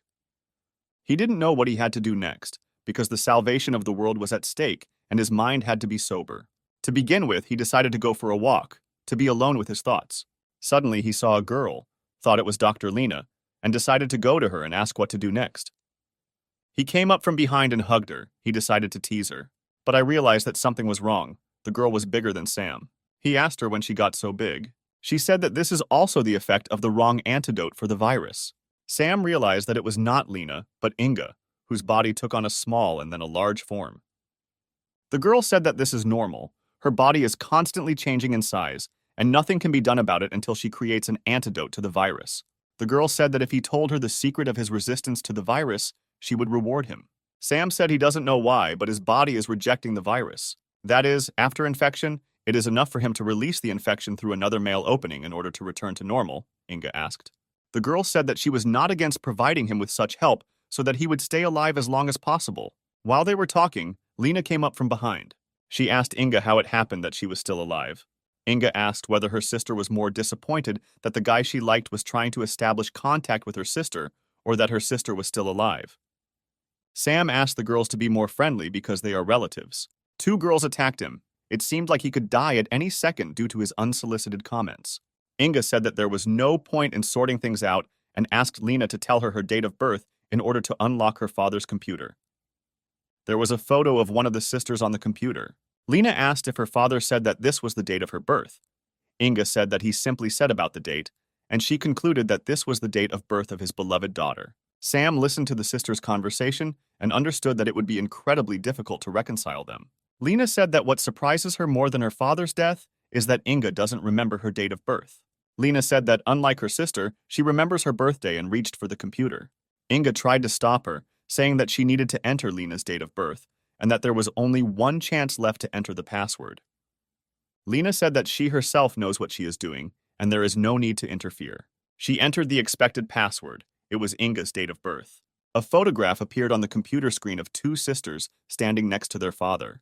Inga was shocked that the password was her date of birth, and not her sister's. Lena said that as a child, she had the wrong impression about their father's attitude towards his daughters, because he treated her so warmly so that Lena would not feel inferior compared to Inga. One day, Lena heard her father say that he considered Inga a genius who would change the world. Inga had tears in her eyes. She didn't know that all this time she had been thinking badly about her loved ones in vain. When she calmed down, she said that even if this was all true, it did not cancel the difficulties she faced in childhood. Lena said that she was not interested in her speculations, and now it was only important to find the first experimental subjects and create an antidote. All data on the 3-0 patients was blocked. Everyone was surprised by this. Inga did not expect anything else from her father. After all, this information cost him a lot. They would have to wait at least 48 hours to unlock it. Sam was only happy about this. They could rest, and in the future a serious battle would await them. To his words, the eldest added that there was a good healing bath here. She was definitely hinting at something. Our hero immediately realized what Mrs. Inga was hinting at. He would be happy to receive help from such a beauty. Lena clenched her fists because Sam was planning something bad with his sister, perhaps some kind of obscenity. Not even a second had passed, Sam began to deny his words, calling the previous dialogue a joke. He was very scared and decided to run away before he was cut to pieces, adding that the sisters should talk to each other. The eldest could not believe that her Lena could be as greedy for handsome men as a vulgar woman. A smoldering cigarette scattered clouds of smoke, and the beauty tried with all her might to convince her that she didn't say that she liked Sam, and that she could do whatever she wanted. But Lena herself was going to bed. The girl was very glad that her sister took away all the most valuable things throughout her childhood, but here everything will be the other way around. Meanwhile, Brother Sam found the very bath that Inga spoke about, but she did not say that it would be so magnificent. While the girls were arguing among themselves, and post-apocalyptic life was seething outside the window, the hero was trying with all his might to enjoy the bath. His optimism came to an end when he realized that he had no one to share this giant bath with. But this is not a problem at all, as long as you have a lot of cards with beauties at hand, who will always come to the rescue in difficult times like now. Suddenly his hand slipped, and apparently his choice would fall on everyone's beloved Maggie. He was wary that the card might get wet underwater, which is good. After the card fell, our beauty came out, looking different. We don't remember her like that at all. In such attire, she was truly beautiful, and besides, she was glad that it was her turn. He was as shocked as we were, but he happened to meet a gorgeous girl instead of the usual Meg. But she had no time for that at all. She said that she might be offended if he chose only his sister Siri and Irene. Until now, he could not move away from the spectacle before his eyes, and finally asked how long ago she decided to change her image. Truly a goddess, I can't stop admiring these curves and shapes. Well, let's get to the point. In fact, she just decided to try something new. But he doesn't like it. He scratched his lips and asked if she herself had noticed anything strange just below. The view from below made her breathe harder, but it was true that at first she did not pay attention to Sam Jr.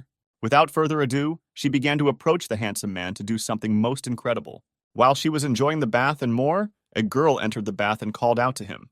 And here is our Inga. She was so prepared for this meeting that she already inflated the circle and found a suitable swimsuit. Not even a second has passed, and she's already jumping like a bomb into the water, and Sam doesn't understand what she's doing here or what outfit she's wearing. Little by little, she approached him and asked why she couldn't swim in such a cool bathroom. In response, she received strange moans from him. She had nothing more to say to him. She really hoped that her boyfriend didn't do anything bad to himself. Maggie's techniques made it more and more difficult for him. Without thinking, he said that he liked the adult version of Inga better. She didn't like these words, since she was going to prove that all her conditions were ideal. Sam was about to give up. He was at the limit, and the nurse was closer and closer. There was a giant explosion that shocked the big sister beyond belief. 2 days have already passed since that awkward situation. Data on the first patients should have already been unblocked. Their first target will be a beautiful professor with blood type 0, height 167 centimeters, with a compatibility with the virus of more than 90%, weighing 48 kilograms, and her name is Lisa. Sam was surprised that their first patient 0 was a teacher and such a beautiful one. Inga previously knew Lisa since she herself became a volunteer in order to receive sponsorship for the treatment of students, but she did not even dare to expect that she would be chosen. It was then that the hero asked where they would look for her, where she thought she might be. She immediately said that the new experimental subjects could have had many side effects, in which they continued their activities. All this leads to the fact that she probably remained at her home job, and that's where they will look for her. Samantha was charged with unshakable energy, since they knew where to go, so there was no time to run. Sam noticed her energy. Something about her breathing was too heavy. Her eyes were red, which was definitely wrong with her. Suddenly, she attacked the hero. He realized that she was having another attack, but how could that be? He healed her himself.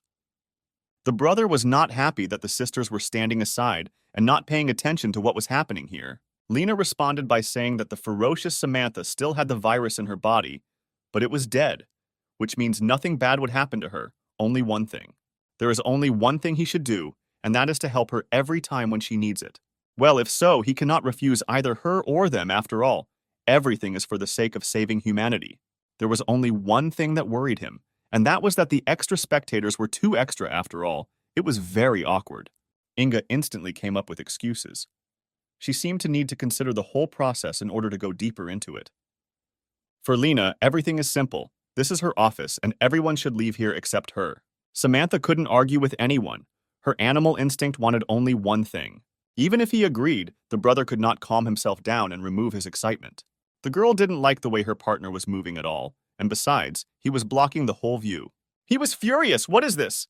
Inga has become an operator. Could someone help with this? Still, Samantha is in such a state that she cannot be restrained so easily. Lena noticed this as just a reason to join in. Even her cheeks shone. What a girl's. Inga also did not tolerate such bad work and immediately sent her sister to be devoured by a monster, a bed monster. But she didn't expect at all to be waiting on this couch, and yet he only asked her to help him. Initially, everything was going well. As soon as he finished with Samantha, he moved on to the second one, and she was just happy. The brother will always find a reason to cleanse the body of his partners. What could happen to them if not him? Inga was amazed by this experiment. She was able to obtain so much necessary information. 2 hours passed and 2 were knocked out. Time after time, the bed monster wins in unequal conditions. He did this to the girls, and now he says how he was exhausted and went out to get some air. Here, his peace was disturbed by the eldest, who from the very beginning thought that he would not be able to hook Lena. This is all a long story, so they will have to go with Samantha to find patient 0, how he can help her in an emergency. She said that if he begged her on his knees, she would volunteer and go with him. But how so, he asked. Why did he need such a little thing? It's better not to joke with her like that, but it's better to keep your mouth shut. This little thing can shoot off eggs. There will be nothing to fight with. By her actions, she showed that even in such a body, she was capable of strangling a healthy man. Here the hero was not so brave and asked her to stop, since the gun might fire. The bullet flew out of the muzzle with lightning speed and broke the cup, without thereby injuring Brother Sam. She blew the smoke out of the barrel, telling him that instead of chattering in vain, he would have just taken her with him. He has nothing to say here, he has no choice, so he is given only one answer, yes. The night passed, and near the academy the life of the dead was seething, standing very strangely in one heap. And the strange thing is that in all parts of the world with zombies, they wandered around and each took their own place. And not like here. The same thing was noticed by the brother, who himself often noticed that they would walk far from each other. She had an answer to this. The fact is that the mind of the experimental sample, so to speak, the mother, wants to return to the past, and the zombies themselves fall under its control and obey her. Sam thought they would need to sneak into the locker room and steal patient zero. Everything is not so simple. Inga said that if they disturb the peace of the main mind, this entire hive will cause destruction, as it senses a threat. Just in time, an unfamiliar zombie almost snuck into the territory, whom they would not let in to take his mother's place. As soon as a zombie entered the territory, everyone headed towards him, and this was only because their chips were half the price of other academies. This shocked the handsome man, since if they twitched, they would create a fuss that would ruin the whole plan. That's when she suggested approaching the matter wisely, coming up with a more reasonable plan. Meanwhile, a certain female voice said anxiously whether the two of them would be caught doing this. These were two zombie girls who decided, out of necessity, to create one during their studies. Suddenly, Sam intervened in their affairs, who noticed that these two were engaged in such horror, and if anyone noticed, he asked. One of the dead noticed a handsome face in him, which immediately made her flare up. She jumped on him and offered to meet him. She won't always meet the most handsome guy in the world. He was surprised that this generation does this when they are not in a relationship, but when they see handsome men, they jump on them. Just a few moments and the girls rest on the ground. Apparently, they had a hard time. For that, he was able to find clothes for himself and Inge, which would become camouflage for them for the first time. But as soon as he looked down at the little one, he was shocked by her strange appearance, which clearly gave her away. For her, this was not a problem. For mindless zombies, it would do just fine and wouldn't hurt in any way. And besides, they had completed the first and easiest part of the plan. Then they headed to the classroom where our target, Lisa, was teaching, who was drawing something on the board. The zombie professor warned her students that they should listen to her, as the topic would not be easy. In response, she received an unfortunate moo, which endlessly swept throughout the office. Sam asked his partner if she knew why their target was teaching zombies, a teacher of the dead. Scary. According to the beauty, Lisa is a mother's mind and sees all the girls in the audience completely differently. This is roughly how she sees all the students, whose smiles shine and their skin shimmers in the light. She was not at all happy with those two scoundrels, since they disrupted her lesson, and this is disrespect for the teacher. Her words were followed by a surprise chalk attack. They had better dodge, otherwise it wouldn't bode well for them. He suspected this was a great danger. What could happen to him if he collided with the chalk at point-blank range? Fortunately, he managed to avoid the blow, but it only hit a neighbor behind her, who almost flew off her chair. He was horrified. Somehow he immediately turned pale, because he realized that this teacher could easily kill. Meanwhile, the lesson was over, and she was about to go to her office, saying that she would be waiting for the talkers. Lisa left the office, and Sam realized that this would be the perfect opportunity for him to get all the bodily fluids from patient zero. Only Inga warned him that he could not use force against her, as this would put the entire academy on notice. Everything led to the fact that he would have to make Mrs. Elizabeth fall in love with him in order to achieve his goal. According to the little one's first plan, everything should have gone so that she would warm the heart of the cold queen with her cute little face. In his vision, he saw all the delights of this plan, how Professor Lisa would personally teach him additional classes. He hit the table with his hand and screamed that he couldn't play with the feelings of his dear teacher.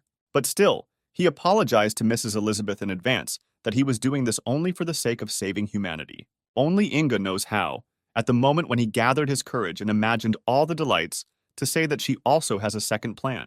He won't need this plan. After some time, she herself will see his triumphant return. Silence and disorder reigned in the teachers' rooms. Clearly, there had been no one here for a long time, or no one intelligent. During her work, Lisa constantly thought about how nervous she was becoming. She probably didn't have enough of a man at hand, she said. Before entering, student Sam introduced himself to her and said that he had come for a conversation. Meanwhile, she reminded him of the rules, which state that students can start relationships, but they do not dare disrupt classes. He, of course, understood everything and said that this was not his girlfriend, and he loved someone completely different. For the godlike beauty of the professor, it doesn't matter that he likes someone there. She only cares about his knowledge. But he didn't want to retreat. He suddenly grabbed her tender hand like a silk veil. And finally he said these words, "I like you, Professor." His aggressive flirting technique should work. But it didn't bother her at all. She pulled her hand away from him and said, "Firstly, I'm your teacher. And secondly, I don't like those who don't study in class. He answered with lightning speed that he studied her subject with a heart full of joy and put his soul into knowledge so that he knew all her words. She's seen people like this more than once. Since this is the case, then solve the tasks I personally compiled, and we'll check what you're capable of, she said. Sitting down in front of the assignment form, he asked if he solved everything. He would deserve a kiss. She decided that he would at least start. Somehow she was flattered by this, since this had never happened to her before, but she cannot be fooled by her face alone. Yes, she is still a teacher. Meanwhile, Sam was much more worried. The sweat of despair was dripping from his forehead, and in his head, he did not understand what kind of questions they were. How could this be higher mathematics? Suddenly he remembered about a system in which he could buy whatever he wanted for points. He asked Archimedes, Gauss, Descartes, Lagrange, Pythagoras, and all the outstanding mathematicians of all time to give him knowledge. Now these problems are just baby talk for him. It's not for nothing that he sped up so much when he started writing.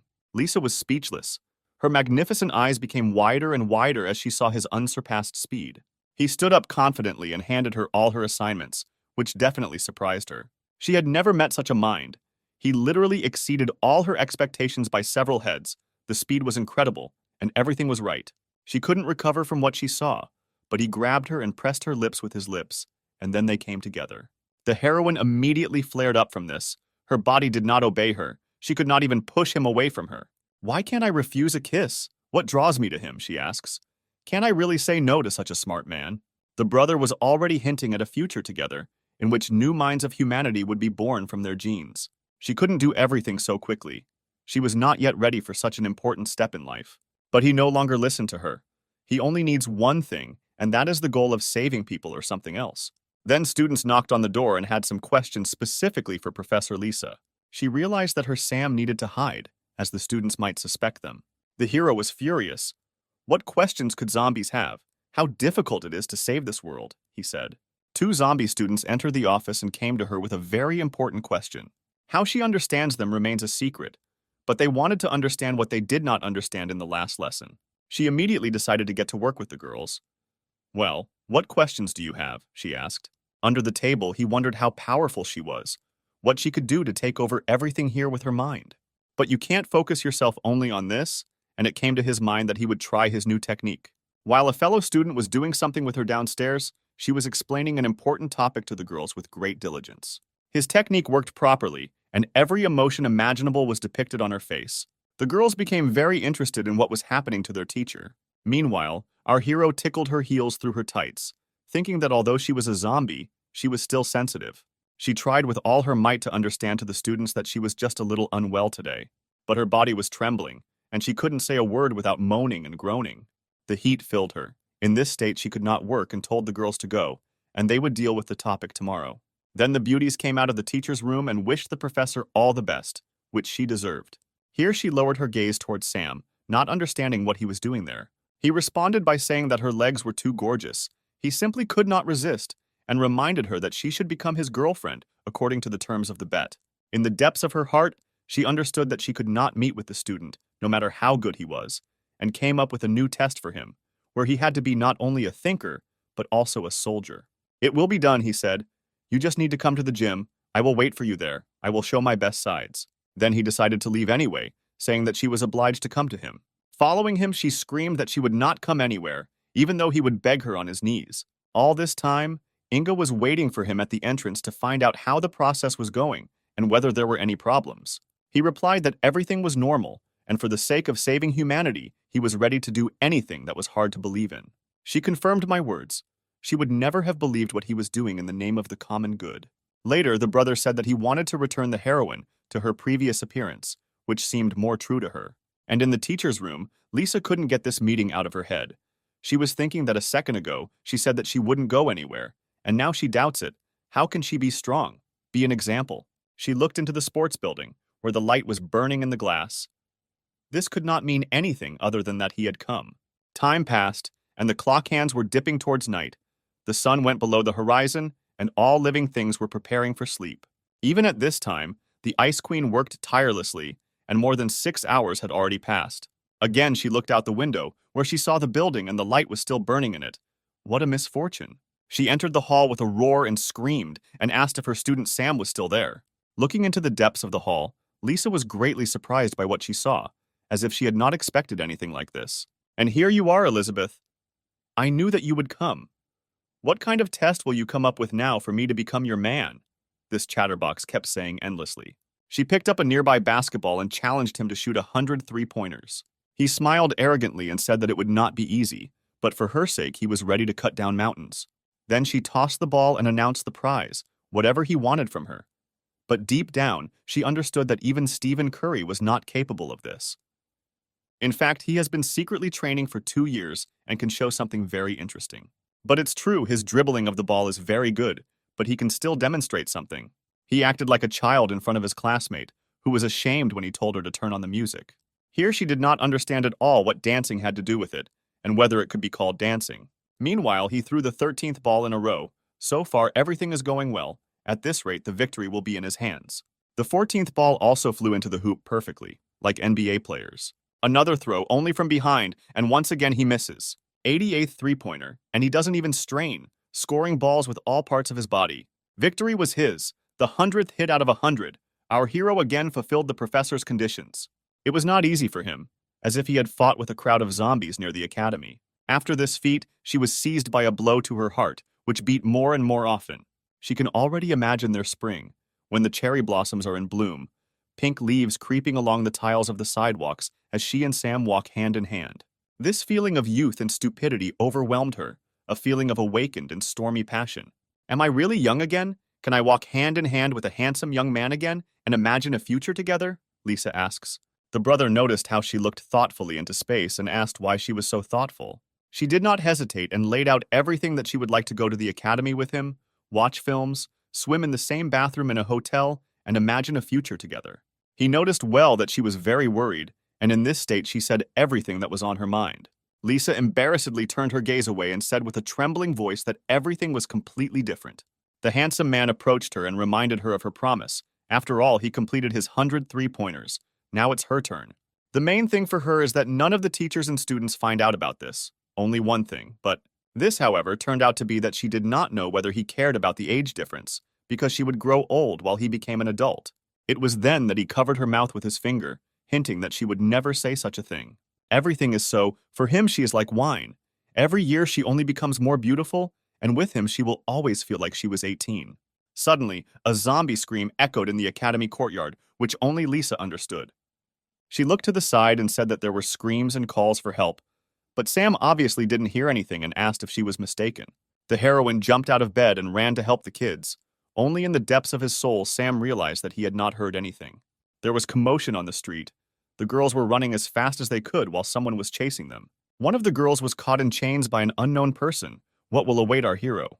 The hunt for the students was led by the zombie director, who during her lifetime loved to bully her students. This fate carried over into this state.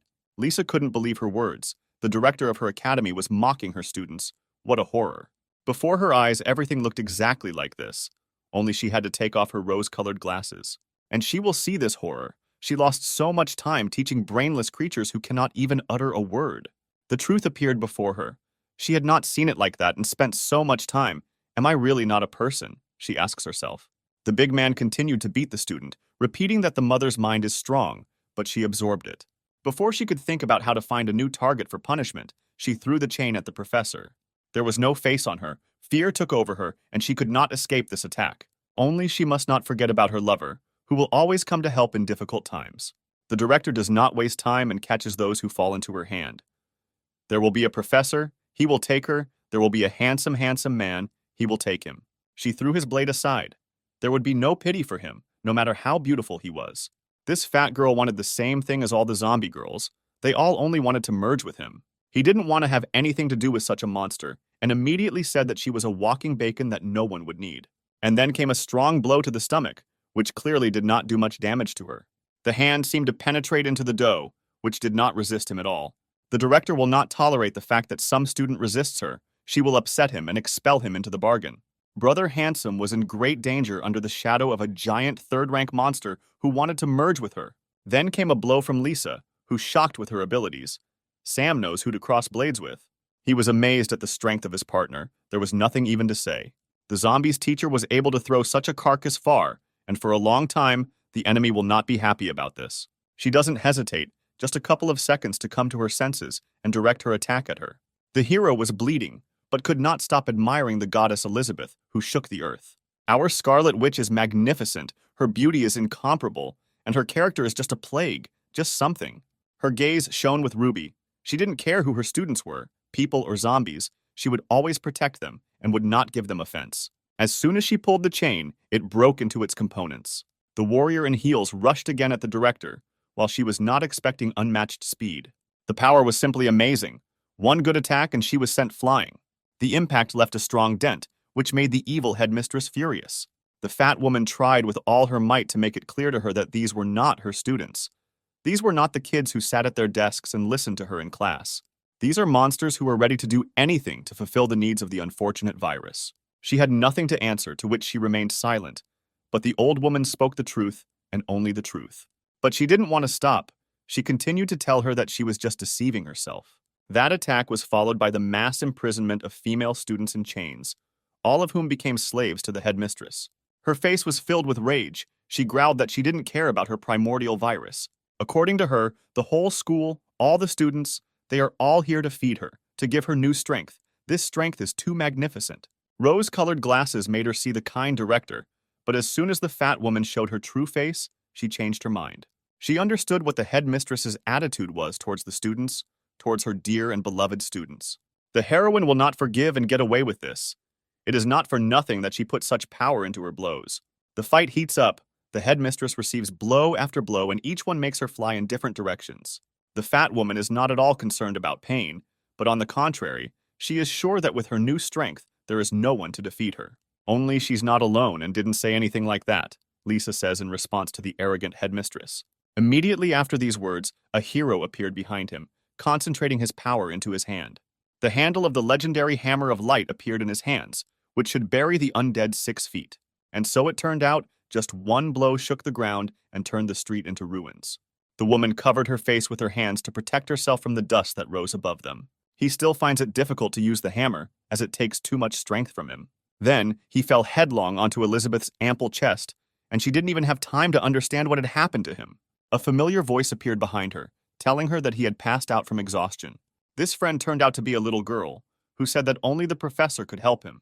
She was surprised how exactly only she could help the boy, how it should be done. She hinted that in her blood, there are maternal cells that feed the zombies with energy, and the boy is just partially infected with the virus. Well then, how can I help him? What should I do? What should I do with him? Lisa asked over and over again. She came closer and began to whisper what and how to help him. It was immediately clear what she began to explain there. She screamed that she had never done anything like this, and she didn't understand at all how and what to do. The girl was completely disappointed. Well, so be it. She will help her with this.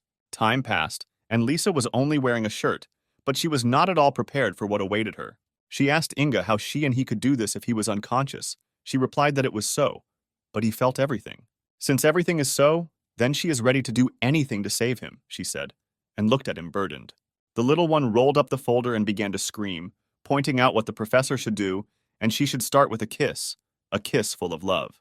She screamed, because she didn't like the fact that they were in such a place and in such a situation, and Inga was sitting there like a director of a dubious movie. Then, of course, she moved her face closer to the hero, her whole body glowing with anticipation for this moment.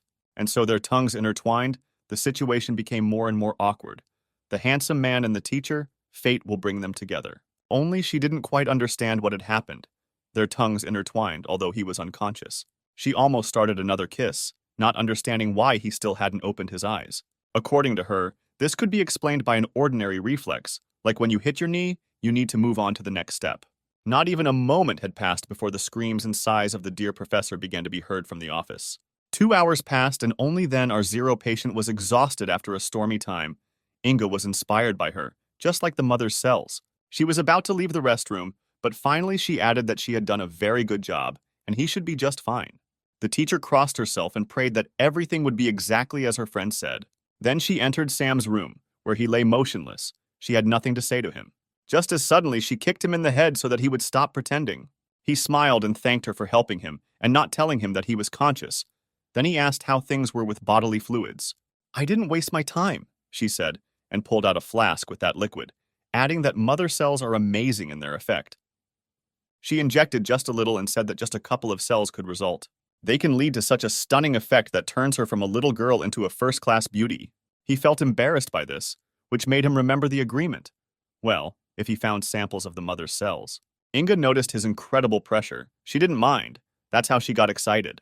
She didn't understand at all how he could cope with her if he had just finished with Lisa. And he is full of power, telling her to never say such a thing to a man again. He was only too glad to accept the challenge of such a beauty and immediately called the system for help. A mysterious bottle appeared in his hands, which, according to statistics, should return all the strength to our hero.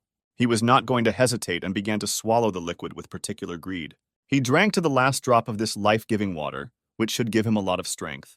Incredibly, the power overwhelmed him. He even undressed after that. There was too much energy. Inga was inflamed when she saw such a sight, and she couldn't believe her eyes, saying that it was scientifically impossible.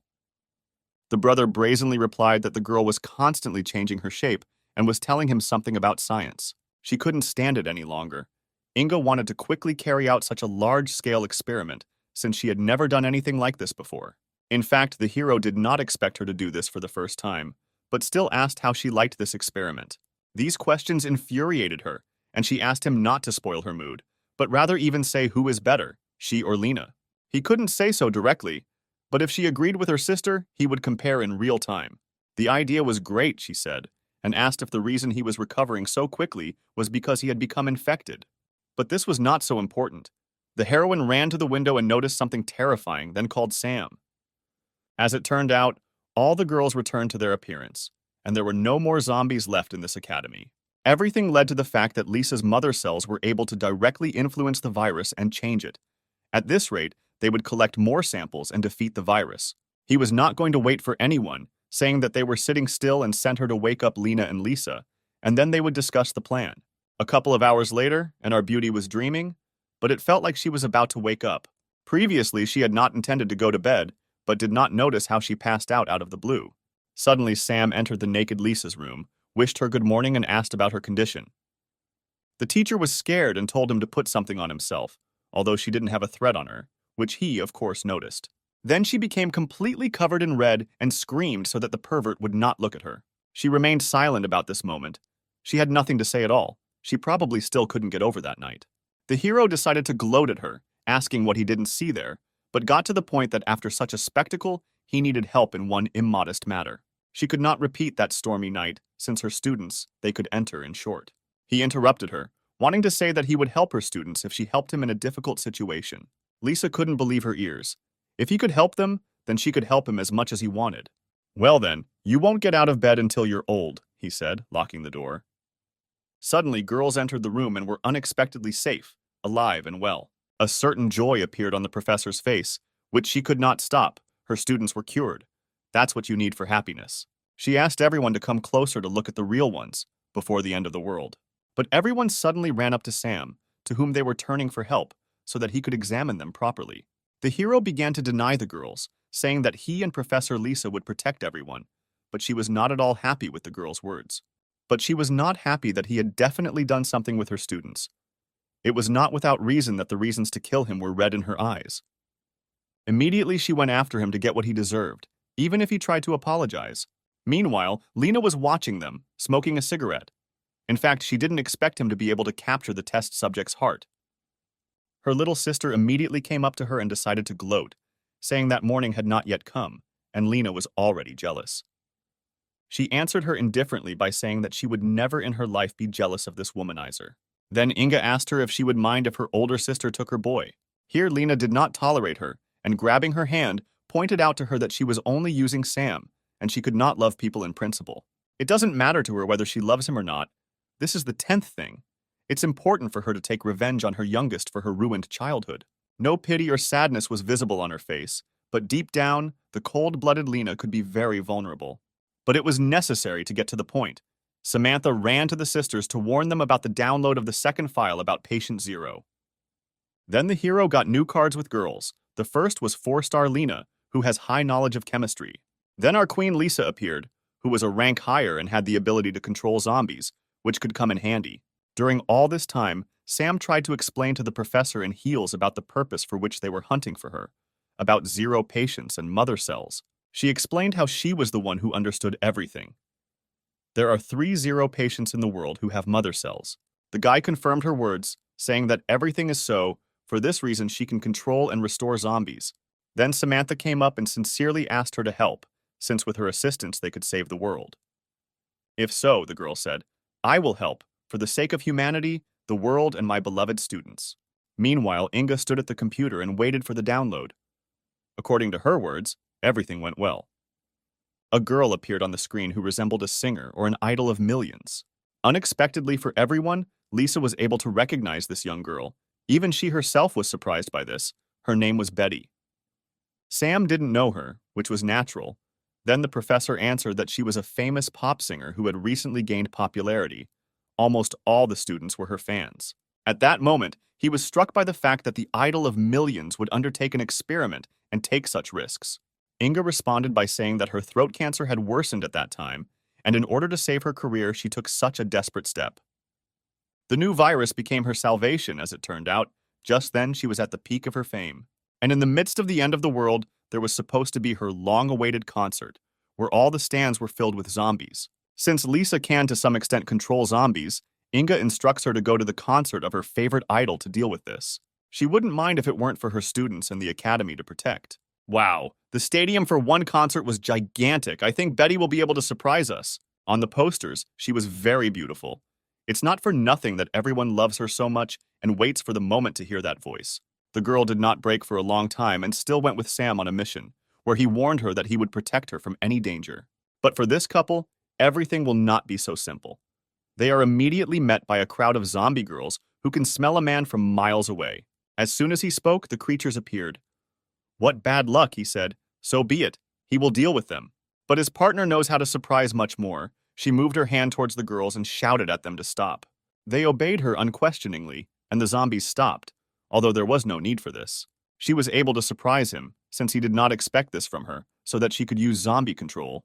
Lisa confirmed his words, saying that this is true, but the strength weakens the further they are from the academy. She can't even imagine what will happen if there are too many zombies. He wasn't so sure about the latter, since a lot of time had passed since the epidemic, and then he dragged him to the stadium. They might have been lucky if the stadium had not been filled to the brim with fans, but the culprit of the whole event, her sweet voice, is truly enchanting. It's not for nothing that she has so many fans. She is sure that together with her they are ready to tear their voices until dawn. And so it turned out, people were delighted. The girls admired her beauty, her voice, charisma, and confidence. The audience screamed louder than our Betty.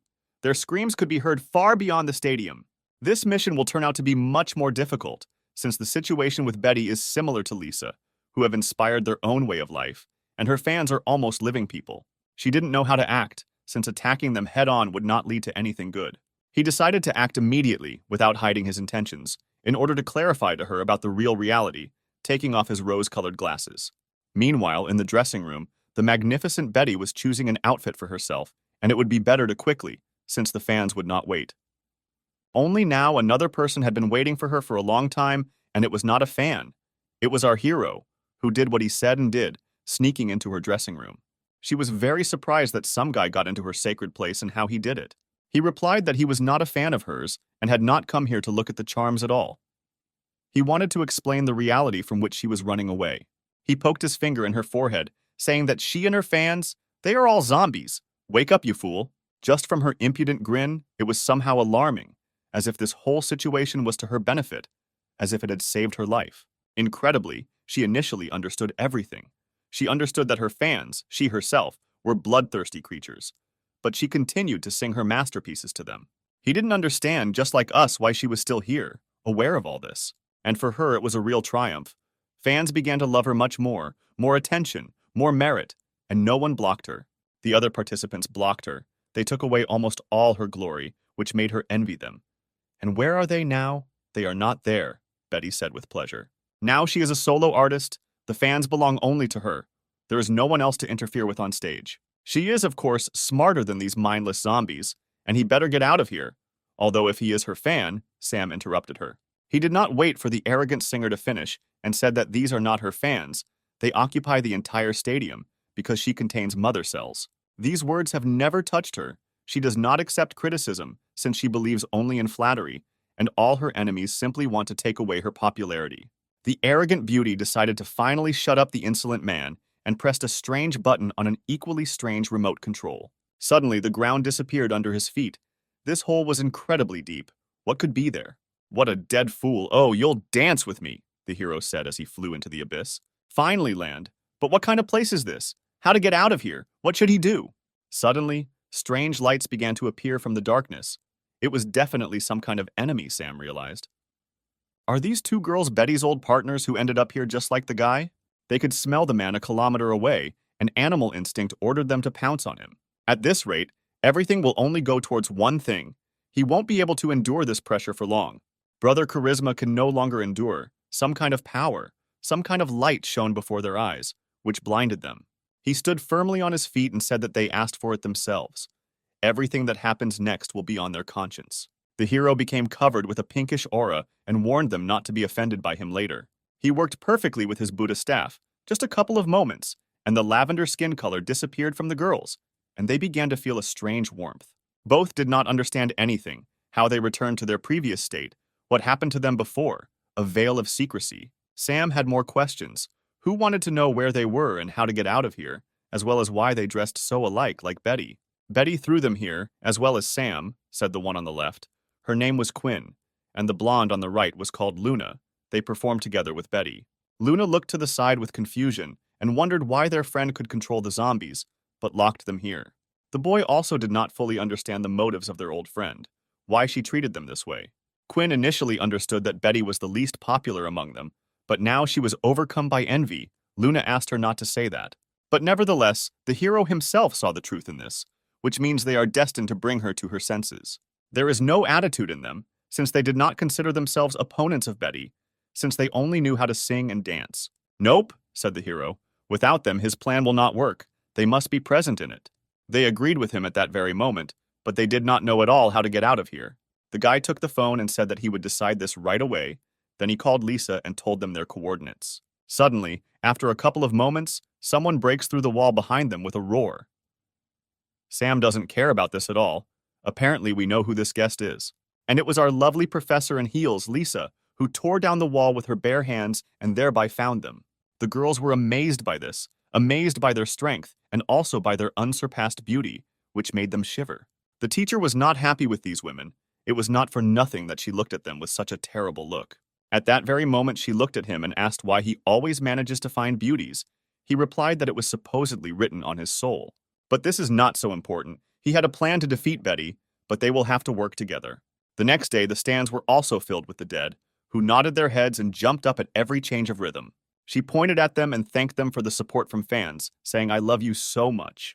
But suddenly her pressure changed when she heard a familiar voice behind her. Who was it? With a surprise appearance from the group's old members, fans have been waiting for this duo for a long time. She was shocked. Her competitors came out of the trap, how they did it, who helped. But no one was going to answer her questions. They decided to introduce the new members of the group. The first to be shown was Lisa, with the interesting pseudonym Lisa Lisa. She was truly ashamed to go out in such an outfit. The new members of the group created a sensation. The audience began to scream with enthusiasm. Among everyone, the only one who was not happy was Betty, who did not understand why they were occupying her stage. Then a girl we knew very well asked Betty if she would accept the challenge from the new group. But our arrogant heroine will not hide her potential, saying that they are no match for her. After all, she has already been on stage for 2 years. But behind the mask of pride, there was hidden the concern of this gray-haired beauty. It was she who stood out most of all with her magnificent face, and besides, she was able to please Betty. And she has the kind of figure that many people dream of, but here it's as if God himself rewarded her. "And don't lose your spirit," said the arrogant singer, slapping herself in the face. She also added that she has all the fans today, so victory is on her side. With her sweet voice, she wanted to attract the attention of fans to herself. She asked them for support. All the stands heard her. They shouted her name back to her. Such devotion. Confidence began to shine in her eyes. These countless fans were on her side. As soon as the beauty from the new group opened her mouth, her heart froze in place. This heavenly voice filled the entire stadium. Betty was shocked by this singing, as if early in the morning she woke up in a lonely house in the middle of the forest. A sultry breeze with the smell of daisies was blowing in her face, and the birds were singing the morning sonata. It was a performance. The audience did not shout to her, as they were trying to listen to her fragile voice, but at the same time, it sounds even more magnificent. Betty's loyal fans began to admire the new artist's voice. Nobody knows her pseudonym, her name, only we guess that our hero decided to transform into a girl with her charming and singing skills. Her fat is worried about the excessive attention on the new singer, why her fans are shouting at her, why they call her Madonna. It's time to start a real show, where our girls will show how to captivate their audience. Their moves were perfect. They looked amazing. Betty could never top them. And all the external beauty was improved by the song of our hero, which caressed the ear. The zombies shouted the name of the new member. They never ceased to admire every word of the songs. Betty began to feel desperate. What was going on, she wondered. Her legs could no longer hold her up. It was a complete fiasco. It only took a few minutes to achieve her defeat. She didn't understand anything. They were her fans. Why they betrayed her? Why did she do all this? Suddenly, someone's hand touched her head. She had no idea what or who was doing it. And it was she who stood. The one who took everything from her. They won. And if she wants to regain her former attention, she must help them save the world. It was clear from her that that arrogant nature had disappeared. In front of Sam stood a completely murdered girl who had already agreed to everything. The rest of the participants were inspired by this, saying that the guy was very interesting. A little time passed, and our hero in the dressing room wanted to quickly return to his usual appearance. If she knew that there would be so many people, she would have conjured smaller breasts. But all this is not so important. He turns into himself. At that very inconvenient moment, Betty, who wanted to know something from her, bursts into the room. He himself understood what an unfortunate situation he was in, since the transformation stopped in the middle and she entered. She tried her best to squeeze out information about how she achieved such attention from fans. This made him very worried, but he still asked her to go out and wait while she changed clothes. Well, Betty is too impatient after all. She decided to help the young star with this. She pulled off her skirt. She had no idea what would be waiting for her a little higher. What she saw made her sigh heavily, yet the transformation first began to take effect in this place. Sam replied that this was the source of the charm and asked if she would like to try it. She became very embarrassed, her cheeks flushed with anticipation, and with a trembling voice she said that she did not dare refuse. Sam came up behind her and began to sweetly whisper if she was ready. She had been for a long time. Puzzled sweat ran down her red cheeks. She couldn't help but accept that this girl was very beautiful, even if she looked a little like a guy. But the last words he whispered in her ear should plunge her into shock. She guessed right, he is the guy, only she herself knows what her surprise was. Screams were heard outside the dressing room, where she asked to stop, but the hero could not be stopped. The blonde did not expect that these two would find a common language so quickly, and even in such a place. Quinn added, biting and licking her lips, that the guy was very reliable, much better than all the guys she had seen. Lisa thought almost the same way. She saw in him much more reliability and strength than they could have imagined. Meanwhile, the extraction of mother cells was in full swing. It was hard for her to breathe. How could such a male be caught? He ordered her to endure. After all, she is the idol of many people, and he helps her with stretching. Only they were interrupted by other beauties, who thought that it would not be fair if he only helped Betty. Unlike Lisa, they could no longer endure it, as they didn't want to either. Betty didn't expect them to come in, but how dare they, she said, stammering. They answered that they had quarreled. No matter who they were, after all, they were a team, and such joys should be shared. The brothers smiled and asked why they have an unspoken rule about this. Quinn replied that of course there is and always has been, and this also applies to you, Sam. The blonde replied that he could consider this a reward for the work he had done, but he should not tell the fans, otherwise they might be upset.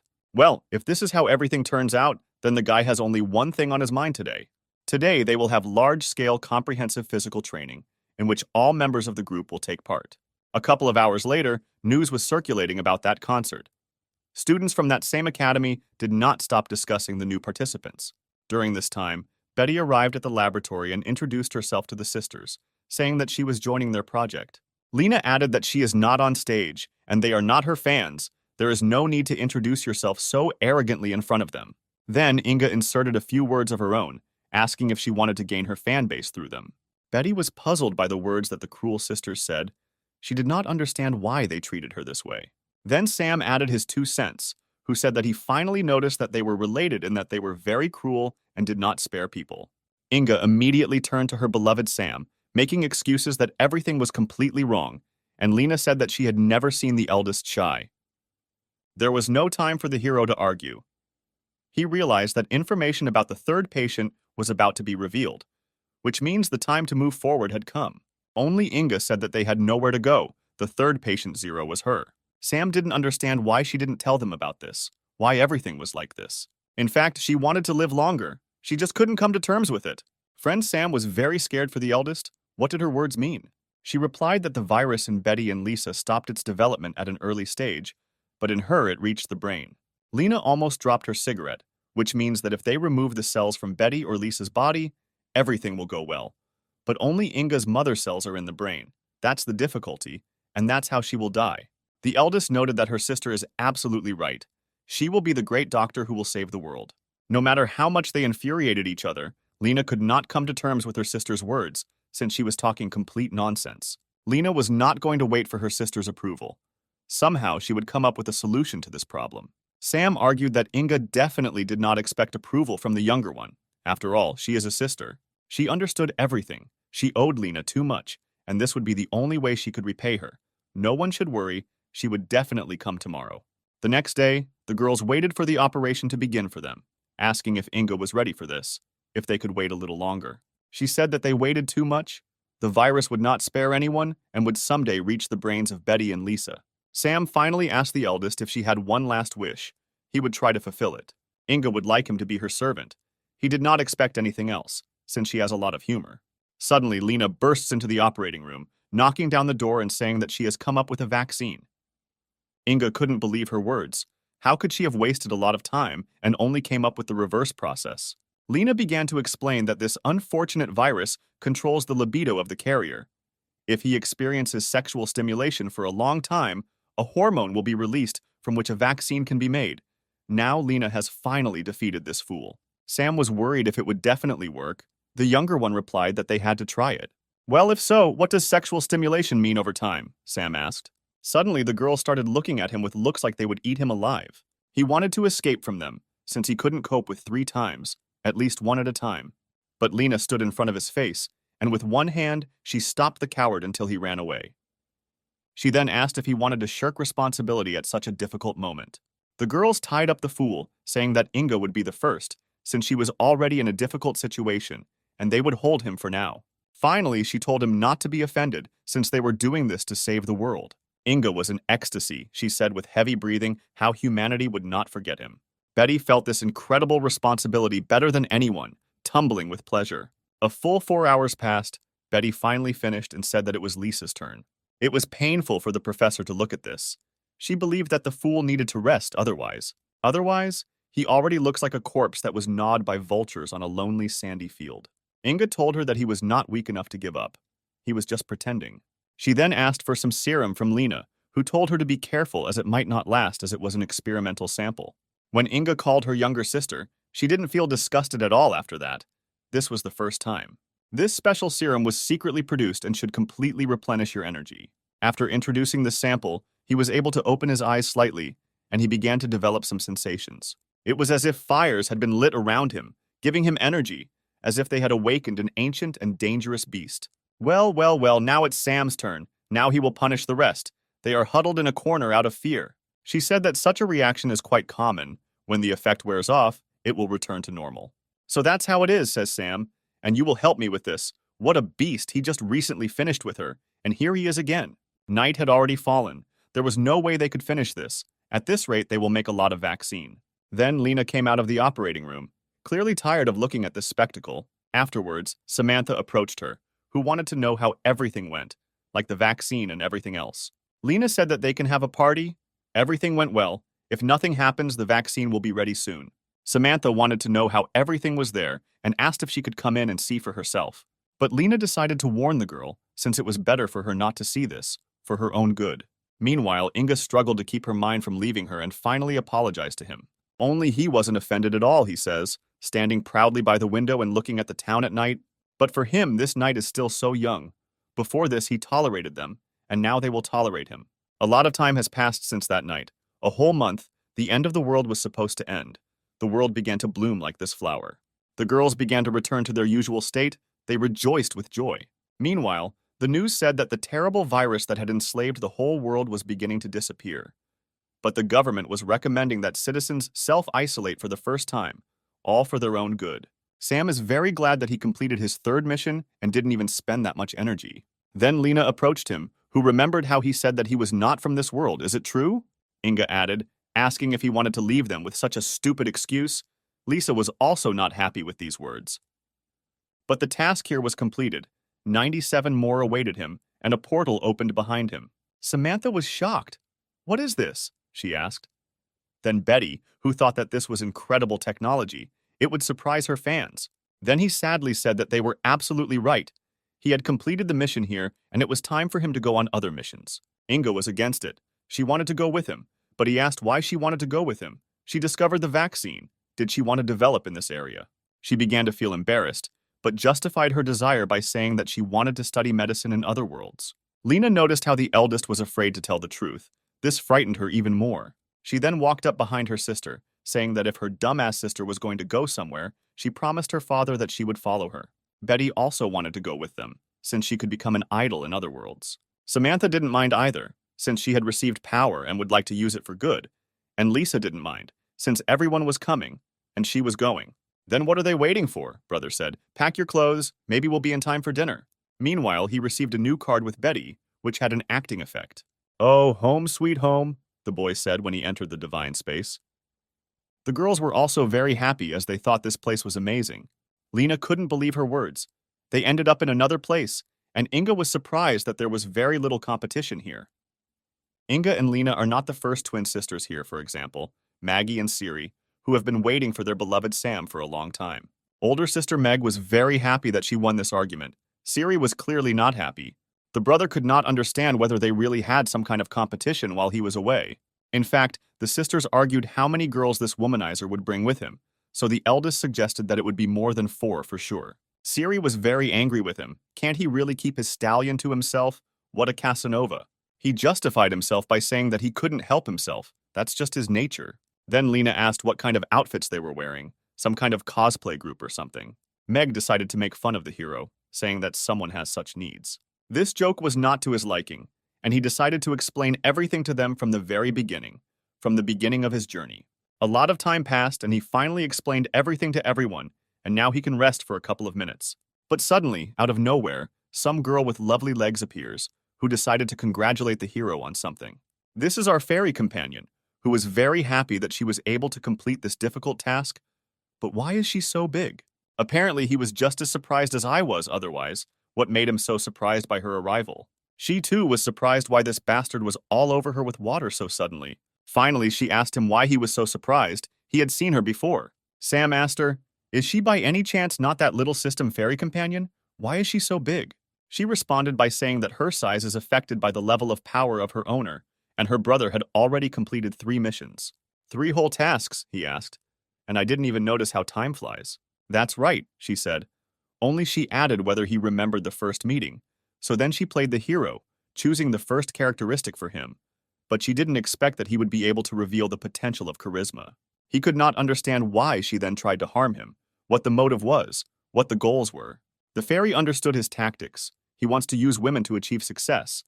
Then she decided to teach him a lesson for this. But she only made it better. But at that time, he thought that it was just a game in which there was nothing like that. After this experiment, she realized that her martyr treats women with all sincerity, and now she is counting on his help. He unquestioningly agreed to help her, but for some purpose he began to extend his hand to her. Suddenly he grabbed her cheeks. What was he up to, the fairy wondered. Suddenly he put a bottle in her mouth and began to forcefully drink it. Well, listen to her, he said. She really decided to punish me. Now I'll punish you. Her whole face flushed. She could not understand what he had given her, what kind of drink it was. It was acacia wine. He wanted to give it to some beauty, but since the fairy of 1,000 worlds herself came to him, he gave it to her. She began to not be able to speak since she belongs to the system. Only he will not tolerate such statements, shutting her up. He said that she belongs to him, just like the system in the game.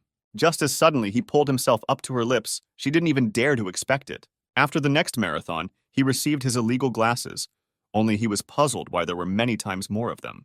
She replied that these glasses come from her body, and it's better for him not to do that again. Wow, this is a bug in the game, Sam asked with delight. It's a sin not to use this. We should do it more often. She is very ashamed that she treated the system this way. Will she forgive her? The night was stormy. He, yawning, asked where his beloved fairy was. They went to bed together. And here she is, but why is she so small? How is it? Where is that beauty from the night? He couldn't understand, just like us, why she had become so small. Only yesterday she was so big. The fairy replied that it was all his fault. Yesterday he spent a lot of energy, and he also had to return the money he got through a mistake. He replied that he did not take advantage of the mistake, but got all the points through backbreaking labor, and she could suck her points. Well, you asked for it, she said with a catch. This time it will be even more difficult than he thinks. He confidently replied that he had also lived here for several days, so he was ready for anything. Suddenly a portal began to appear under his ass when he was not expecting it at all. He screamed at her to give him time to prepare, but it was too late. This time he ended up in some ancient village in the outback. What did he happen to experience now? Everything in this world was somehow strange.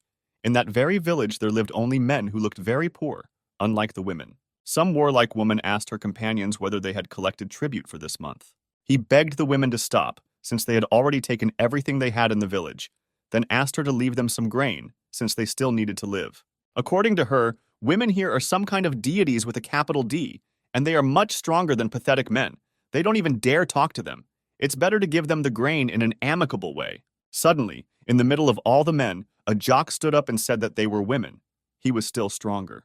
Wow, the girl was surprised, saying that a daredevil appeared who showed character. He pointed his fist at the insolent woman, saying that it would be a matter of life and death. Only his fist, full of aspirations, could not be stopped for long. One touch destroyed all his pressure. But he couldn't stop her spank, he couldn't even react to it. One attack was so strong that this big guy fell face first into the dirt. According to the leader, the guy's name was Quint. Then the girl with a straw in her mouth put forward her conditions. Either they simply give them the grain, or she kills several men so that there is enough food for everyone. The rest of the partners didn't care about these weaklings, saying that these non-entities would never become stronger than women, real non-entities. According to the beliefs of the men here, a heavenly man, a holy guy, should come who will save them from this routine. She already has these legends in her heart. Since the beginning of time, women have been superior to men in everything, and their stories are like laughter. After her words, "Our friend falls from heaven," has the legend come true, men can rejoice. It was as if heavenly punishment had fallen on her. God was punishing her for her sinful words. Sam didn't expect to fall right on his head. It hurts a lot, he says. This little guy will always send him away and won't even let him get dressed properly. And he fell right into the bullseye. That arrogant girl was unconscious, and he didn't want problems for himself at the very beginning. Immediately after that, he began to apologize to her for what he had done. He didn't do it on purpose. Panic spread among the girls. They noticed how he defeated the second great queen. Does a heavenly man really exist? They have big problems. They need the help of the first great queen. After all the fears, they took the girl and ran to the queen, who didn't even have time to explain.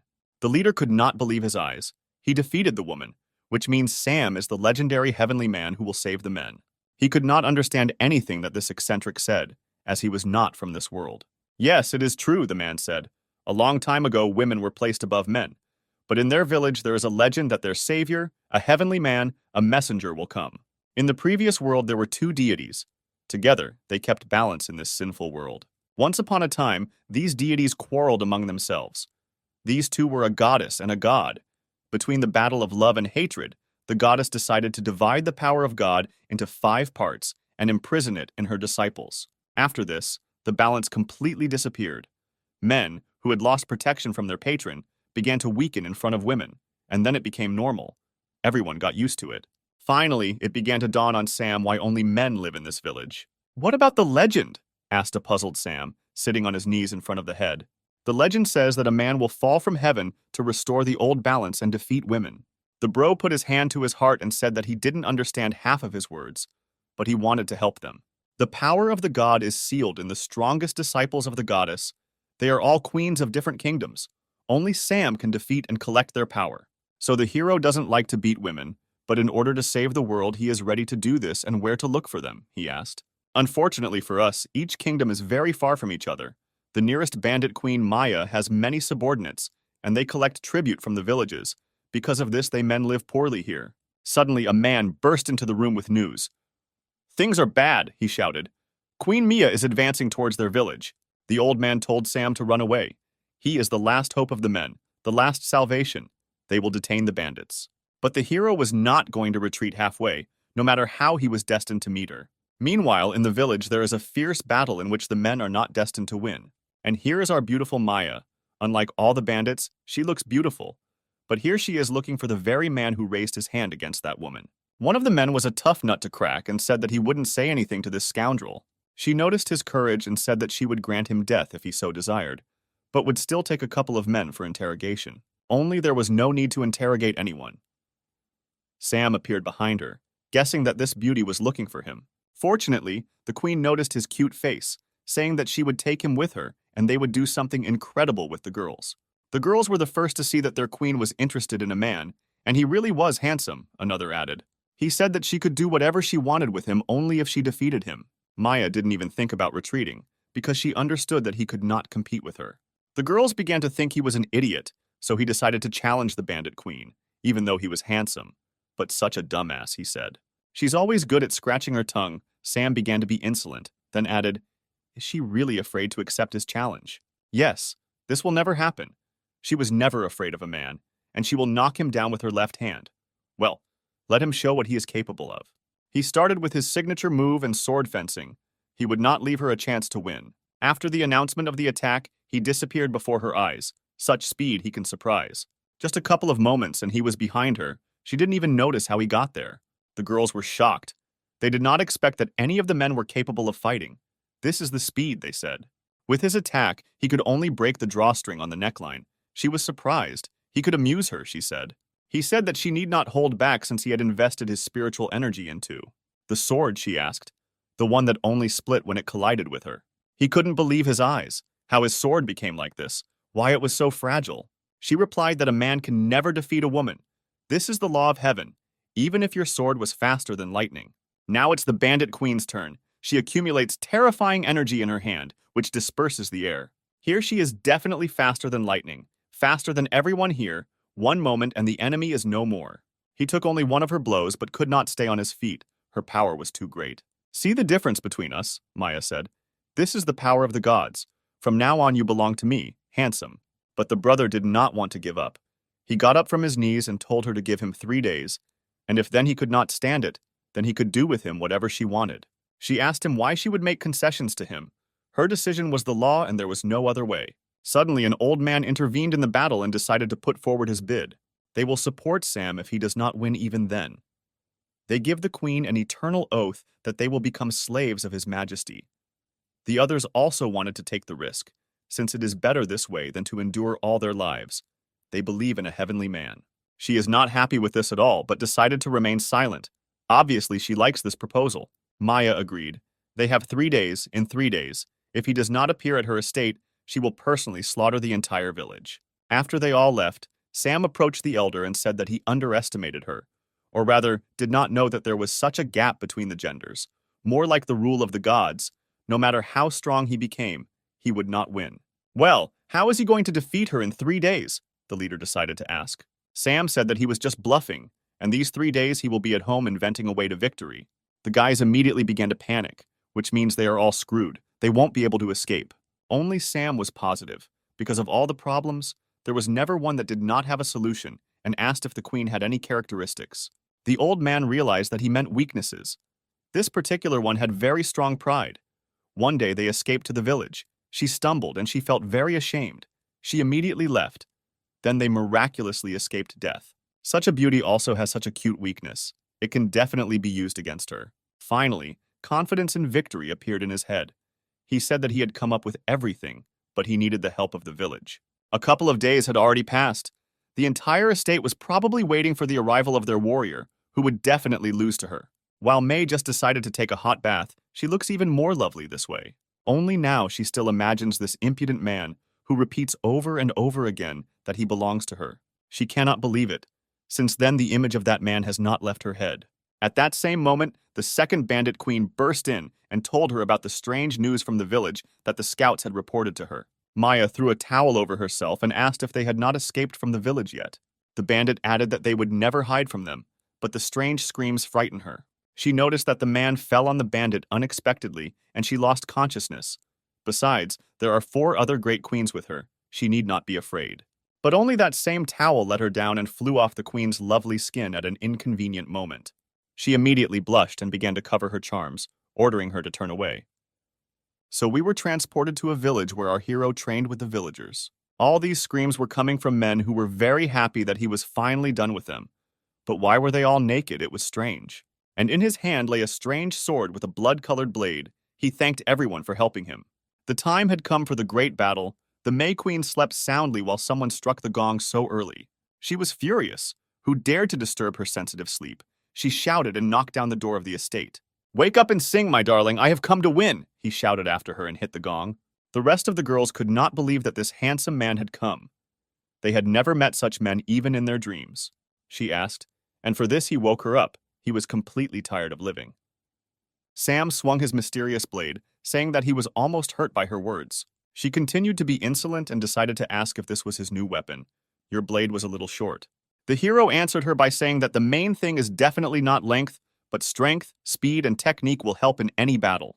The girls began to cover their faces so as not to show their emotions. If anything, they were very embarrassed. And she constantly repeated that he must understand that a man is always weaker than a woman and cannot hurt her. "Just now you will see my new power and rush towards it." He inflicted a lightning attack on her. There shouldn't be anything left on her. Then she said that she was completely right. She didn't even feel the blow. There's only one thing. He didn't intend to hurt her. What did he do? How was he going to defeat her? He snapped his fingers and her whole blouse tore into shreds. What a force. Maya covered her chest with her hands and asked what this scoundrel and insolent person was up to. He replied that he was able to improve and practice a new fencing technique and also got hold of a clothing blade that did not cause damage to living people, but was excellent at destroying clothing. This sword was used by a great monk who never wounded his enemies, but always won. But this is not so important. The important thing is that these men believe in him. The old man believes in him because only he has hope. Only he can save them. Moreover, he is the only one who has clothes. Only thanks to their clothes he was able to practice the blade and technique. She realized he was going to undress her, but she didn't realize the difference it would make. He replied that she was not the least bit ashamed to appear in this form before her subordinates, where her honor was. The beauty said that she would show him where the crayfish spend the winter, directing her attack at him. Attack after attack, he again left her, but again was able to cut her clothes. The girls couldn't believe that she was wearing such underwear. She also had such well-groomed skin, although she said that she had never looked after her. Was she really that weak? Maya ordered them to turn away from her so that no one would look at her like that, but Sam added that the next blow would expose her completely. She was very angry. Obviously, he had driven her to the point where she wanted to finish him off without mercy. The queen concentrated her energy by pressing the palms of her hands. This force accelerated the air much stronger than before. The bandits can't believe she's using this technique. Could the handsome guy really bring her to this point? A dragon's fist was rushing towards him. He was in great danger. How was he going to escape this attack? After the impact, a massive explosion was formed that would have destroyed the entire village of men. "What a hot fire," Sam said. But such an attack cannot penetrate it. It was hard for her to accept this. Could the man really withstand her strongest blow? Yes, he agreed. The attack is strong, but not as effective in comparison with his. And after these words, he completely tore all her clothes. They understood that she had not lost yet, but it felt like she was about to give up. What a shame. She was very ashamed. She blushed all over and barely wanted to say something. That's it, she lost. She decided that she refused to continue this obscurantism. Her brother tried to stop her, telling her to respect the terms of their battle. But the trouble is, he didn't have time. The door stopped him, and she ran away from the pervert. With a broken nose, Sam laughed deep down at the behavior of May, who began to cry due to defeat. Suddenly, behind him, the evil voice of a crowd of girls was heard, who were determined to destroy him. And so it turned out that there were angry girls standing behind him, and he was already hoping that they would not kill him for what he had done. But something went wrong. They fell to their knees, creating a strong roar in the area. From that moment on, these girls are now crying in front of him, and all because they wanted the hero to appease the queen, and then they will be able to fulfill any of his wishes. He laughed sweetly and said that he would somehow solve this problem, and at the same time he realized that no matter how strong a woman is, she remains a woman. Before entering, he warned her by knocking on the door like a true gentleman. All he wanted to do was talk, but the girl didn't want to see him and chased him away, hiding from everyone under the covers. But his pressure could not be stopped. He came closer, saying that after all, she was an adult girl. They could talk calmly. He did not react to her screams and continued to pull off the blanket. From the outside, you can't even tell that she's so vulnerable, but in fact, she still can't hold back her tears. But this didn't bother the hero. He looked and was amazed why she still hadn't gotten dressed. and in his head, he thought about what a good figure she had. After she felt his vile gaze, Maya immediately decided to throw a kick full of passion. She was all red, covering herself with a pillow. She said how pleased Sam must be for disgracing her. The impudent man continued his flirting, saying that it was simply impossible for such a beautiful girl to disgrace herself. She couldn't believe his words and tried to say that he was trying to appease her. But everything was completely wrong and Sam wanted to prove it, and you already know it yourself. Immediately after his words, there was a kiss as passionate and daring as her blow, and she was very surprised by this. "Well, you asked for it," she said, throwing him down, and she rose above him. Maya realized that he had won after all, which meant that any desire behind her, what he wanted, interested her. His desire was to save all the men in this world, which means that 4 seals must be opened. But how? His appearance made her believe in this absurd legend about a heavenly man, but she could not help in his request. He continued to put pressure on her, saying that she allegedly did not want to accept the conditions of defeat. In fact, all the seals are inside their bodies, and in order to remove them, you need to perform a very interesting ritual. Apparently, he still couldn't understand what ritual she was telling him about. The beauty, shy and looking away, says that this ritual requires male strength to shed her blood. He still can't understand what she's talking about, how a man can hurt a woman if heaven forbids it. The queen began to explain that he did not need to hurt, but to shed blood, to have a child. But still he did not understand anything. She shut him up, saying that she would do this not for her own interests, but only for the sake of the fulfilled condition. Suddenly he began to take the initiative, but such a powerful woman will not allow a sycophant to be above her. The rest of the girls began to look into their secret place, who did not understand where the men got their tales from. Half an hour had already passed, and according to the girls, Maya couldn't figure out what to do here. Sam was already getting desperate. He began to ask questions whether she understood what she was doing at all. She screamed and was very embarrassed. This was the first time she had seen such tales, but now everything should happen. Not even a second had passed after her words, when a column of light of incredible strength and power hit the heavens. The girls were delighted.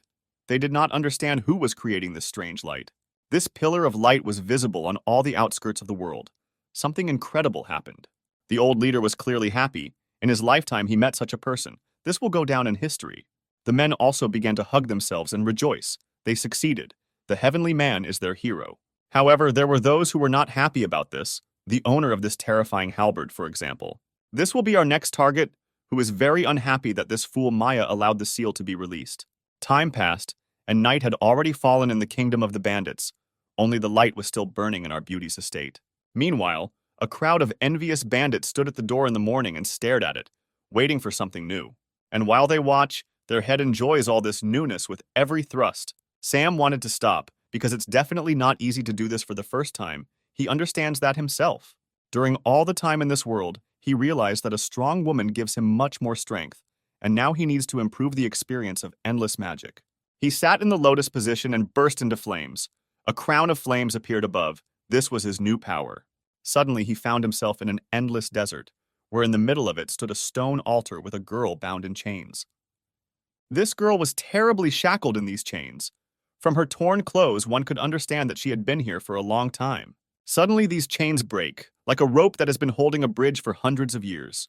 This girl rushed down, her body like a feather falling silently onto the sandy floor. Fortunately, the hero managed to catch her, asking if she was okay, if everything was fine with her. She lifted her eyelids slightly, revealing ruby-red eyes underneath them. As it turned out, she recognized Sam, because she was sure that he would come here to her. He did not understand her words, since he had never met her and they had never seen each other. In fact, he is very similar to her old friend. Was it fate that brought this meeting to them, she asked. Then she looked at the wrong pillar, which she called the place of the seal. She was surprised, since one of the seals was destroyed, and he was here. Could it really be the same one? He was surprised by the amount of knowledge this gray-haired girl had. How did she know so much about this? When that same god and his power were sealed, the goddess began to greatly regret what she had done and left only a piece of her soul in anticipation of that very man who would help her. It immediately became clear to him that this beauty was that same goddess. But everything was not so simple. She was a piece of her soul, and her name was Lindsay.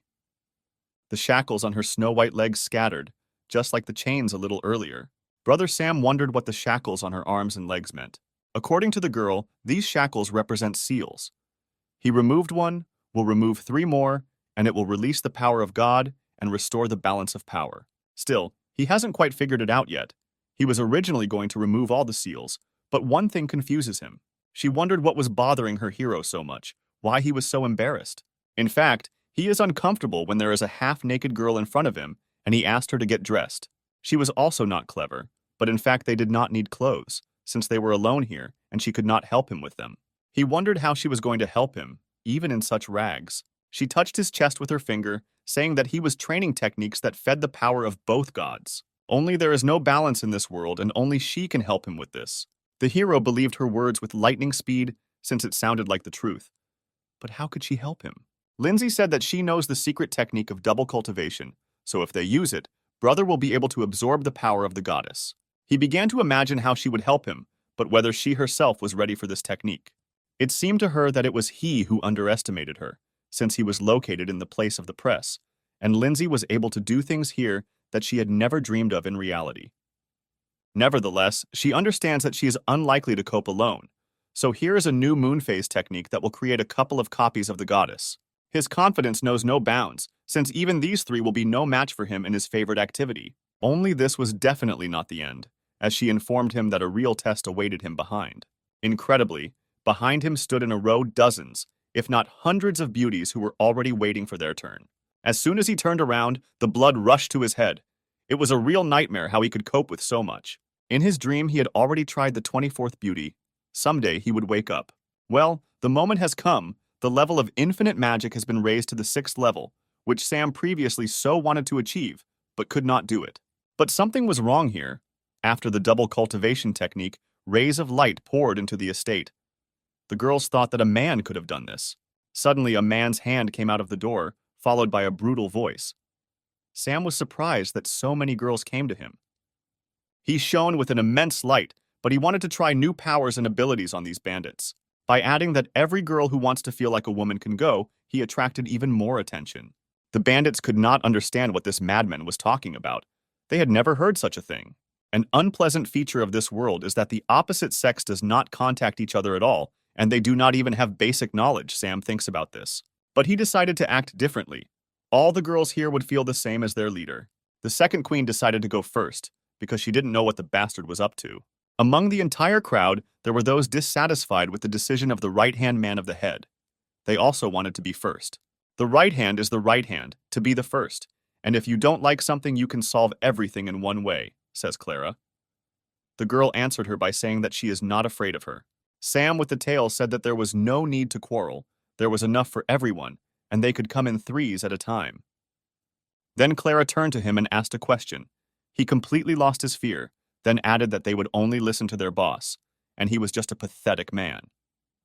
Before she had time to finish, all the girls stood in 3 columns and waited in line. Clara was shocked, but the girls believed that Sam had defeated the queen, which meant he was more important. She didn't even dare to think that everyone would take the man's side so quickly. She still wondered how he would cope with 3 girls at once. Now I'll show you everything, he said, and then he invited her to the estate. 2 were already knocked out. 1 was barely breathing, and the second was already in her 7th sleep. The last and strongest remained. Multiple beads of sweat were running down his face, but he wanted to show Clara more. Our heroine had not yet fully understood what it was like to be a woman, which meant she was not enough. Finally, after a while, they came out with weak legs. The girls had never experienced anything like this. They began to love their lives that night. The bandits were shocked by the condition of the girls. Their interest became more brutal, and their desire was indescribable in words. In addition, the hero looked out of the window, wanting more, expecting a new batch of beauties. The whole village wanted him. He didn't even dare to expect that there would be such a stir for him alone. He realized how long his night would be today, whether it would end at all. Still, morning had already come for some. Armaya did not notice how quickly the night ended. Yesterday was too shocking, which made her fall asleep as soon as it was over. As soon as she left the estate, she saw a horror that could not be imagined even in dreams. In front of her lay her charges, who were half naked, but no one was injured. Suddenly, the person responsible for yesterday's event appeared and decided not to wake up the head, since she was sleeping very soundly. It wasn't as important to her as what he did to her innocent girls. For him, it was a duty, since they asked him very willingly, and he could not refuse the lovely ladies. Why is it that our head is so unhappy to hear this? Did our proud queen really want Sam to be hers alone? Maya asked not to talk nonsense from a sick head to a healthy one. It's better to let him say what he will do next. He replied that he was going to destroy the rest of the seals, restoring balance in the world. After the answer, she decided to go on a trip with him, but Sam did not understand why she would do this. Her whole face turned red, but she replied that she could not be here since he had defeated her, and she wanted to see what she would do with the rest of the queens. But how is it possible? Clara asked. Will Mrs. May really leave, and what should they do without her? But it's true that those girls didn't want to be robbers anymore, but they don't know anything else either. Well, Sam always has a solution to any problem. In his case, the bandits will never have to think about food and housing again. As a result, they ended up in the very place that will come to life again, with new colors with these bandits. Seeing so many new guests, Siri was not surprised how this freak could find so many girls. The girls were very happy to see this place. It was very beautiful here, in their opinion, and the man did not lie to them as it turned out. Maggie met them, saying that here they would no longer need to think about food and clothing. This was a real paradise. Clara and the others couldn't believe it. Would it really be that simple? They were sure there was some kind of catch. In fact, he is. Here she will train them to please their master. The younger sister blushed in surprise. It's true, she asked the eldest, who confirmed her words. And when Sam returns, they will definitely be able to surprise him with a dose of pleasure, Meg said. Meanwhile, the main actions will take place in a very gray state. The absolutely colorless walls only worsened the picture of gray masses in the sky. Just at the same moment, a lot of people were heading into the city, drizzled with annoying rain. Sam decided to ask his partner if their goal, the second owner of the power of God and the seal, was in this city. Maya confirmed his words and then added that she rules this city and her name is Cindy. Adjusting his hat, he asked if Maya could introduce her to him, since they were colleagues after all. Everything with Cindy is not so simple. She is very irritable and vain, and they had not communicated in any way before. Moreover, she previously dared to despise one great swordsman, so her image is incredibly dangerous. He began to be insolent to her. Allegedly, Maya was also irritable and vain, only a little more tender. But in their line, it was not so calm. The guards decided not to let the old man through. He didn't have enough money to get in. She replied that with his whining, the price wouldn't go down. Sam ran up to the old man and decided to help him, as old people should be helped. He quickly expressed his dissatisfaction, since the old man must be respected. And he can get in for free, after all. He is not a merchant. In response, she pointed to the sign above, where it is written that entry is free for girls, but entry for men costs 12 coins. This is already a tradition. But she can give our hero a discount if he pleases her. At her proposal, he grinned impudently, as if he was preparing a very interesting surprise for her. Lightning flashed through his eyes as he used his face charm technique to make her fall under his power. It was as if something had hit her in the head. The blood rushed in. The pressure in her increased. The technology did not fail. She was under his control. Immediately after this, she became kinder and waited for orders from the master, who ordered her to apologize to the old man. She approached, bowed, and asked forgiveness for her behavior. The brother did not like such apologies. He wanted more sincerity, asking him to remove the armor in front of his grandfather. Completely naked, she leaned towards him and apologized to the old man with great sincerity. According to the man, he lived for 70 years, and in all that time, he never saw a girl apologize to him. It was not in vain that he lived this life. Maya asked him to stop the performance and continue moving, but he believes that he did everything right. Finally, the line began to move again. Little by little, the heroes began to approach the entrance. But suddenly, that old man stopped Sam to thank him for his help. He replied that he could take care of himself, and then he could think about us. But his pressure cannot be stopped. These books contain all his knowledge and experience. He used to be a shepherd, and then became a sage who collected 4 books about stretching, about 18 movements of Bruce Lee, Mike Tyson Publishing House, about the roots of an old tree and Kung Fu Lotus. It was only thanks to this knowledge that he lived to these years. What a mystery the old man is. Well, if the old man is so kind, then the hero respected his kindness. But the grandfather added that a good person needs good knowledge, the man said, wishing him good luck. Maya was surprised at what this old man, a shepherd, called himself. She had never heard such a thing. He also laughed and did not believe the wanderer's words, but it was vitally important for him to find a hot bath and a soft bed. She feared that it would not be easy for them to even find a roof over their heads. Her words were confirmed by signs on every hotel in which animals and men were not allowed to enter. The hotel owner came out and explained to them that men were not allowed to enter, since the rooms were not rented after them. Although this boy had some privileges, he could stay in her room, the innkeeper said. May grabbed his hand, saying that they would do without such proposals, and dragged Sam. But she added that not a single inn would let them inside, but her doors were always open for them. Time passed, and our hero was able to find himself a wonderful hot bath, where the local beauties did not expect to see such a handsome man. Sam thought that it would not disturb them. Since these are joint baths, everything is common. One beauty with mint-colored hair was bathing in the bath alone, and she was very interested in his appearance. She nicknamed herself Sarah, and she did not at all expect to meet a daredevil who dared to enter here. Then Sarah asked what the impudent guy's name was. He became dumb and didn't answer. But still he decided to be insolent to her, telling her to guess his name herself. What a bastard! Sarah noticed that he had no manners. He was too unmannered.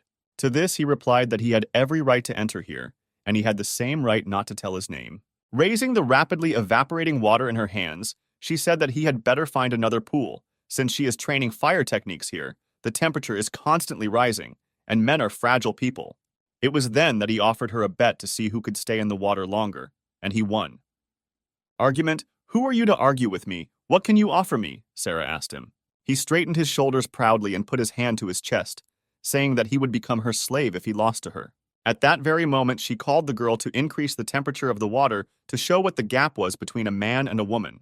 The girls behind him giggled and warned him that they wouldn't hold him accountable if he lost consciousness. Apparently, he decided to fight with her persistently and asked to turn up the heat. But deep down, he notices that he can only outwit a woman in this world. 10 minutes passed, and the entire bathhouse was filled with fog and steam from this pool. The water is already too hot, and the hero can barely hold on. Are all women really so strong in this world? The rest of the girls feel this heat from here, but have difficulty admitting that the man is capable of anything. Even Sarah herself admitted that he is not a weak man, but Sam is no match for her. He continued to be insolent to her. Supposedly, he understands why men don't come here. They like hot water. Sarah thinks he really hopes to win, but says she won't be called Sarah if she loses to a man. 20 minutes later, the terrifying heat only intensified significantly. The girls could barely stand on their feet under the influence of the steam. Sarah began to consider these girls worthless and a disgrace because she had spent so much time on this city and the people here. Following her words, the strongest girls fell, losing consciousness under the influence of the fumes. She began to reason that few people can control these temperatures, and this handsome guy still hasn't escaped. And suddenly, among the cloud of thick steam, she saw Sam, who was glowing in the water, as if all the heat came from him. He noticed that her technique was strong, but definitely weaker than his snow-dying under 6 suns kung fu, which Miss Lindsay taught him. "This cannot happen," she shouted. "She is the second most powerful in this city after the ruler, so there is no way she can lose." The girls tried to stop her, since she had never raised the temperature above this level before. She ordered them to shut up and asked them to turn up the heat, more fire, more power. But her body could not withstand it.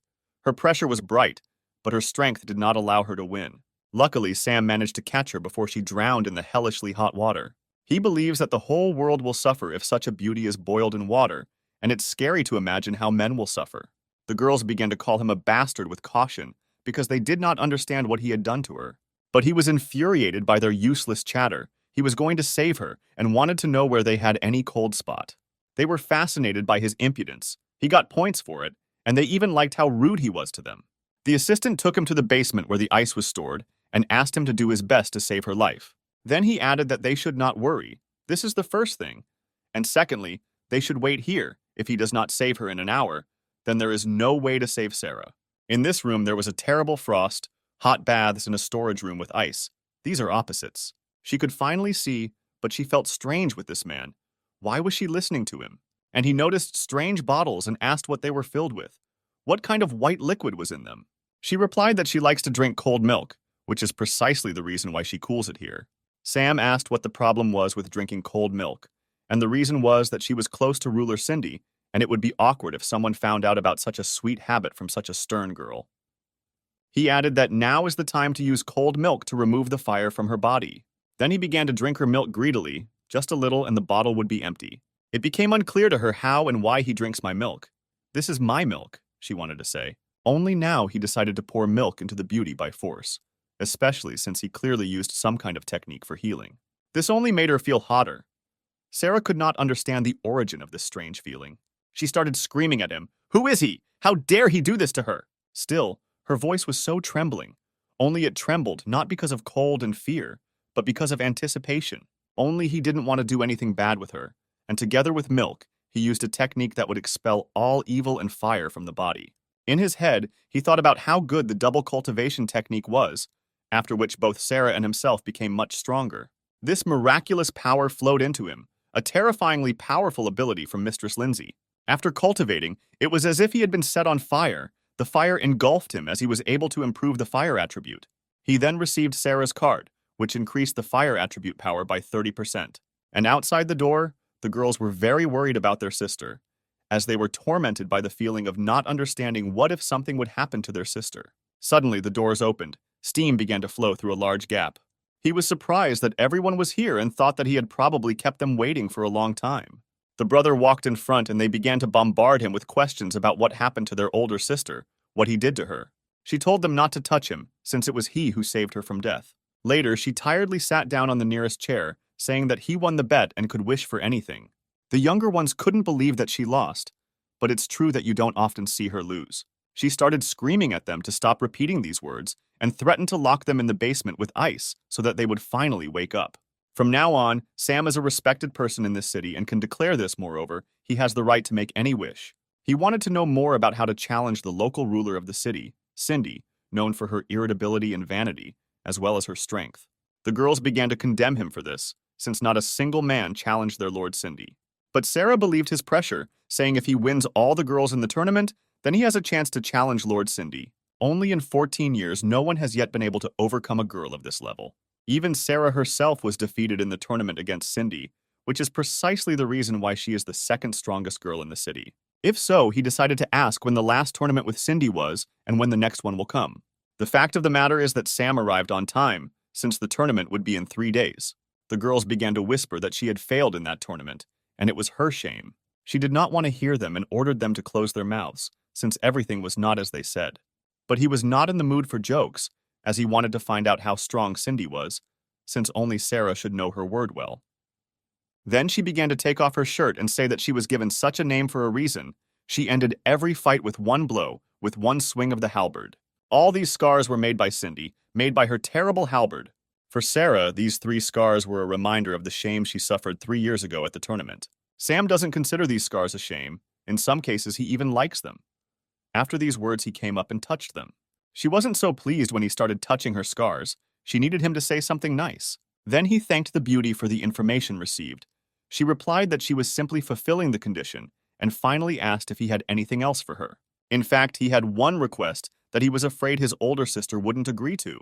Honesty is the most important thing, Sarah said, adding that he should tell him when he goes to the game that he will never be stingy. By that time, 3 days had already passed.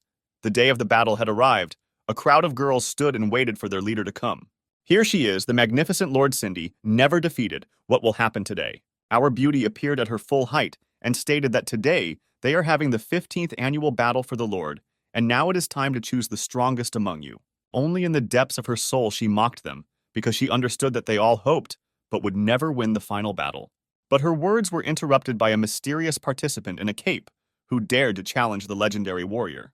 This wanderer turned out to be our Sam, who decided to interrupt the prestige of Cindy's victories.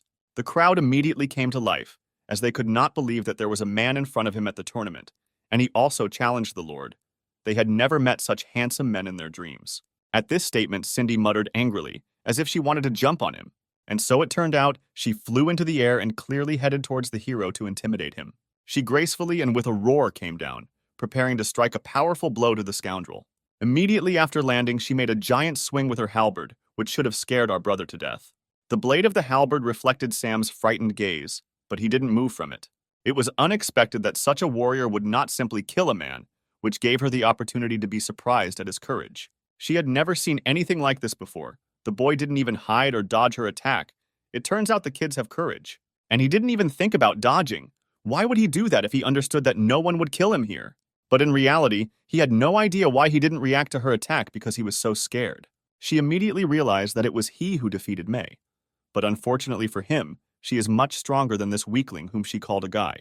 Maya was unhappy with the Lord's words and wanted to fight her if she wanted. Cindy told her that she could not fight the head of the bandits, since she herself was the majestic ruler of the empire. If the bandit wanted to fight, then let her sign up for the tournament. Sam asked not to be so impulsive, as this could have a bad effect on the tournament. But Cindy continued to talk about what a pity it was that such a warrior not only lost to a man, but also broke the seal. This is a real shame for a woman. In fact, she changed her mind. Previously, she was mistaken that men were slaves and nothing more, but now she believes that both genders should be equal. The rest of the participants began to laugh at her, because they did not understand why such weaklings as men should be equal to goddesses. She noticed their persistence. If they showed the same drive at the tournament, she would give them a cool knife. The referee then told all the participants that they would start, however, there were too many participants, which means 8 of them would fight in the knockout battles. In fact, he understands that there will be group battles here, but only he immediately realized that he would be a target for every participant throughout the game. Cindy looked at them from above and realized that if they could not defeat such a small fish, then they were not ready to fight it yet. It also turned out, as he said, all the girls were against him, since he showed himself to be too arrogant. Once again, he pulled out the blade of the legendary monk and asked his enemies to attack him. The girls began to attack. They decided to immediately destroy the most annoying guy here. Just a moment, and these two did not even feel how they lost from a single attack. He looked after his opponents and saw how their clothes were about to turn into shreds. There wasn't even a piece of their clothes left. He didn't hurt the girls, but he was able to strip them naked. Maya thinks this trick is very strange, but somehow it seemed to her that every time it gets stronger and stronger. Cindy was able to recognize his superior speed and sword skills, but these tricks were somehow very strange. The girls also couldn't believe their eyes, how he could do this to the girls. Meanwhile, the battle is in full swing. A barrage of attacks is pouring on him, from which he tries to dodge. He understands that his opponents are very strong, but it's better for them not to underestimate him. They won't succeed anyway. The next beauty was serious about defeating him, since she did not count on defeat. As soon as she called someone, a blue energy wolf appeared behind the hero and wanted to grab his back. Behind her, the enemy, when she had time, was puzzled by the question of her brother, who would no longer have time to escape the attack. And so it turned out, the spiritual wolves were faster than his reaction and seriously wounded him in the shoulder. The girl analyzed his dirty tricks, which only affect clothes, but her perfume has no clothes. The wound tormented him, but this was not the time to give up, since all he needed to do was get closer to her and attack. He recognized her strength as her actions were very smart, but he should not be underestimated. As soon as he began to approach, she pulled out 2 pieces of paper and began to summon the spirit of the tiger and the wolf so that they would begin to defend themselves. His speed is amazing. The wolves do not have time to react to his maneuverability. The brother easily walked away from the wolf. He was truly useless as long as the hero saw him. Once again, Cindy admired his speed, as well as his combat experience, which were excellent. So she allowed him to get closer to her. Now he can attack her unhindered. But the bummer is that this girl thinks he is too naive, since he doesn't even expect what awaits him. As soon as he had hope of victory, the rival was surrounded by a spiritual bodyguard, the crane, who protected her. This attack turned against him. After this, anyone would have despaired, but he is unlikely to be like anyone else. Cindy was already sure that the result of this battle was predetermined by fate, and the man would remain a man, no matter what he did, and in his case, he was just a clown. In this sect, she is the only one who can control 3 spirit beasts at once, so he cannot win. Only 3, Sam began to be insolent. It seemed like she couldn't surprise him anymore, no matter how many trump cards she had. In the system store, he was already thinking about purchasing a new weapon. This time the new weapon is a pistol, which without any paid add-ons only affects animals. A real battle began, in which fate again sided with Brother Sam. A flurry of shots followed from the revolver, only the bullets were not lead, and gunpowder was not needed. The bullets hit all these creatures perfectly, but it couldn't be said that they were hurt.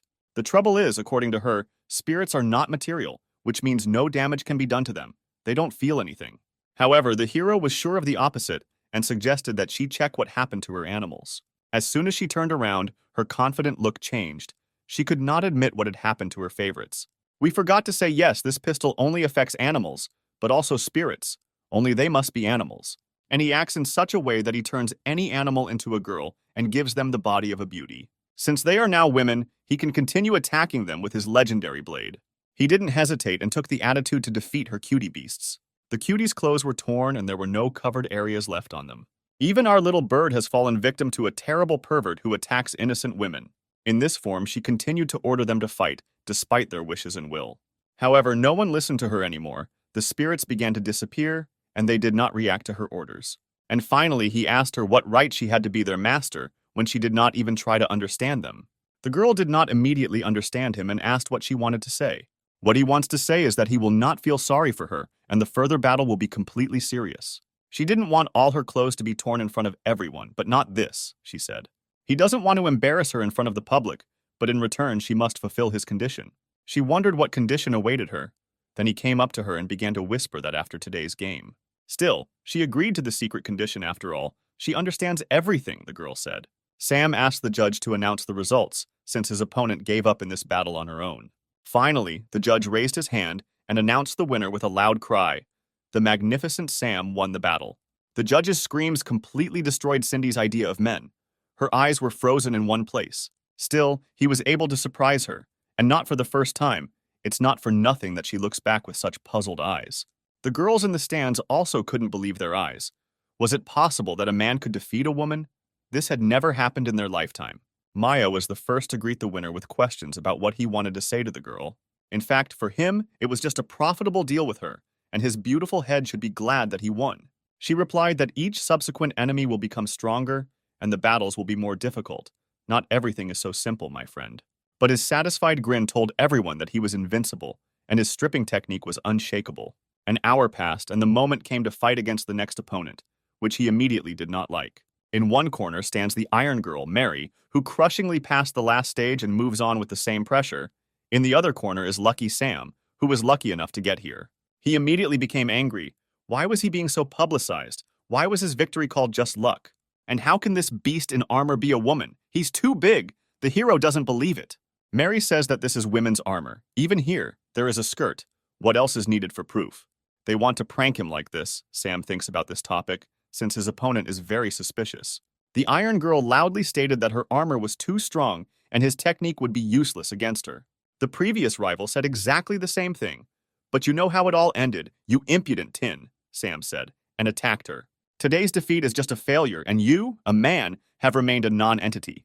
That's right, said the hero. If that's the case, then turn around and get ready to accept defeat. Still, she turned around and unquestioningly followed his orders. As soon as she began to lift up her skirt near the dress, which greatly embarrassed her, he asked her to let him relax her muscles and do some light stretching for her personally. How do you feel now? Sam asked her. She lied that she didn't feel anything, but in fact she felt something strange, something incomprehensible. If she didn't feel anything, Sam thought he'd try those palms to see how they worked on her. Then there were screams and pleas that he would spare her, that he would stop, since his tail was too small. Since this is so, he decided to show her the real blade that was hidden in his sheath. She looked back and began to hum quietly in anticipation of what awaited her. After the procedure began, she began to talk about all sorts of nonsense that did not fit into a single picture, as if one puzzle had been lost. From that moment on, the path of Master Queen began, who had to choose among 3 spiritual beasts. She immediately wanted to take all 3 of them in order to become the best master of spirit animal control. From her memory, they were always together, starting out together, hanging out together, training together. There were also difficult moments when they had to practice against dangerous animals, and then they coped with everything together. But now she doesn't know if she dares to call herself their master when she did this to them.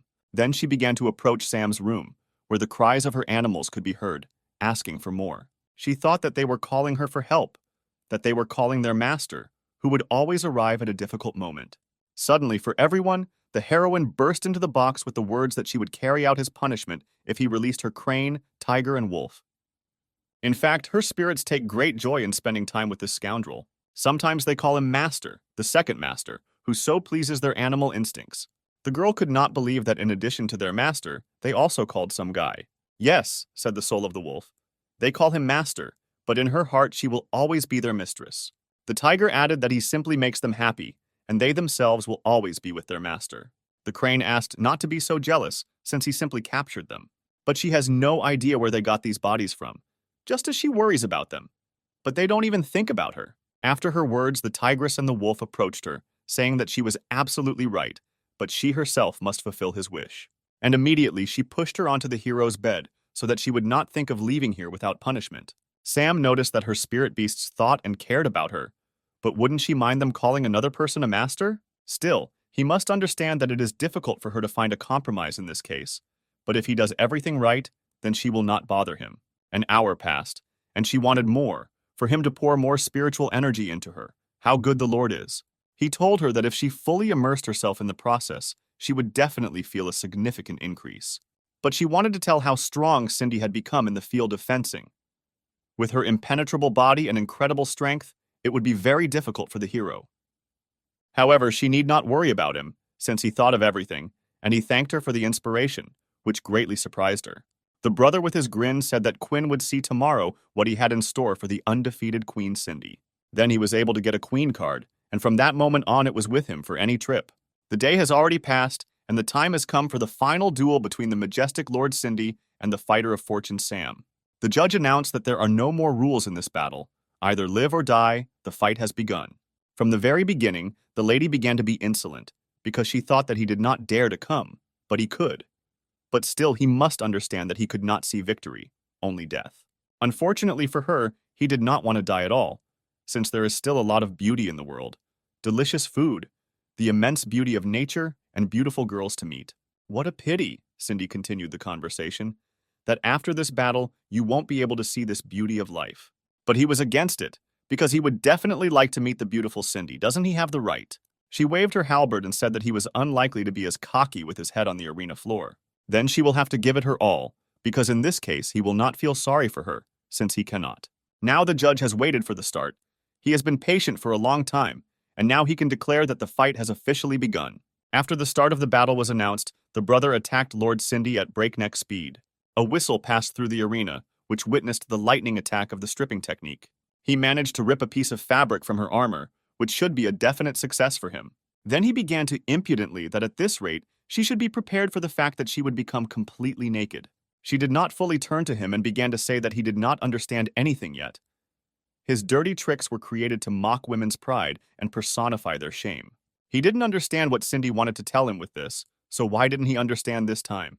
In fact, she deliberately did not dodge the attack, since she did not care about the shame, and all because she made sure that no man would enter this arena.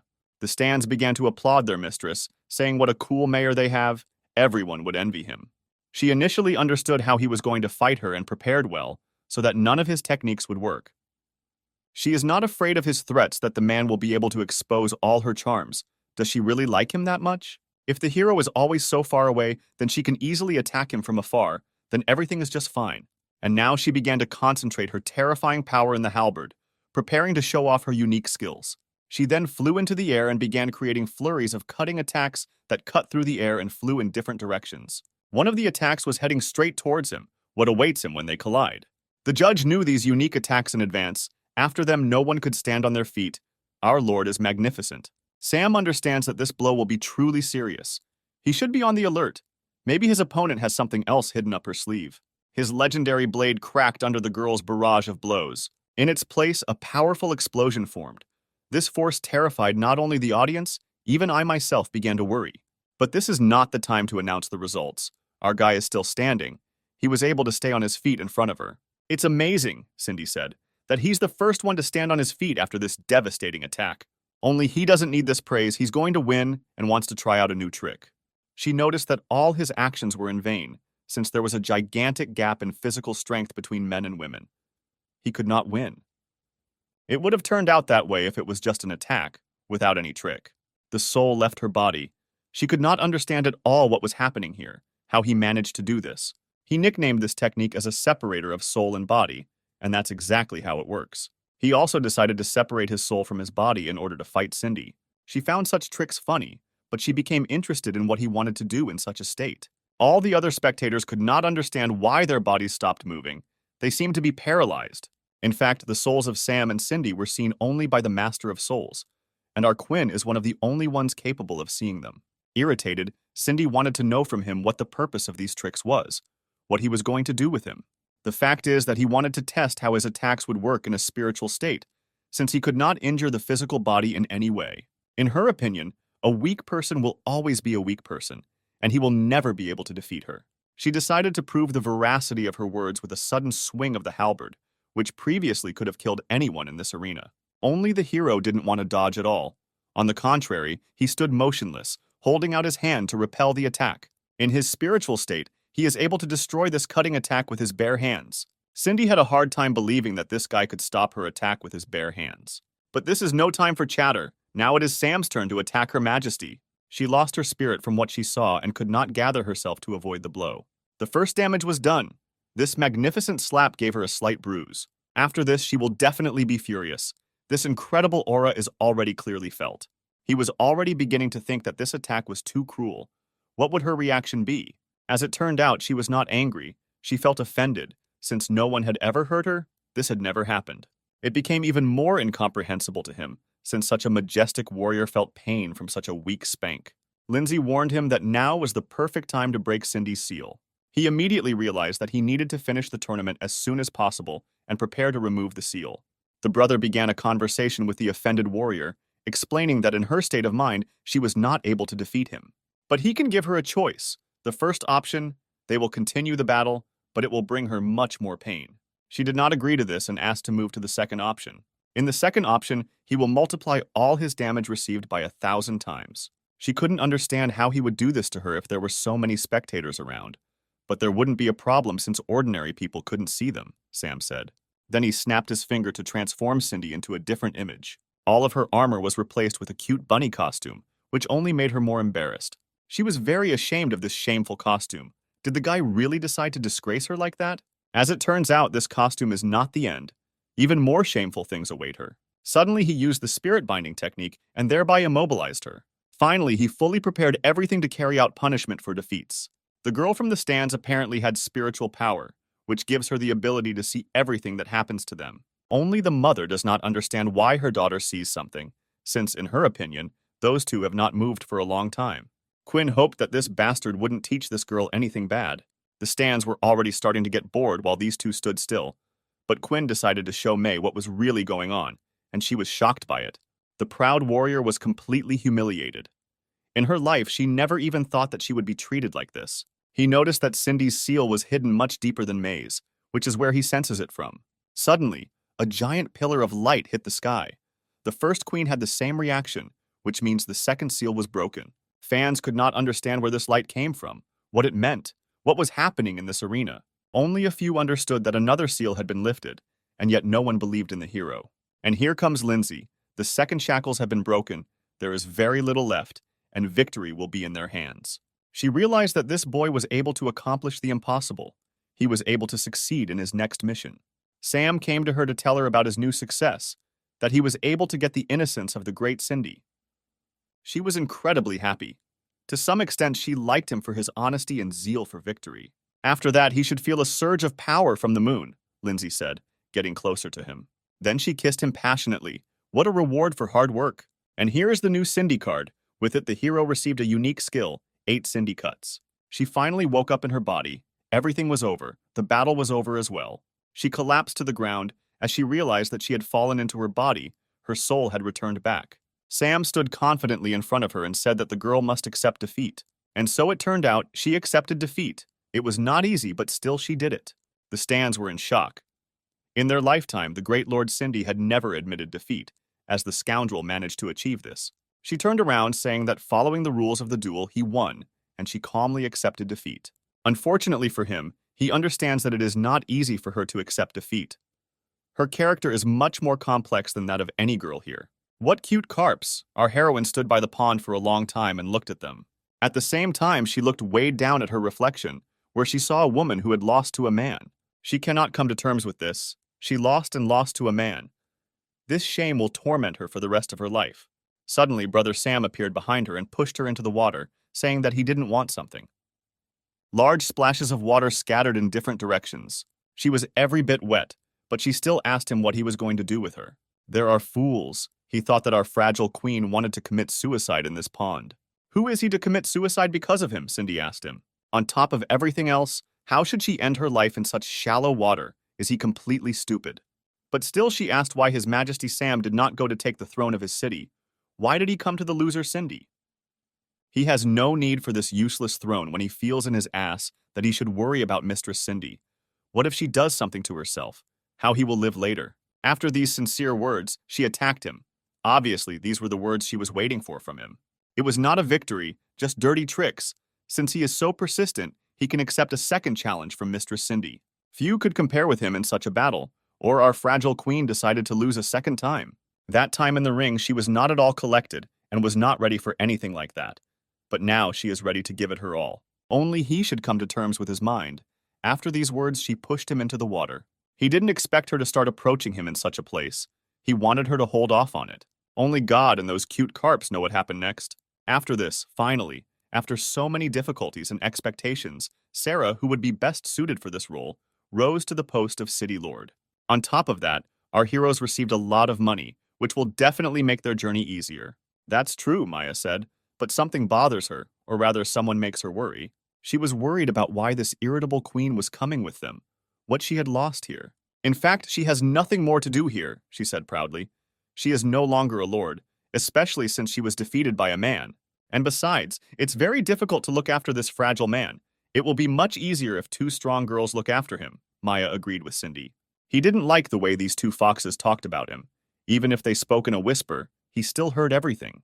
But Cindy brought with her a nice gift in the form of a cool payment card that will help them travel. Maya noticed that some greedy official would earn much more than a pathetic robber, and how difficult this card would be. She didn't like this insolence after all. It was her savings from tournaments that fans donated to her. Okay, girls. Sam addressed them, quarrel later, and this card will help them in the future. He reminded them that they would still have to negotiate among themselves and find compromises. But this is not so important. Someone suspicious from the outside was eavesdropping on their conversations. He was a very suspicious wanderer who watched them for a long time. Time passed and night had already fallen. A large, shining white ball rose to the heavens and shone along with multicolored dots on the black canvas. And our heroes decided to stop at the fire and discuss the next plan. Cindy had a bun for lunch, which was not as tasty as she expected. Maya said that this was the master's palace for her, and no one would bring her medallions and cream sauce, no matter how much she wanted. Sam decided to act and talked about how there was a lot of all kinds of living creatures near the river nearby. Then he suggested that they go and collect fish and animals. As it turned out, she had lived in the mountains since childhood, so there would be no problems with hunting. She would like someone to cook. Sam didn't want to cook, and Cindy had never tried it. It all made the beauty terribly angry. But it's true. Why are they so proud when they don't know how to do anything? Then he asked her not to be angry. Yes, he doesn't know how to cook, but he can call the assistant who can easily handle it. Apparently, our hero decided to call the lovely salon owner from the very first task. So our beautiful owner of an intimate salon appeared in the middle of a cloud of smoke, who was in a state of courage with surprise. The girls nearby were just as surprised, who had no idea where she came from or how she appeared from the map. It takes too long to explain everything, in fact. This is your new sister who can cook wonderfully. She didn't like that he only called her in so she could be his cook. What a shame. They were not so interested in listening further, since they hoped that her level of cooking was similar to her beauty and went to get the ingredients. When they left, she continued to resent the fact that he calls at the most unnecessary moments. He answered her by saying that not only is she beautiful, but she cooks better than any Siri and the like in the divine space, so you can help them very well. As soon as he remembered Siri, she began sneezing loudly in Wonderland. Lisa began to worry about the girl, but she replied that everything was normal. Maybe someone would remember her. Then she decided to show the lovely dish that she had prepared and offered to try it. Lisa replied that it looked simply gorgeous.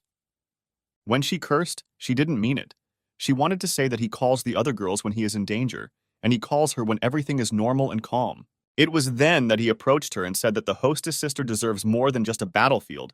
She deserves much more. When he touched her stomach, she became very embarrassed. He asked not to blame him for not being able to restrain himself when such a lovely girl also dresses like that. At the sight of her, his gun is ready to fire. His appetite becomes brutal. He can't help himself.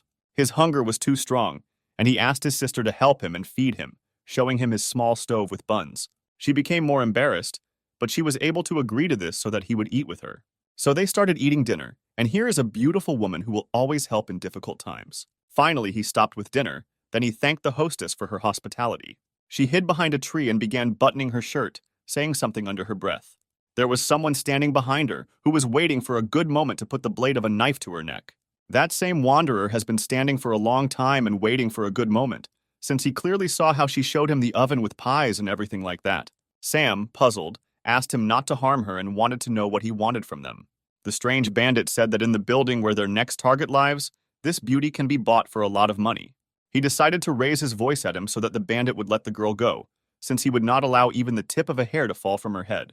She had hope of salvation after the words of Sam, who was very confident in himself. She began to indicate her conditions. If Sam did not go with them, then his girl would be very unpleasant. He was frightened by the fact that they were hunting for him, and not for such a lovely beauty as the owner of the intimate salon. The bandit explained everything by saying that their inn and sect were based on the fact that they caught beautiful men. Two strangers appeared behind him, ready for any trick of the pervert. He wanted to know if there was any law that allowed the hunting of civilian men. He was very sorry that he was such a weak person, but this would be the last warning for him. The stranger stuck the tip of the knife in the girl's face and said that if he didn't go with them now, then something very bad could happen to her beautiful face. She had no face, but she was strong enough to say that these freaks underestimated her. Her words struck him, as he was sure that she was an ordinary fragile girl. She told Sam that he could run away from here, and she would save him. However, Sam will never allow his girls to be harmed. He owes them his life, after all. He already told her this. Later, he winked at her, proving that everything would be fine and he would never despair. She noticed how he sweetly moved his eyelids. This made her understand that everything would be okay. It was not for nothing that he went out on such a mission. The other bandits noticed how smart this guy was and added that he would be received very well in their house. This mission turned out to be the most problematic, but this does not mean that he will not pass it. Still, they led him along. Sister Freya did not know if Sam had any plan, but she was sure that she herself would save him. And then she was interrupted by some kind of fabric, which was definitely used by that girl in the cape. And so it turned out, Freya could not understand why her eyes were getting dark, and the bandit said that it was time for sleep. The girl muttered, "If there is an opportunity, then maybe he will be released. When this moment appears, then she will come for Frey's sister." So we were transported to the house of the Shawshank family, where the bodies of men are sold to various beauties and more. The girls with these guys behaved much more softly, unlike their own kind. In the room behind the doors, a very important topic was discussed with particular interest. And here is our famous sister Garnet, who wanted to find out if there is a much more interesting product. The bandit says that in other houses, they gave a price of 100,000 silver coins for this man, and that's even before they caught him. This figure shocked her, since she did not even dare to think that these thieves would come and announce a price of 100,000, although previously all the men were worth 5,000 silver. If Sister Garnet does not want to believe this, then the bandit decided to take a personal look at this specimen and make sure of her words. She says he must completely shock her to be worth that much money. Garnet looked up and saw those beautiful blue eyes, those expressive cheekbones and gray hair. He definitely stood out among everyone. She had seen countless men before and had not felt anything for them for a long time. But as soon as she saw his eyes, her heart began to beat faster. The bandit has already begun to insist that Garnet buy it, because if she doesn't buy it, someone else will. She handed him a bill worth 100,000 and told him to take the money and get out. After they were alone, she understood that such a handsome man could recoup his entire cost in a year. Still, he wanted Miss Garnet to untie her. Then they would figure out what to do with him. Untying him is not a problem for her. The main thing is that he does not run away anywhere and does not play any tricks here. He answered her by saying that he is very happy as long as he has such beauty as Miss Garnet in front of his eyes, who asked her to hold back her feelings. She removed the rope from him. Sam thanked her for this and asked what kind of place it was, why Garnet bought it, and what he needed to do here. This is the Shawshank House, where handsome men from all over the world are gathered. They spend time with the local girls, making them happier, spending leisure time with them. Then she asked if he would help her with this. He replied that he could not help her in any way, since he did not know how to do anything. To this, the miss replied that she had people who would teach him everything he needed. She called Katya, Anya, and the twin sisters, who should become her teachers. The lady warned them to teach him how to please a girl in one day, but they should not overdo it, since it is a very expensive specimen. The girls were shocked by his beauty, as they had seen a lot of handsome men, but he looked simply amazing. The sisters could not wait for his training to begin. They were already glowing like the summer sun. He began to fear that it would be difficult for the four sisters to cope with him, since he was not a weakling. But they didn't understand him and thought that they had to play giveaway with him. Only he was sure that their legs would give way after this stormy training. After he took off his clothes, they were even more delighted. Against the background of these beautiful flowers, the sighs of four beauties could be heard. She was very glad that this money cow would train well and then bring in gigantic fortunes. Meanwhile, the girls returned from the hunt and tried to wake up Freya, who barely woke up. Then they wanted to find out where their beloved Sam had gone. He had fled somewhere again. The former owner of the brothel said everything about the case. He was kidnapped by bandits who put her to sleep. Cindy began to ask her if she knew where he was taken, since she had a good understanding of the area. Freya remembered that the bandits took him to a place called the Shawshank House, something like a brothel for women. Cindy understood that if Sam was sold to this house, then it would be very difficult for them to get him out of there. Earlier, Maya also heard something about the Shawshank House, something connected with men. Cindy reminded her that in this place, women spend time with men, which is why there is a serious hunt for handsome men there. And when guys become unnecessary, they are forgotten about. In short, A terrible place for a handsome guy. Maya understood what they could do to her beloved boy, what the world would look like through his eyes. This is exactly what his world will look like. A bunch of beauties will be waiting in line to get their hands on such a product. They will fight to take possession of him until his rose finally withers. She believes that they cannot hesitate. If they do nothing, then it may be too late. If they just rush in, they won't have any privileges, since they must either be very rich or very valuable. Maya was very upset because she was very afraid of the consequences, since they couldn't just wait here. Sister Freya had an idea, but she doesn't know how feasible it is. Maya asked her to share what they have. In fact, she knows little about their world, since she is not from here, but she is sure that the female gender reigns here, which means they cannot break into their house, but legally meet Sam as their first clients. For Cindy, this idea was very good, but no one had ever been in such places who would be responsible for everything. She was determined, saying that it was very important for her to save Sam and was ready to be in the lead. 2 days passed. The Shawshank house was calm, but not for long. These three entered very boldly, asking where the hospitality was in the Shawshank house. No one even greeted them. Miss Garnet began to feel guilty, although she was very busy, but still asked for forgiveness, and in return decided to personally accept them. The lady added that our guests have everything they want, for their money, of course. Maya got straight to the point and wanted to say that they were looking for Sam, but Freya interrupted her. Freya said that they are looking for the most interesting option. The main thing is that it is worth it. Cindy added that money is not a problem for them. Their wealth is much higher than she can imagine. Garnet was interested in the appearance of one lady with green hair, as she looked extremely familiar. This worried Cindy very much, since she is very popular, and a woman like Miss Garnet should know her well. Only Freya was confident in herself, and explained their secretive appearance by the fact that they would not want anyone to know that they visited such places. She really liked our Freya. She is very beautiful and also brought her friends. She's just lovely. She stated that the three of them could expect the best service and the best men here. Maya couldn't understand why the girl didn't immediately start looking for Sam, since he was their main goal. She understood everything, but it would be very dangerous for them, since Miss Garnet would immediately understand who they came here for. Cindy noted her impressive intelligence as she thought through the entire plan perfectly and hid the girls' faces in advance. She explained her knowledge by saying that she has been working in a similar business for a long time and is an excellent marketer herself. Such knowledge is typical for her. Suddenly, a strong light began to flow from the doors, where some strange voice said that the three sisters had been waiting for him for a long time.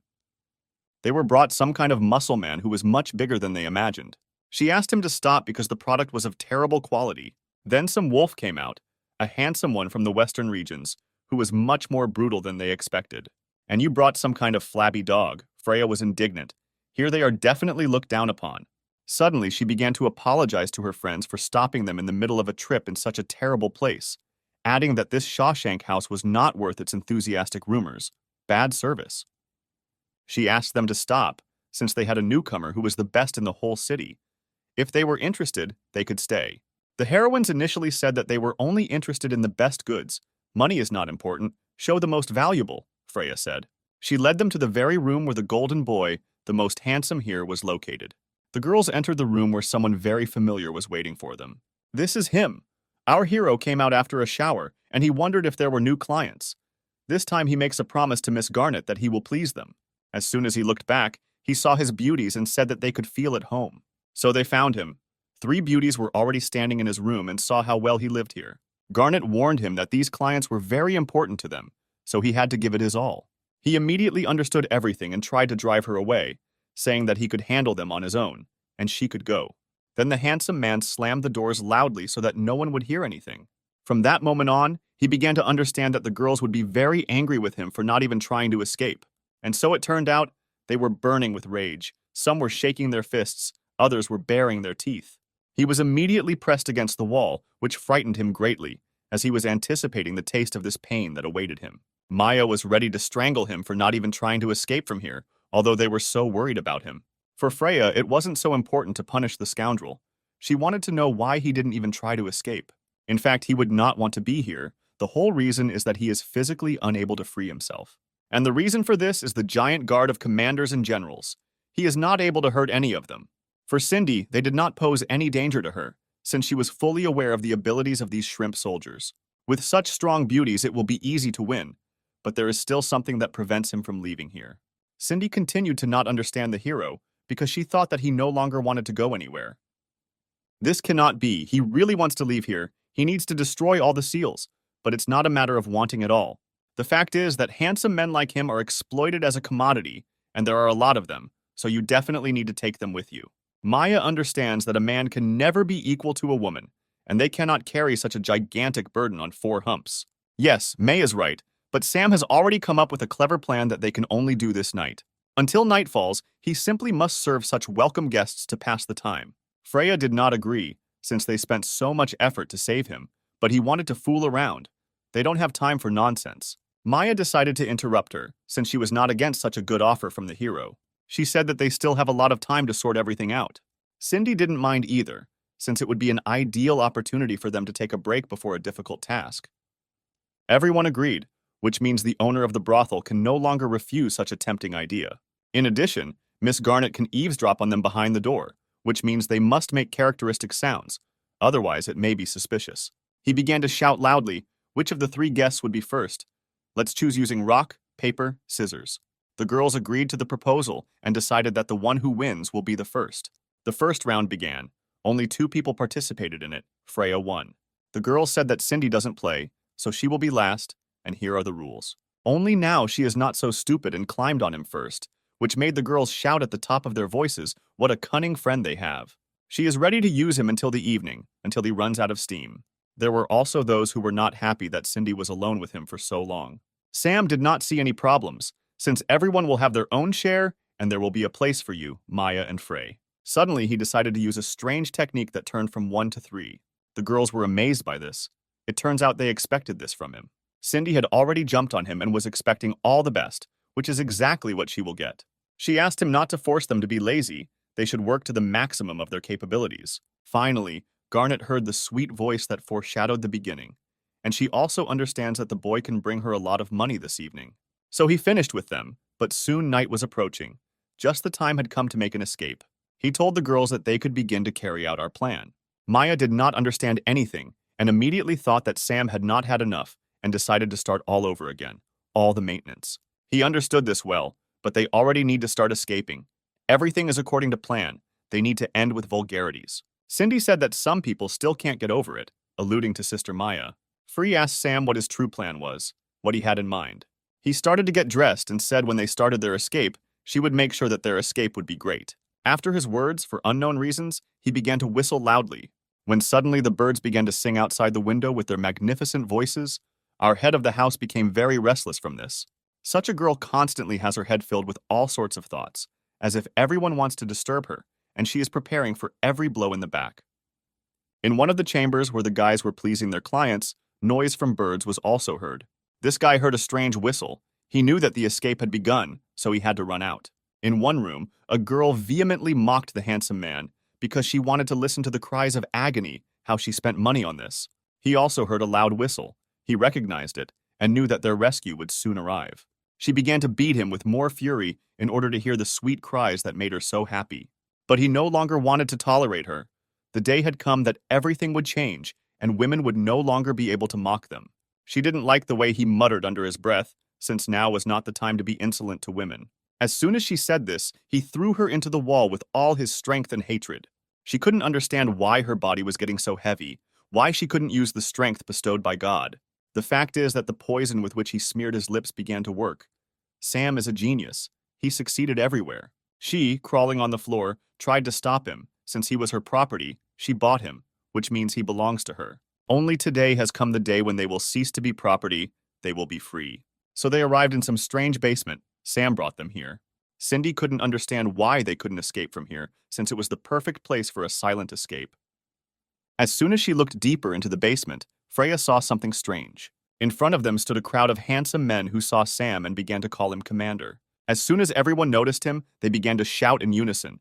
The commander has arrived. The escape will begin soon. Warrior Cindy was shocked because they did not understand when he managed to become their commander. Maya couldn't believe her eyes, all because she didn't understand how so many guys got here and no one noticed them. From each room of the guys there is a secret passage from which they came here. He will accompany them, as he must rescue them. They began to thank their savior in chorus. Some owed him their whole lives, while others wanted to repay him with their bodies. He was not interested in paying with his body, since he was not saving them for that. But just like that, better just like that. Fortunately, the girl stood up for him, who said that he had masters, and he himself was more into girls than boys. Freya decided not to waste time since they already need to escape from here. They finally reached the first exit. Sam looked around, there was nothing suspicious yet. Then almost everyone had already gotten out. Sam encouraged the brothers to be quicker, otherwise they would not see a successful escape. This situation touched Cindy, since her hero saved so many men and does not worry about his life. He initially believes that both men and women are very valuable, and a world where men and women are equal is an ideal world. Only now the guards decided to interfere with their brilliant escape, who realized that they were going to run away and hide here. The guys were immediately scared, because they didn't understand what to do in this situation. What to do, the guards were on their heels. Cindy already assumed that everything, as always, would have to be solved by force. Force being the only solution to all problems.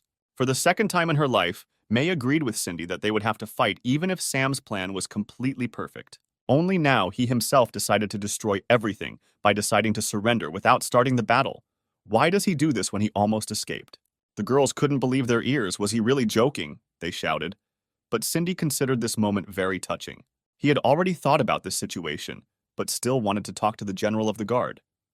If she wants to bring all the guys back, she must make sure that these 3 girls live with her. The general started the conversation with aggression, since he was not in a position to try to find a common language and come to an agreement. He noticed how well the guards at the Shawshank family home worked all this time. But in this house, all the rich women have fun with men. Doesn't she want to know that guys also want to have fun? That they also have feelings? Sam said, flirting. Then he pointed to these beautiful men who were very scared. Maya liked the hero's proposal. She invited the general to accept it along with her proposal.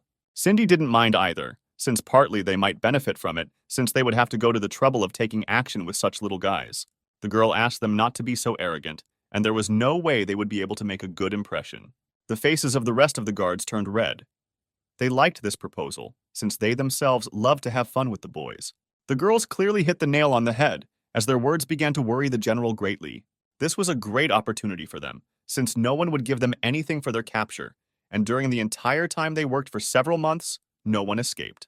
Later, Sam himself decided to tell the general to stop pretending that the words of her subordinates were not true, since she herself had previously done something while our handsome man was in the shower. But in fact, she watched with great interest as he wiped himself with a towel. She began to scream loudly and ask this devil to shut up. In return, she gave them half an hour to hide in their rooms. The guards were very glad that the general agreed to this wonderful proposal. Immediately after the agreement, they ran up to the boys and began to treat them nicely and take them to their rooms. From the outside, their service looks very unpleasant, the girls said. All the hostility was depicted on their faces. While the girls showed their displeasure, Sister Freya laughed at them and everything that was happening here. Maya asked why their sister was laughing so much. She replied that she thought the sight in front of them was funny. Half an hour had already passed, and the general could not get enough of Sam, her beloved Sam. Finally, he asked her how they liked the service. Did they like everything? Give me 5 stars for a good job. The daring beauty replied that no matter how good his work was, they still had to make sure that no one escaped. Then she asked the sisters to leave from here. Only she didn't receive an answer, all because her friends were lying on the floor without any strength. Her whole face was covered with sweat. She said how her body was getting heavier, how her eyes were becoming cloudy. Sam replied that she and her comrades kissed him, and his lips were soaked in that same poison. She began to call it a very dirty trick, and this arrangement was part of his plan. Maya confirmed that it was originally his idea to lure them here and weaken them with poison. And he continued that women have female weapons, that men have male weapons. Each of them fights for the sake of freedom, their freedom. Freya wondered what the hero was going to do with the bodies of the guards after defeating them. And Cindy asked the second question. Where would he put the little guys who, after being released, could be made slaves again? Suddenly, a boy came out of the crowd and asked them to take them to a certain heavenly villa, the strangest place in this world, where women and men are equal. This interested Sam, since this is a secluded place for men. Maya briefly told them that the third owner of the seal, which they were so interested in, was there. This beautiful girl's name was Rise. Her silky red hair, like a stream of flame, and fiery robes, all complemented her masterpiece image. She is the ruler of the heavenly villa. Sam was more surprised by the fact that the owner of the seal herself protects men from women. Suddenly, some time had passed and Freya began to disappear little by little. Apparently, her time had passed. Maya and Cindy could not understand why their friend suddenly began to disappear. What happened to her, they asked. She explained everything to them by saying that her time here was exhausted, and she would wait for them and Sam in the divine space. Maya was still sad that their new friend, who had been so hard on them, simply up and disappeared. Cindy decided to cheer her up by reminding her that they would definitely meet after completing this mission. 3 days passed, and our comrades finally came to a place called Paradise Villa. Sam couldn't wait to see this beautiful Rise who lived here. Cindy explained how little contact each of the seal holders had, that they knew little about each other, but she was sure that their Rise was different from them in a good way. As soon as they finished the conversation, a crowd of guards and our Miss Garnet appeared behind them. She loudly declared that she treated Sam with kindness, and he took all her money. After these words, she asked him to return everything that he had taken. Maya began to get angry with her and decided to show her what happens when she doesn't know that she needs to run away, when trouble is heading towards her. A gentle female voice was heard behind them, demanding that this farce stop. Sam's face began to turn red before his eyes. He became convinced that the third owner of the seal was behind them, and so it turned out that behind them was Rise, a beautiful girl who wanted to find out who was making noise for them in the front part of the Paradise Villa. Miss Garnet began to resent the fact that Rise stood between Sam and her, who was supposed to negotiate some royal decree. In response, Rise asked her to behave more carefully here, since she herself was much lower in rank and should not get involved in such matters. According to her, men are biologically supposed to be the weaker sex. They themselves were not against this decision, so women should be superior to them, and men are just a commodity in their world. On the territory of the Paradise Villa, men cease to be their property, so you should voluntarily take your dogs and go to hell. Garnet could not tolerate such antics, since her army should be equal in strength to the army of Rise's Paradise Villa. Then she asked the guards to attack them and take their goods. The girls agreed with Lady Garnet without hesitation, shouting in unison, yes. They were outnumbered, and there were only 4 masters, so they would easily defeat them. Firelight Rise considered their attack stupid, since she had not touched them for many years, but now they would test the power of the owner of the seal. No one heard the warnings of the fiery princess, and for this they paid with a powerful blow, which did not give them a chance to win. Their clothes were torn to pieces, and with loud sighs they realized that there was no way they could win here. Garnet was scared by this as she had no idea what Rise had done to her guards. She replied that no one living could hurt her, no one. Then Sam added that Garnet had better run away from here. Otherwise, if she doesn't listen, he will leave her without clothes. She was furious, but still suggested that the girls go back and retreat for the first time. But it would have been so easy if they had at least some clothes on, but they were completely naked. Sam was too noble today and offered them a bag of clothes since Miss Garnet was kind to him initially. Only these clothes were even more shameful. It would have been better not to have had them at all. Then Garnet turned to the side and leaned down, but she definitely wouldn't leave everything that easily. After they left, Sam bowed to Lady Rise and thanked her for her help and salvation. She replied that she knew him. He was the one who removed the seals from the 2 masters. Maya began to make excuses that he did not defeat her, but on the contrary, she decided to fulfill the terms of the agreement. Cindy explained everything by saying that during the battle, he constantly used strange tricks, and that's how he removed the seals. Rise was already beginning to think that Sam was hoping to defeat her, then calmly remove the seal. But everything was not like that at all. He came here to negotiate with the owner of the Paradise Villa, Rise, so that she would allow these poor boys to stay here. She did not refuse and decided to skip them in order to discuss everything first. As soon as they entered the villa, they noticed how courteous the girls were with the guys, how they talked sweetly. Sam definitely noticed the cute walking couples who were so cheerfully discussing interesting topics. He has been in this world for a very long time, but he did not dare to imagine what a world looks like where women and men are equal. Ogonyok replied that he was absolutely right. She was tired of looking at the eternal disputes between men and women, so she created a paradise villa, without disputes and peace and harmony. For him, she was a gorgeous girl and their plans coincided. He asked her to help create a world in balance, and she would help him remove the seal. Incredibly, she agreed to help him. In fact, she was not at all against his proposal. He began to be very happy, since she suited him perfectly, and he himself did not expect to get down to business so smoothly. But apparently it won't be so simple, just as she said that she couldn't help him remove the seal. The reason for everything was that he himself had to see how she made all of Miss Garnet's guards fly. He agreed with her. It was the miraculous power of Kung Fu that Rise must have trained for a long time. But it's not a matter of training. She has never practiced this power. She has it since birth, and this power protects her seal all her life. Cindy wanted to know if what she was saying was true, and if she could kill with this power. Rise said she could try. Immediately after such a challenge, Cindy attacked Rise with her halberd. As soon as she made a strong swing, the entire blow was reflected. Fire Rise did not receive any damage. The heroine was shocked by what she saw. How this happened, the cruel warrior wondered. The girl was thrown back and all her clothes were torn. Cindy could not understand anything. Where did such strength come from, she asked. Why not only her, but also her clothes were wounded? She replied that her internal energy counterattacks with the same force that attacks her enemy. A weak attack tears clothes. A strong attack destroys internal organs. Maya began to wonder how she could be defeated, how her seal could be removed. Sam didn't see anything wrong with his clothes being torn to pieces. Besides, he can simply remain without clothes and there will be no problems. Cindy noticed how confident Sam is. It fits his image perfectly. Maya asked to quickly put on her clothes and stop embarrassing her. Rise said that his antics had no effect on her. No matter how hard he tried, she didn't even blush. He felt very unpleasant that there was a girl standing in front of him who absolutely did not care about his naked body. She replied that from birth, she had learned to restrain herself in the face of male charms, and Sam's body was no different from wood or stone. Well then, in response to such a statement, he decided to appear in front of her in all his glory. After what they saw, the nearby girls were shocked by his beauty, and he received double points for his charm. Even our unapproachable Rise was able to surprise Sam's male body, which made her feel shy about him.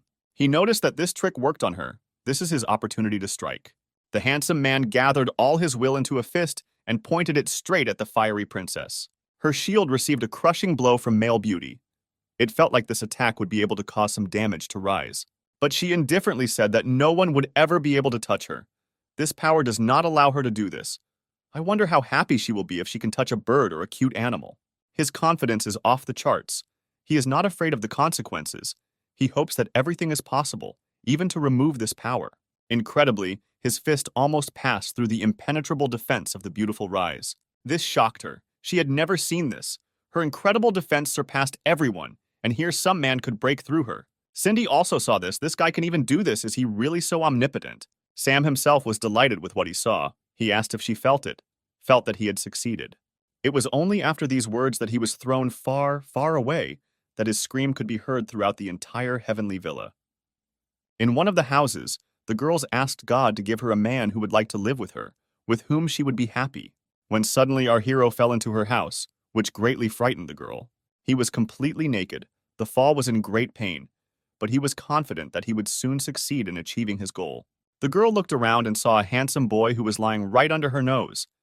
Had God really given this to her? It seemed to her that God himself had fulfilled her wish, after which she attacked him. The girl did not stand on ceremony and took off all her clothes. Since it was a gift of fate, she decided not to behave civilly. Sam asked her to stop. Rise does not believe in them, since no one has been able to touch her and they will not be able to. Maya believes that this guy is capable of more than she thinks. He is the only one who did the impossible to them. Cindy added that he was also able to change their thinking, although no one believed it except himself. In fact, she was incredibly happy that they could be defeated and could be defeated at all. But Cindy thought that this girl was pretending too much, as if she was pretending to be a poor thing. Maya told her that they would not go anywhere until Sam unsealed Rise. Rise allowed them to stay here, but no one will treat them like queens. Everyone here is equal, for that they can do whatever they want. By that time, it was already deep night. The lights were still on in all the houses of the villa. Maya could not find a place for herself, since it was still light outside, and the hero was not returning. Cindy noticed that Maya was worrying too much about him. Did she really miss him so much? She, of course, said that everything was wrong and her friend was wrong. And while she was arguing, someone entered their room, saying that he had returned. It was Sam who said that he spent a lot of time, but was still able to get a lot of information about the beautiful Rise. Information is information, but Maya was wondering what happened to his face while he was wandering around the city. But it's true, his whole face was covered in lipstick stains. He was almost kissed to death. Later, he took off his cape to show how valuable this information cost him. If we draw conclusions, the scars on his back indicate the complexity of the mission. Now they should understand why Sam took so much time to find out at least something. Cindy understood everything, so what kind of information did Sam have that he managed to find out about Reese? He scratched his chin, puzzled, to remember what those girls had told him. The first was Anya, who said that Miss Rise is a very good person, but she is too cold with everyone. They say that no one has seen her smile. The second was Angelina. It was hard for her to talk to Sam, but she considered him too pathetic compared to Rise, and she also doesn't know how to communicate with men, which is why she is so lonely. Lana was third, but she also said that Oganyok did not know how to find interest in a man. But Malika, the fourth girl, thought it was strange that Mrs. Rise began to protect men at all, but they were able to meet many good people here. Well, one of the girls said that in the dining room there is duckneck, which smells strange. Maya approached him with a puzzled face and asked how many other women he had interviewed. Of course, many, many. Cindy suddenly came up behind him and passionately hugged him to whisper to him that he smelled like wild flowers, which were much better than domestic ones. Maya was very shy and wanted to ask him if there was something she wanted to do, since it was not too late. Meanwhile, Sam and Cindy were already getting too close, but asked if Maya wanted to join. She replied that she was not hinting at anything, but her stuttering voice said otherwise. He held her close and asked her not to pretend if that was what she wanted. Maya was already completely blushing, but she said that she was still against it, and she didn't want to cope without it. Suddenly, Sam felt something. He seemed scared by it and asked the girls what they felt. Maya was not thinking about this at all. She thought that he had not yet changed the subject and was trying to set her up for something. But Sam wasn't talking about that at all. He meant that he felt Rise's aura. Maya was also surprised if Rise was really so close. Yes, the aura of the Fire Princess is very close. That's right. Rise passed by their apartment, whether she wanted to come to them. What a strange feeling, like being followed. Cindy has long noticed that she is much stronger than her friend, who sometimes slows down for no reason. Maya only became more embarrassed and explained her stupidity by saying that she was simply distracted from the topic. But this is not so important, the warrior thought. Why would the third seal master be here? Did she really come to visit? Maya replied that they were guests here, so they couldn't drive Rise away from here, no matter how much they wanted to. But Cindy didn't want to waste time and invited her friend to show her what she had lost before she tried to remove the seal on Sam. She continued to tell the girl to be quicker, because there might be those here who don't know how to wait. Some time passed before Maya began to worry that someone might see them while they were doing this. She believes that this will only make her worry, as it will not stimulate her in any way. Even Sam himself was not against them doing this in front of everyone. And now our Maya stopped breaking down. She didn't care anymore. Her patience ran out, and she pulled off her shirt. And our Rise watched with particular interest everything that was happening, which made her worry until she lost her pulse. Watching this, she bit her elbows and nails. All her eyes were filled with interest, but still considered it too shameful. She did not tolerate this and decided to simply step out of this dirty place, since this should not bother her. Sam's voice was heard behind him, shouting that they were doing something very strange. No, she couldn't, but the interest was much stronger than her pride. She couldn't stop herself. That's it. She couldn't restrain herself. As soon as she approached the doors, she began to look with much greater interest. Only it was interrupted by rain, or rather a heavy downpour, which began to shower everything around with drops of water. Water also began to drip on her. What kind of oddities? Where is her impenetrable protection? It also seemed strange to her that drops of water began to drip onto her face, and all because the protection had ceased to protect her. The door opened and Sam looked out, who was sure that the girl was still here. And so it turned out, the light from the house covered her face. Rise was sure that he saw her, which means she should leave from here. Cindy asked why Sam suddenly became so serious. Of course he would be serious. And all because this plan began to work, he clearly noticed what quick steps he began to take towards meeting the fiery Princess Rise. Meanwhile, it was getting lighter outside, but the rain still did not stop. Guys and girls walked in pairs, looking at each other, enjoying their life together. Even the rain was not a hindrance to them. Only Rise walked through the alleys all alone, no smile, no joy, nothing on her face, and her protection seemed to close her in a cage of loneliness. When suddenly a roof appeared above her head, it was an umbrella that would definitely protect her. Sam approached her and said that the rain was not that heavy, but if she walked without an umbrella, she would definitely catch a cold. Our unapproachable Rise indifferently said that it was useless, since her energy would protect her and separate the water. When suddenly he asked a very sharp question whether she had been spying on them last night. She immediately ran away from him and tried to make excuses that she had not been there, or that it was not her. As soon as she began to worry, her defenses were weakened. The raindrops could reach her, as well as Sam, who was able to touch her delicate skin. He looked at the finger and expressed how glad he was that he could touch it. The Fire Princess had no idea how her absolute defense failed to work. She couldn't admit it. Sam already understood everything. He understood that her heart was starting to beat faster. He understood that she was worried, and her energy was no longer working as it should. She was completely embarrassed. It was written on her face that she could no longer restrain her emotions. When suddenly he extended his hand to her to prove that he was able to break through her impenetrable defense. And so he asked why he could touch her body, why her defenses no longer worked. She tried to explain something, but her voice trembled from time to time. Her excitement knew no bounds. The handsome man explained to her that even if her heart were stagnant water, her protection would be absolute. But as soon as a raging sea was created in the water, the protection would fall away from her. Now her heart is touched, she herself allows the protection to disappear without a reason. But the trouble is, she herself did not want to fall in love with just anyone. She will love her real chosen one. As soon as she said this, her defense worked again and threw the insolent person far, far away. She threw him straight into the river water, but the girl looked at him calmly. When he swam out, Sam swore that he would make her heart beat faster, many times faster. But she indifferently told him that he could do whatever he wanted, but recommended that he give up. After a while, he decided to let off steam and go to the public baths to wash off the shame. On the sidelines, he was noticed by those same beauties who considered him incredibly handsome, and indeed he was sent by God to them. They wasted no time in approaching him to tell him how lonely he looked, which was precisely the reason why they decided to campaign for him. He had no time for this. He apologized to them, calling them very beautiful, but he had to solve one problem. As soon as he resolves all the issues, he will definitely return and repay them for his debts for the necessary information.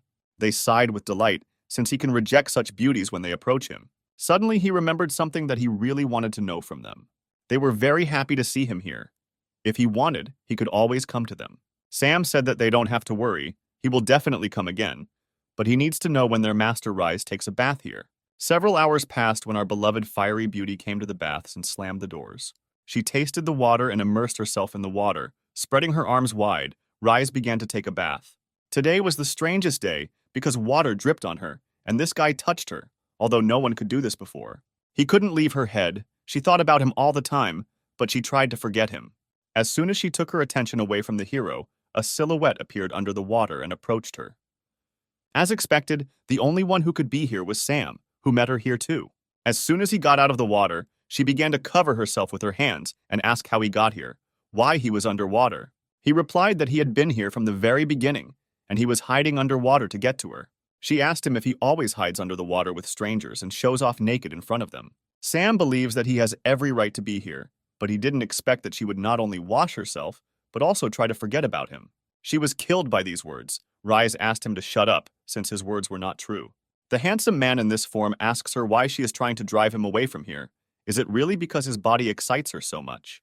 Looking to the side, the Fire Princess said that he and his body are no different from a tree. Then why does he continue to mock her? If this is the case, then he can stay here and the owner of the villa will not be against it.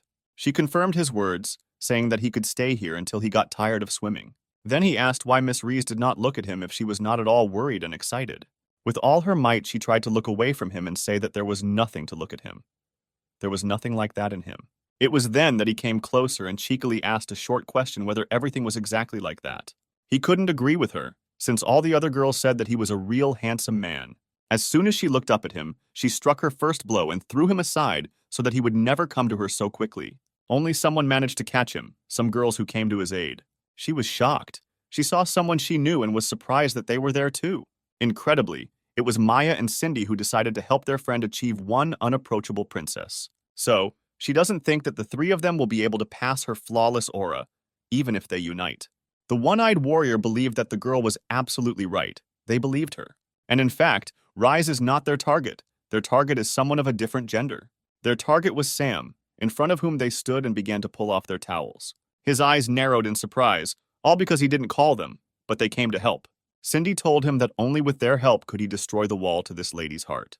And Maya was the most embarrassed of all and said that she was here only to complete the plan, nothing more. She was annoyed by the scenes they were playing out here, but she asked what they were going to do here. Cindy noted that the mistress understood everything correctly, and they would do something shameful. Maya added whether Lady Fire had any objections to this. The flaming princess realized that no one would let her bathe in peace, but she still decided to ask them to go to another bath and do it there.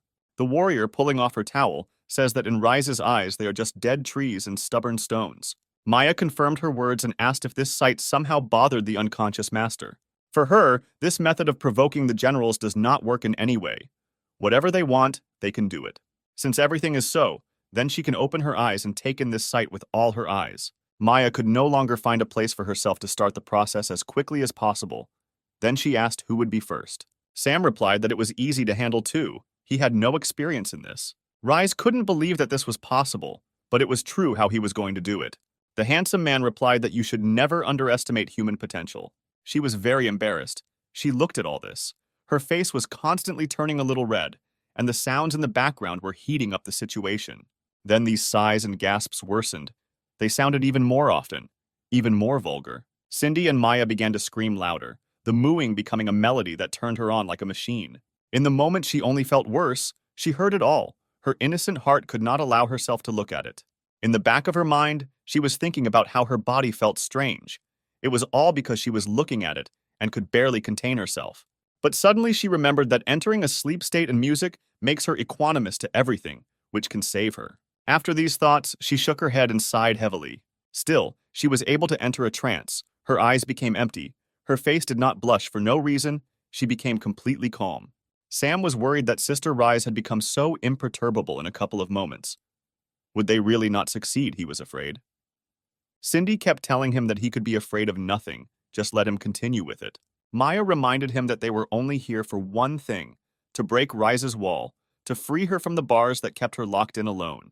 The warrior continued to flirt with him to make Miss Fire Princess feel really awkward. He started working on her, which made her very nervous and blush. Finally, the handsome man noticed that she had entered a trance. If they continued, she would not hear or see anything. Maya didn't understand how they could win then if she was under constant protection in her physical shell. Cindy was also lost in thought because she could not understand what to do in this situation. Sam guessed that in her physical state she doesn't feel anything and is protected by her energy. But what if she gets into a spiritual form? Will she also be inviolable? He put his hand to his face and began to use the technique, and his body was covered with an aura. She was actually hiding here to avoid them. Great move. In her heart, she told herself that this provoking trick was good, but by hiding here, it was completely in vain. As soon as Sam entered the spiritual space, he repeated her thoughts word for word. She was pleasantly surprised at how he got here, how he was able to get into her spiritual space. For him, this does not amount to any extra work, since there is nothing special about it. Yes, sometimes no one could break into her spiritual space. Everything, as they say, is first. But he behaves too vainly, and in her space he is not her opponent. He was surprised at her words, but obviously it didn't mean anything to him. She continued to say that here she is much stronger than in reality, and her defense is at its best. The hero noticed how pleased she became. With his impudent grin, he says that there will be no problems if he comes closer. She thought that this guy was always trying to trick her and ruin her mood, but he wouldn't succeed. Only now she saw much more complacency, as if a wild beast was standing in front of her, which would not let her win. Raising her hand, she began to read a spell to strengthen her protection and energy. A pinkish light began to flow from it, filling the entire space around. Rise began to warn him that he should run away, since under the influence of energy his consciousness could be damaged. But he didn't care about the words of the impudent beauty. He pointed his finger at her, and as soon as he pulled the trigger, when a powerful shot occurred, it pierced through her defenses, leaving her no chance of winning. After the shot, the spiritual robes were torn from their hinges. Her protection was destroyed, and she was completely defeated. She managed to accept reality with difficulty, but could not understand how he could defeat her in the spiritual space. He did not answer her questions. He simply reminded her of the conditions. If he approaches her, he can do whatever he wants.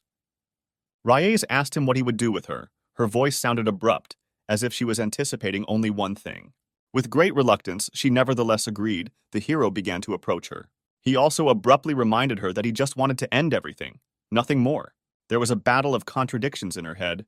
She thought how he would do the same thing that he did with May and Cindy a minute earlier, that he would mock her. But he took her tighter and pressed her to his chest. All the rosy redness subsided, as if he had cured her of a fever. Suddenly she began to tremble again. This redness on her cheeks made her cuter. She wanted to look at such a sight longer. Sam understood her like no one else. Understood what it was like for her to look at those who were chatting nicely in the parks, and her protective aura did not allow her to even hug anyone. She just needed someone to hug her, just to warm her soul. She was grateful for this hug. She just needed to feel this warmth, the amplitude of temperatures. The fiery princess with an icy heart needed someone to melt it. But his hand spoiled all the beauty and romance of my story. Not a minute had passed, and this pervert was already reaching out for the charms. She was unhappy with this, but he explained everything by saying that he wanted to remove the protective aura. It became unclear to her how he was going to remove her aura, what he would do about it. Her feelings are a flower that needs warmth to bloom and no crust of ice, which is a protective aura, is needed. If the flower is enveloped in cold, it will be weak, and the protection will hide it from danger. He just needs to remove this icy crust and warm the flower inside to free him from the cage of loneliness. The anticipation made her interested more exciting. She saw what was waiting for her in a couple of moments.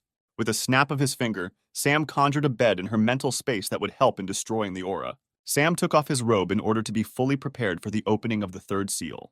Her subconscious could not understand how he did this, how he was able to transform her spiritual space. He replied that he can do this because of her. She accepts his subconscious and the space changes. But for some reason she felt everything as in reality. Everything as in reality, she said. He explained to her that they were in mental space. She could imagine everything like this. Be it a dream. It's a dream, she says confidently. From now on, she believes it. Since everything was going so well, Sam realized he could begin completing the task. From pleasure, her hands grabbed the bedspread. Her hands shook from convulsions, as if she had been shocked by 220 volts. She held back a scream with difficulty. She felt everything as if she were in reality, as if in life she was losing her innocence. Lindsay suddenly appeared and wanted to say something to Sam. The goddess reminded him that she could use the new power to remove the aura and remove the protective energy. But why? What was she up to? Sam did not doubt her words and began the cleanse with his new learned ability from Lindsay. Reyes didn't mind, since she could fly out of the cage covered with an ice crust. She managed to notice how the aura subsided, like a cold after raspberry tea. Sam is proud to say he was able to complete curing Rise of the curse that had plagued her for so long. Time passed, morning came from last night, and the birds sang outside the window, which served as an alarm clock in this world.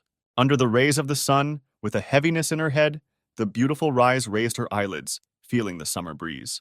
She noticed how quickly everything brightened up around her. What new things our heroine felt. It felt like yesterday it definitely wasn't a dream, since that bastard Sam was lying next to her. Rise stretched her hand towards him to wake him up while he was sleeping so soundly and drooling. As soon as she touched his face, he started whining for her to let him rest and sleep for a while. She was surprised that her protective aura didn't work at all. Could last night really be real, and he was able to cure her curse? Getting out of bed, she decided to open the windows and the rays of the sun began to fill the room. She looked around at the beautiful view outside the window, as birds flew and tree leaves were blown in the wind. One of the birds flew up to her and sat on her finger. Her protection did not prevent them from touching each other. Her eyes opened so wide with joy that she could not hide. As I said, her joy knew no bounds. Warmth filled her chest, like a newborn child who saw a chick on her hand. She left the room and met May in the corridor, who was walking without any purpose. The girl saw with what happiness in her eyes the mistress Rise was running towards her. It seemed strange to her. At speed, she flew into her and hugged her tightly, wishing her good morning. This made her even more surprised.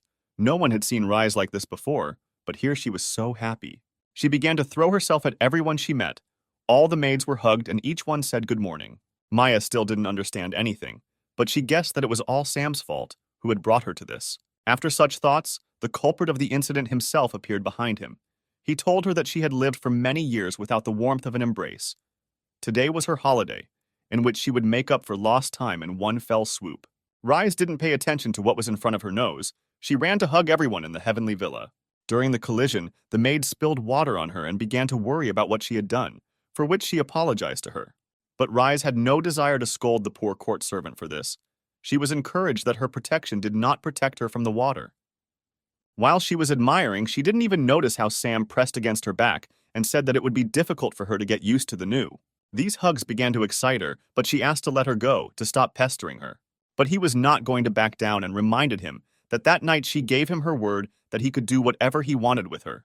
The maid collected all the water and asked them not to worry, since there was nothing strange in her mistress's joy. And here was that bird that was looking at the heroes strangely, as if it was getting information. The bird looked with great interest, as if it were being controlled by an enemy. What was wrong with it?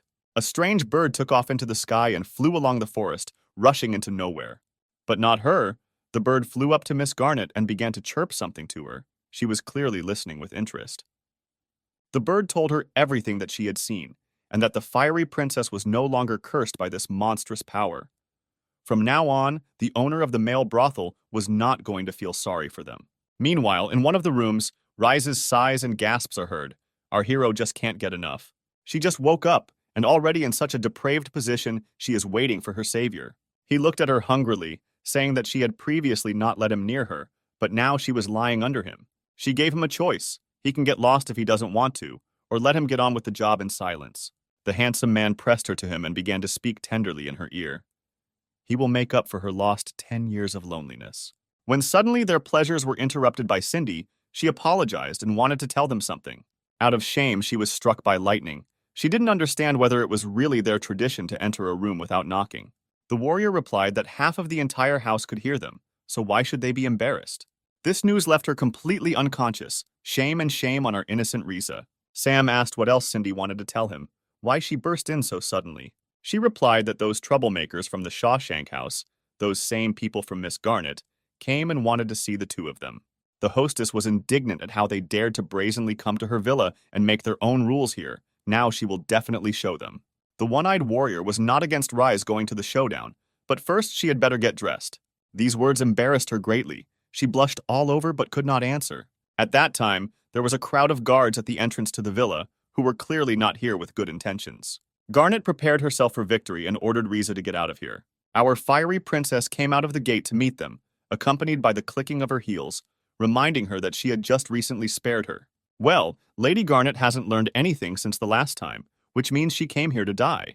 She decided to lay all her cards out that the owner of the villa no longer had a protective aura. Rise understood that she knew everything, but where she got such information from, no one could know. After thinking, she laughed at the girl and said that she could try to attack her, but this time no one would spare anyone. In the ranks, the girls have contradictions.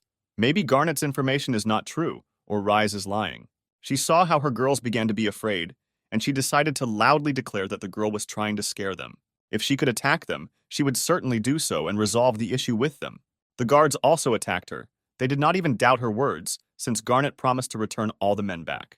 Riza felt terrible that the guards unquestioningly believed her and rushed at the beauty.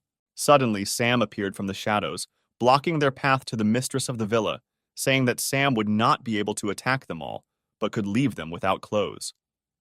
Garnet was angry with him and told him not to forget that men could never hurt a woman. Only he had no intention of fighting them. He was simply using his new ability on them. The opponents were already near him, but his attack with a protective aura completely took away the chance of victory. Their attack was completely repelled, and nothing was left of their clothes, just like last time. They have no chance. With one wave of the hand, not a trace of their attack remained. Everyone dreams of such power to undress everyone around them. The naked warriors flew against the wind and screamed loudly in fear. This was the second time they were sent flying in the same place. This time no one is going to let them go, all because graceful ladies appeared above their heads, carrying a net with them. This network perfectly closed all the guards under it. They tried to escape, but something was wrong with it. The girl was very angry and gave her word that she could break the net, they'll see. But the network was not simple. It began to narrow and squeeze all the girls inside. They had no idea what was happening here, how this grid was getting smaller every time. Sam told them that the network is unusual. When they forcefully press on it, it narrows, and the more they force on it, the less space they have, so their only option is to give up and not fight. The network became narrower and narrower. The girls stopped resisting so as not to harm themselves. Garnet was furious. She said that she paid a lot of money for Sam. All the men were her property, so she orders the vile network to be removed. The guards were in a dire situation. They had nothing to say to them since they couldn't win anyway. But the heavenly man did not torment them. He snapped his finger, thereby removing the net from them. The girls flew out of the net in a swarm, screaming as if they had just been born. Sam didn't want to let them die. The whole world would suffer if such beauties died because of him. After these words, they realized that they were on the wrong side for which they were fighting, which made them make such sad faces. Garnet never stopped adding fuel to the fire. She pointed out to them that they were only capable of dirty tricks, and a man would never be able to defeat a woman. But one of them stood up and answered the impudent hostess that a woman was quite capable of injuring the same woman. These words scared her to the point of trembling in her knees. She wanted to know what she meant. One blow was enough to explain to her what her warrior meant. She was lying on the floor and asking if they had really decided to make a riot for her. Their duties were to look after the Shawshank house, not to hunt her servants. And besides, Miss Garnet had no way of taking into account their desire to fight for the boys. She began to intimidate them by saying that they would be in great trouble if she bullied their employer. Sam finally caught the perfect moment to take action. He asked the girls to stop temporarily, as he had come up with something to negotiate with them. Sam asked if they would mind if they taught their owner, Miss Garnet, a little lesson. The guards replied that there would be no problems for them, since they had long been thinking about leaving this employer. So what are they going to do after they stop working for Garnet? The girl replied that they would no longer be able to work as mercenaries due to the fact that they had now violated the employment contract. Since everything was so bad, he decided to give them an offer that he could hire them to protect the estate. Rise was pleasantly surprised that this guy specifically took the curse from her, then hired them to protect the estate. The warrior was also surprised, but said that it could cost them a lot. Hiring an army is not a cheap thing. But he guarantees them that he will pay them 10 times more than Miss Garnet if they work well. In fact, Garnet promised them that the girls could spend the night with the men they captured. Cindy knew they would have to multiply everything tenfold. That means we'll have to spend 10 nights with everyone, Maya said. In response to all of them, I am ready to go to hell so that such a wonderful place remains safe. Suddenly, those same handsome men appeared and asked their old commander not to forget about them, since they too could help. He, like a real hero, like the savior of the world, like a heavenly man, decided not to involve the boys in such a serious task, since mercenaries, like wolves and tigers, are very dangerous in this matter. Warrior Cindy was puzzled by this, but is sure that this pervert just wants to have all the fun alone. Rise was afraid that he was unlikely to be able to cope with all of them, and so many times. Maya stated that this is his only ability in which he will never lose to a woman. After a while, they gathered at the estate. He then asked them if their deal would work if he could serve them for 10 days. The girls reminded him that during this test, he could not leave the room or run away. And besides, he must survive by all means possible to complete the deal. She said that every 3 days she could take a break, since he was a human and 10 days might not be enough for him.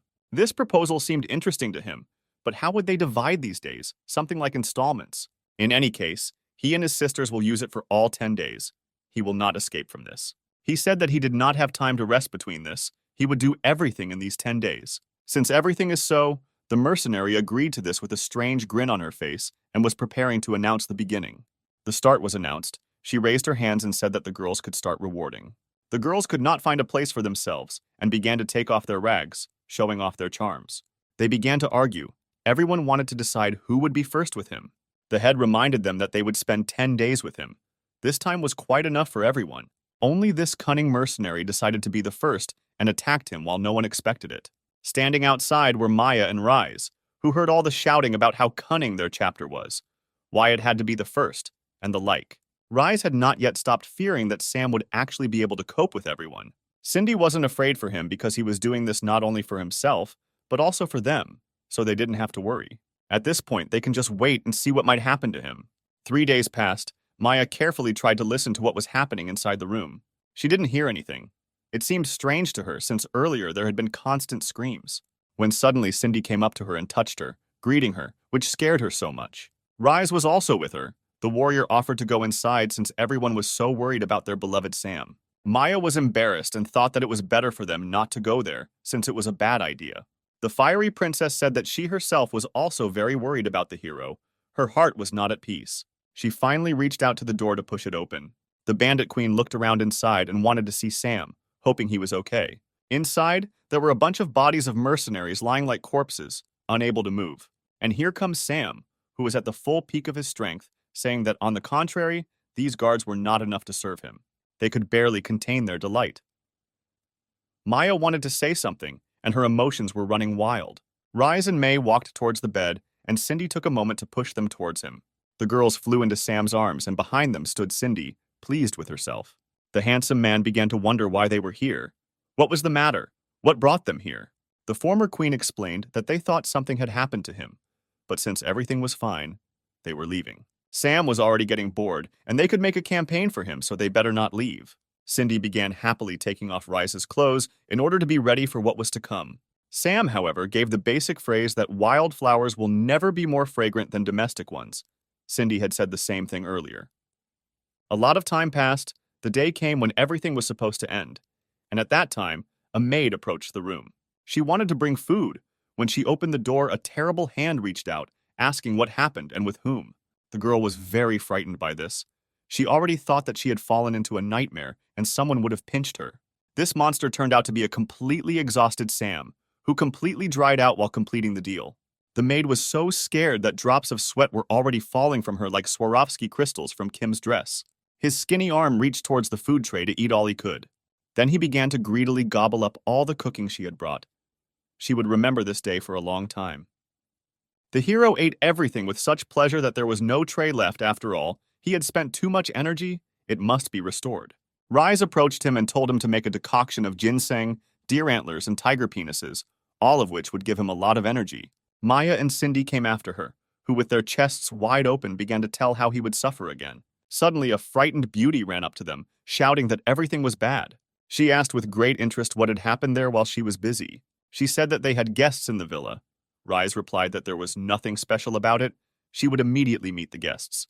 But everything is not so simple. The guests were not looking for Master Rise. They wanted handsome Sam. Maya was almost not surprised and suggested that Sam probably had a new fan who was running after the beauty of her idol. Cindy wanted to teach her pursuer a lesson, since she had not fought with anyone for a long time. Sam decided to calm the girls down and asked them to go to his guest. He was wondering who was looking for him. Rise and Sam sat down in the living room and formally decided to welcome the guest, saying that she could speak. The Fire Princess initially asked the guest what she wanted, where she was from, and what her name was. She did not introduce herself but said that she was from the House of Lightning. Her master wanted to talk to Mr. Sam. Ogonyok calmly asked, thereby pressing on her what her master's name was.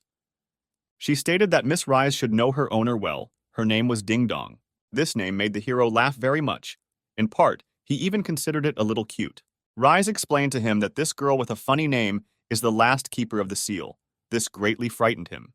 The girl said that her master personally wanted to invite him to the banquet to meet him in person. The Fire Princess said that the banquet could be very dangerous, and it was better for Sam to stay here. The girl asked the lady not to worry about him.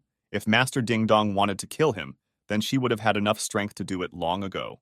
The guy said that he himself is not afraid of anything, but he doesn't want to move his ass. If the master wants, let him come here personally. His words greatly irritated the messenger, since she would not allow anyone to speak so badly about Ding Dong. She pointed her fists at him and asked him not to blame her for acting so arrogant. There was not a drop of fear on his face. He looked death into his eye sockets, but it never reached him.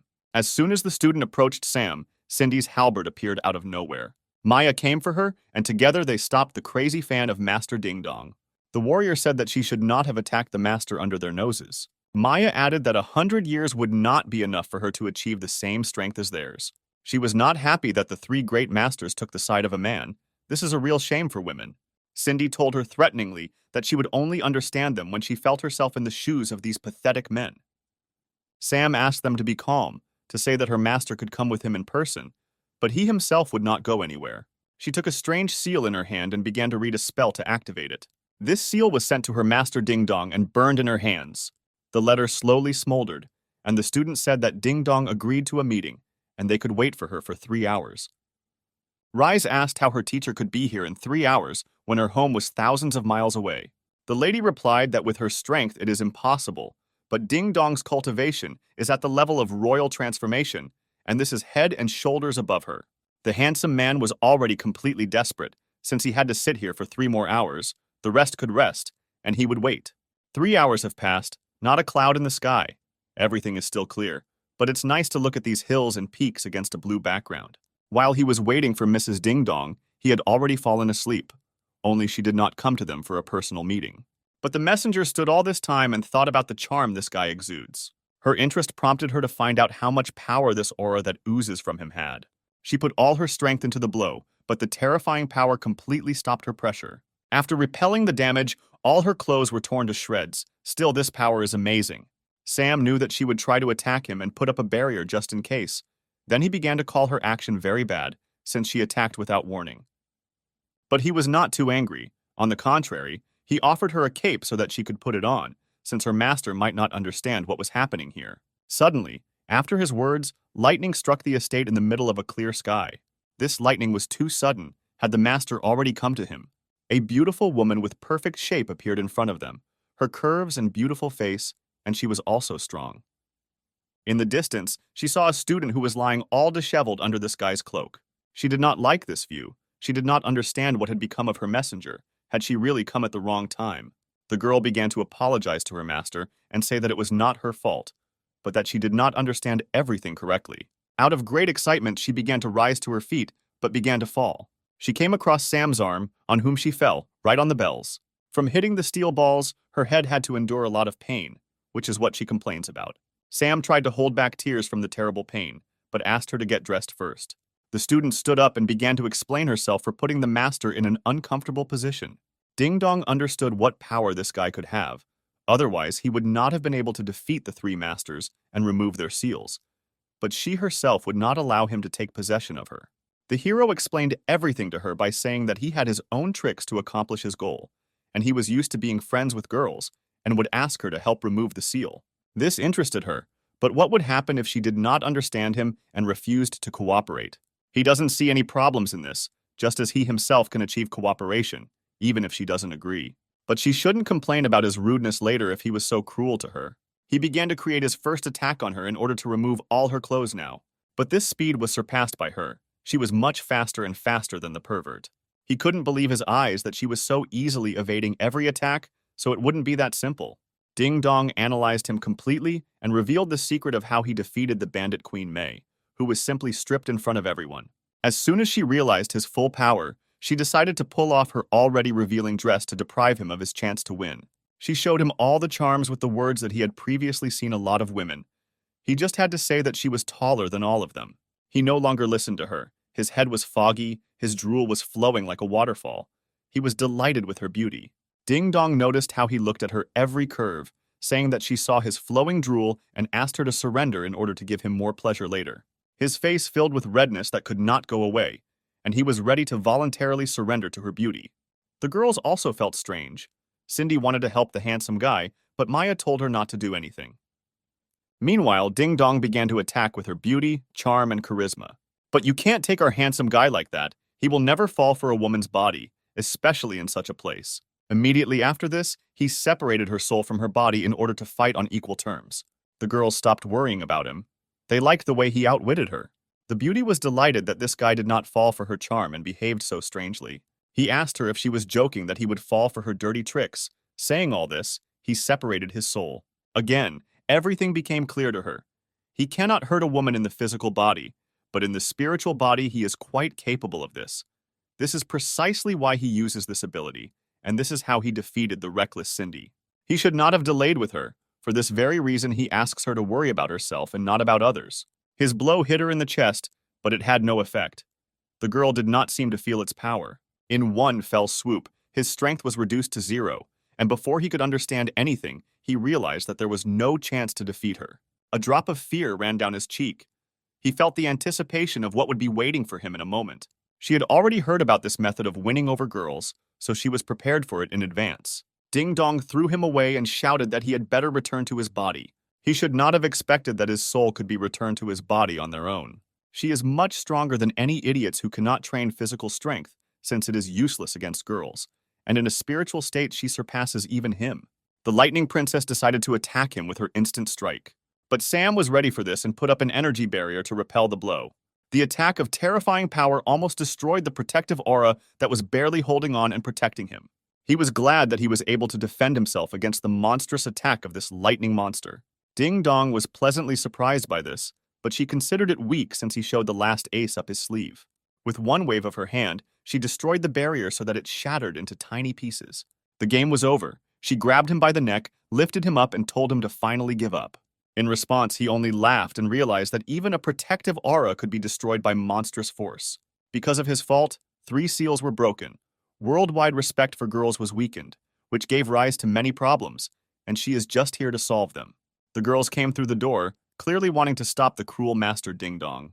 Maya and Cindy unanimously asked the girl to let the guy go, otherwise she might be in trouble. She didn't want to listen to them at all, since they had lost their seals, and with them, they lost a significant part of their power. The beauty arrogantly explained to them that they should not be so confident in themselves when they are no match for her. Right after that, she didn't want to see them. Using the wavy hand technique, she was going to throw everyone away. The attack was too unexpected, thereby sending them flying far, far away. The beautiful Rise entered the room and said that it was not nice to conduct such actions on her estate. She didn't know why they all took his side. Why they liked this man. Wasn't the world better where women were taller than men?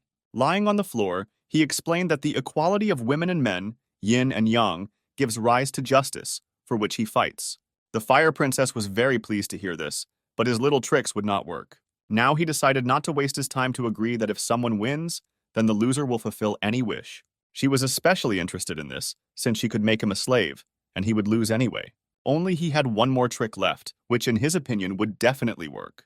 The living room was filled with a cloud of smoke, which caused the lady's dress to fly in different directions. She confidently stated that no trick would work on her. And here comes a new attack. Her confidence has disappeared somewhere, and for good reason the blow looks very dangerous. It's incredible that Sam was able to harm the woman. What did he do? How did Ding Dong get injured? She couldn't stop herself. With every hit she hit the ground, she seemed to fly further. Wiping the abrasions on her cheeks, she tried to understand how he managed to do this. It occurred to him that in the body of a man he could not harm a woman, but what would happen if he himself became one? And this was the result. The stunt brought the bandit many conflicting emotions. She thought that all his tricks were sophisticated, but this time he surpassed himself. Cindy is shocked by this. It was too much for the warrior when her favorite handsome man became a girl. Ding Dong herself recognized Sam as a strong opponent, and he would even be able to entertain her, and she would have a lot of fun. Two opposites meet, a fighter for justice and a warrior for the strength of women, both fighting for their foundations. Rise knew that the clash between the strongest man and the strongest girl would be very exciting. In fact, everything looked like the owner of the villa said. Each collision released a ton of energy. Under their feet, the ground was covered with a shining light, as if two gods had collided. Only something more interesting was waiting for Sam further on. But more on that later. Ding Dong was overcome with the desire to defeat him, as she was interested in him and wanted to see more from him. He said that he would show her much more, that he would make her beg for mercy after his victory. Sam began to throw a lot of punches. In just a couple of moments, 100 fists flashed in front of Ding Dong's face.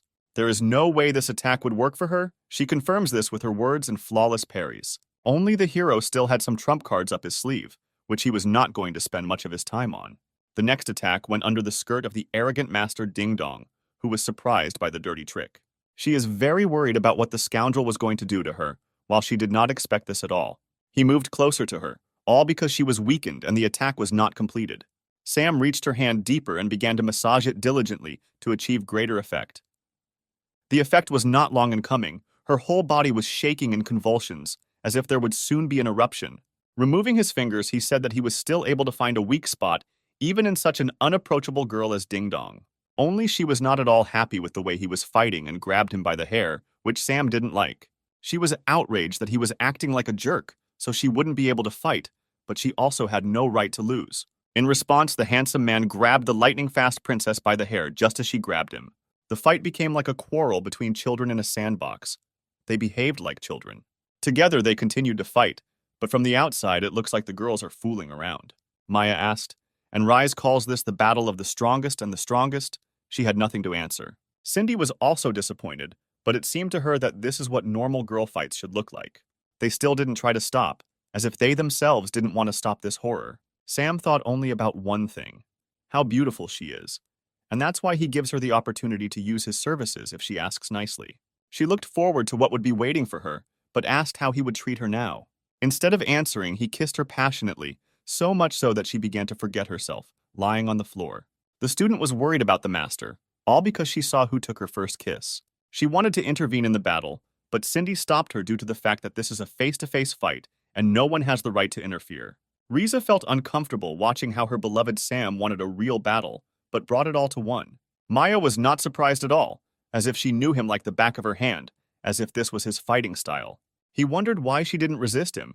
Did she really like it that way? She replied that in this position she was not able to use her physical strength. Now she definitely could not do anything.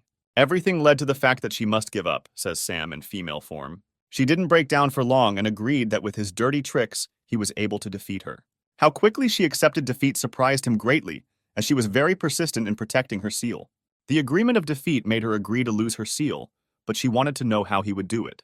Here he is surprised by all the girls, since none of them know that they will have to lose their virginity in order to remove the seal. To remove the seal, there is only one way out, to lose innocence, but she realized this only now. As soon as she understood everything, the handsome man decided to show her his hidden weapon, which only girls know about. She was shocked by this sight, as she did not understand whether he was a man or a woman. It doesn't matter to him what gender he is. In any case, he can deprive everyone around him of the innocence. And she, our beloved Ding Dong, will help him in removing the last seal. He asks her to be prepared for anything. With him, you never know what to expect. The student ran out to him and asked him not to touch the teacher, so that she could accept the punishment instead. Shame filled her, but she tried to stop the heiress from accepting the terms of defeat. The envoy wanted to repay the master for teaching her everything, to finally pay off her endless debt. Cindy noticed the love between these two, like that between a devoted teacher and servant. Maya saw this as they wanted to get Sam in any way possible. Here he and only he decides the children do not choose anything, but the adult will choose both. This amazed the heroines, since both will get what they so want from him. He threw them on the bed in the most comfortable position to bring both of them to ecstasy. Miss Ding Dong asked the student to step back and bear the pain first. The messenger, who wanted to take Sam first, tried to convey the same thing. He was tired of listening to them and decided that having fun with the two of them would be enough for everyone. This is difficult to imagine even in the wildest fantasies, since they do not believe that he can cope with two at once. He replied that he showed them the ability of transformation, and with it, everything is possible and even more. Their faces showed grimaces of fear and surprise, but really this is too much. No one could wait for the start. Patience was running out. Sam confidently stated that he was on his way. They should be prepared for anything. The first to go was Ding Dong, who caught a complete ding dong. Her heart began to beat faster, and her face made a face of pleasure. The fourth seal was broken. A beam of light rushed out. This was the last beacon. The task must be completed. The energy beam rose higher and higher, like lightning in the middle of a clear sky. Maya was one of the first to see this lighthouse, which meant the last breaking of the seal. The rest of the girls were waiting to see what would happen after this. The fiery princess felt something strange. Here comes Lindsay. Her eternal sleep in chains has ended. The hero had to save her. The shackles from her hands fell apart. The moment had come when it was necessary to restore the balance of women and men. She was certainly glad that the heavenly man was able to remove the final seal. A full hour passed. Sam finished with the girls. He managed to complete his last mission. But something haunts him. He removed all the seals, but there was no notification about the completion of the task. Suddenly, Maya, who was frightened by something strange, screamed, "What happened? This is how restoring balance works." In the divine space, Sam's avatar passionately kissed Maggie. Siri was nearby but looked tired, which bothered her as this illness was very strange. This avatar was gathering energy to fight a very powerful enemy as the main character fought the final boss. Maggie is shocked by these avatar abilities. The energy is also some kind of powerful enemy. The little sister didn't like that they were just a supply of energy for Sam. She wanted to fight herself. But the avatar reported that he only needed energy. The enemy was very dangerous, deadly. Meanwhile, in the world with Sam, everything is not so calm. They should not expect a balance between a man and a woman. The main enemy turned out to be the one who helped them almost from the very beginning. Lindsay returned to him with new strength. She didn't just ask to destroy all the seals. She wanted to torture the most powerful and charismatic guy in the universe. He tried to attack her, but she easily pierced him with her blade. But he laughed at her, because soon more copies of himself would come to him to replenish his strength. In fact, he never fights alone, he said proudly, drawing the sword from his chest. After the blood began to flow like a stream, he says that he will easily recover from each of her attacks. Goddess Yin, that's her name now. She knew that he crushed his soul to replenish himself with energy. He expected this from her. As it turned out, the most serious battle would be the battle of Yin and Yang, Lindsay and Sam. We already had suspicions about this girl. Yin was ready to fight him until his avatars ran out and his girls tired of giving energy. Since everything is so, then he is ready to look at all this, although he is sure that everything will work out for him. Ginevra and Irina were swimming on the beach when Siri suddenly called them, a voice that was painfully familiar. It was she who wanted to say that Sam needed help. They could follow her. Irina believed her and said that she would go soon, and finally she praised her swimsuit, as it was very beautiful. It made her feel shy, but she was already accustomed to wearing it, just like they were on the beach. The beauties from the third task were sitting in one gazebo. They decided to hide there from the scorching sun.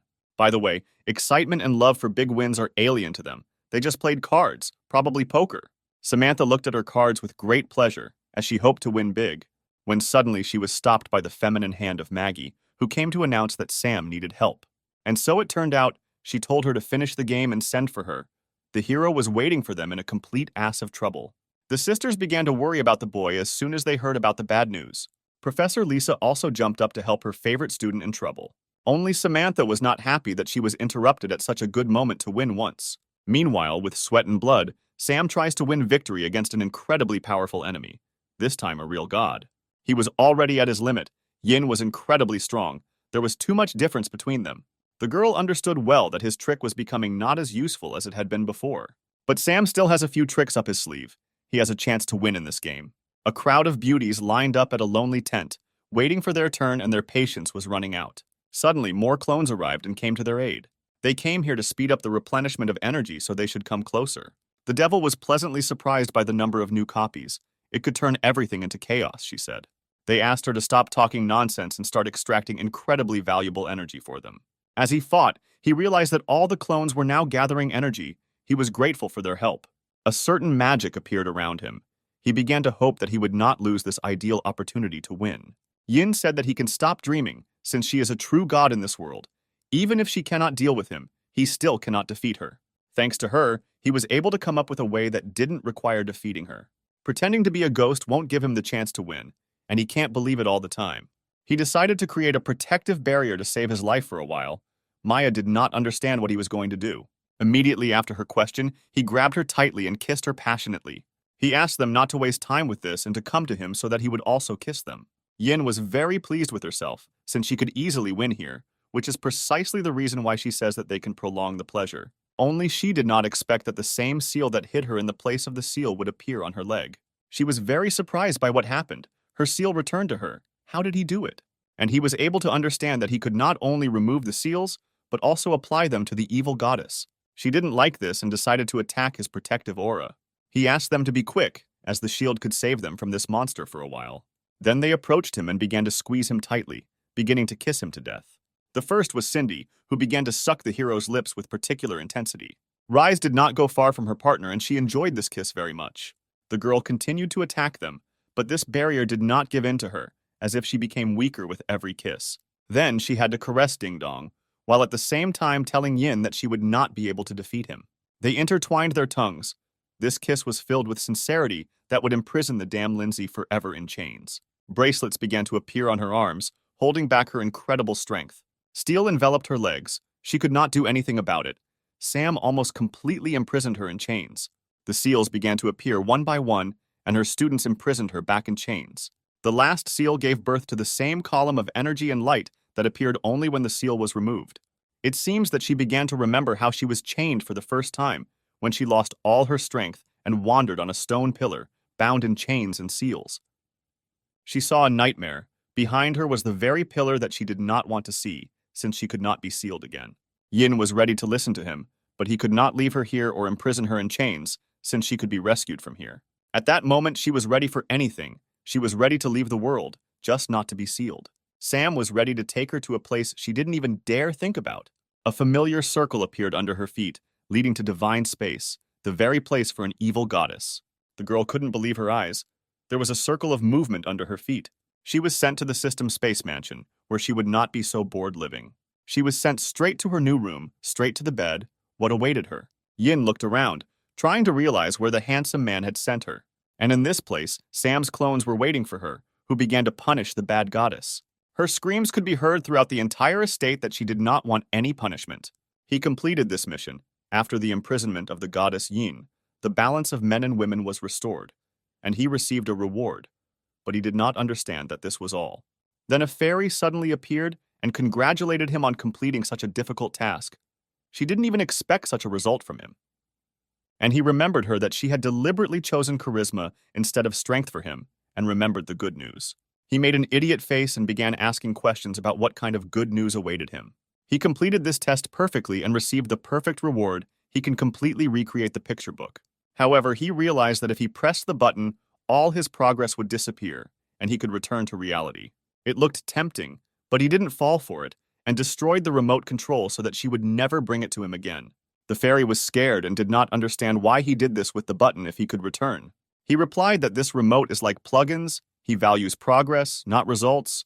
Why would he need a complete illustrated book when he could spend time creating it? However, there are still many beauties in other worlds who are waiting for him to win and capture their hearts. And how can he leave these beauties, Cindy and Maya, gorgeous girls who deserve a lot? What about the funny name Ding Dong and the fiery Princess Rise? He has so many memories with everyone. However, she didn't understand that he was either a pervert or had ideal life principles, but he would still receive the reward that she was holding in her hands. This is the first time he sees such a thing. "What is this strange cube in his hands?" asked the handsome man. It was a box with a legendary enhancement, a hypnotizing eye. With its help, with one glance, the victim falls under the control of the ruler. He decided to use his new skills on someone he met along the way. Now he decided to go to the beach to find someone in the gazebo. This time he was lucky to meet Samantha, who was cleaning up and at the same time surprised Sam by asking him whether this body was real. This would be just right for him to use a spell on her. His eye shone. It reminds me of someone. To the point, he ordered her to show her belly while she was talking to him. Not even a second had passed before she stopped reproaching him for anything and lifted her shirt. And she spoke as Sam ordered her, only she reminded him to keep the clones in line. Otherwise, they would cause chaos here. He noticed how she listened to him without any complaints and carried out the order, a strong thing. But suddenly the behavior of Sam, who was frozen in thought, seemed strange to her. It was then that he fulfilled Samantha's requests, returning all the clones to his body. Incredible energy began to return to him. This force filled him to the bottom. He might not be able to stand it. He received 2,000 points in total for returning all the clones. His body became very heavy. Samantha began to worry a lot about him. Deep down, he realized that often this power could not be used. Sweat dripping down his tired face, he asked her to help him rest. After a while, the hero found himself on his estate, where he rested after recharging. He only now managed to understand that he had been sleeping all this time. This skill made his body many times heavier. Two lovely girls met him during his sleep. They were clearly worried about him. One even helped him with her healing techniques. He laughed at this situation because he didn't have time to wake up, and they were already right there. But no one wanted to let him go, so they had to test him for clones in his body for his safety. He understood what they were hinting at. For this reason, he concluded that they behave like wild cats, which means he will behave the same with them. Some time has passed, and the whole room is filled with women's voices. The sound is completely enveloping. How many notes are in their voice? But with it, they are not in tune. Samantha was immensely happy that everything was fine with the hero, and besides, he was so energetic. She didn't have time to notice how her friend fell asleep. Was she really that tired to death? He had long since distracted himself from his girlfriend and turned all his attention to the beautiful Samantha. After these words, they kissed so passionately that drops of sweat flowed down their cheeks from the internal heat. Some time passed and Sam was done with them in the bedroom. He finally at least opened the curtain. In between, he thought that after the new power, he became much more powerful, since he could cope with two too easily. Afterwards, he said that he would be in the hot springs. If she wanted, she could take revenge on him. At the hot springs, he wanted to spend time alone, singing melodious music.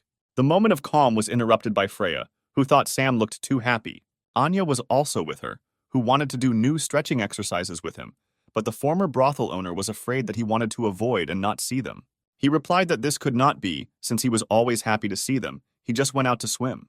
The girls did not hesitate for long, thereby pulling off the towels from themselves. They entered the water. As soon as they got closer, they smelled a terribly strong masculine smell of sweat from Sam. Miss Freya offered to wash him, and Sam wanted to spend time with them after washing. Freya noticed his love for music and hustled to make his life better. He was grateful to her for that. But Anya didn't understand why, in front of two beauties, he was talking about other girls. It was better to let him look at them. The music lover thought that she was absolutely right, but they should lower the tone of their voice, since there were many other people in the bath besides them. Not far away, my friends Siri and Irina were swimming and chatting about something interesting. And they discussed how good the open-air hot springs are. This water, the ideal temperature, there is nothing better. Irina decided to have fun with her friend and began splashing water on her, which her younger sister did not like. Behind her, she suddenly heard the bushes moving and also rustling so strangely. Irina began to get scared by these strange outbursts. Then Siri asked who was there in other sources. Sam and Freya appeared there. The second one was hard to notice, but the hero stood at his full height and was surprised that they were swimming there. She said that she and Irina were here. They had been having fun here for a long time. He was surprised by how long they were swimming here. Only from the splashes of water, he almost didn't hear them. He was finally done with them, just as he was about to start with Siri and Irina. During this time, night has already fallen on the estate, and here it looks even stranger than just unusual. This time he completed all his business after all. 2 days passed. He improved the circles around him, dressed decently, and the hero can no longer tolerate meeting new beauties whom the world has never seen. The fairy noted that the child inside him was getting older and older. She raised her hand high and said that they could start a new level, love in all worlds. "Start up!" the fairy shouted loudly, then began a new journey for our beloved hero.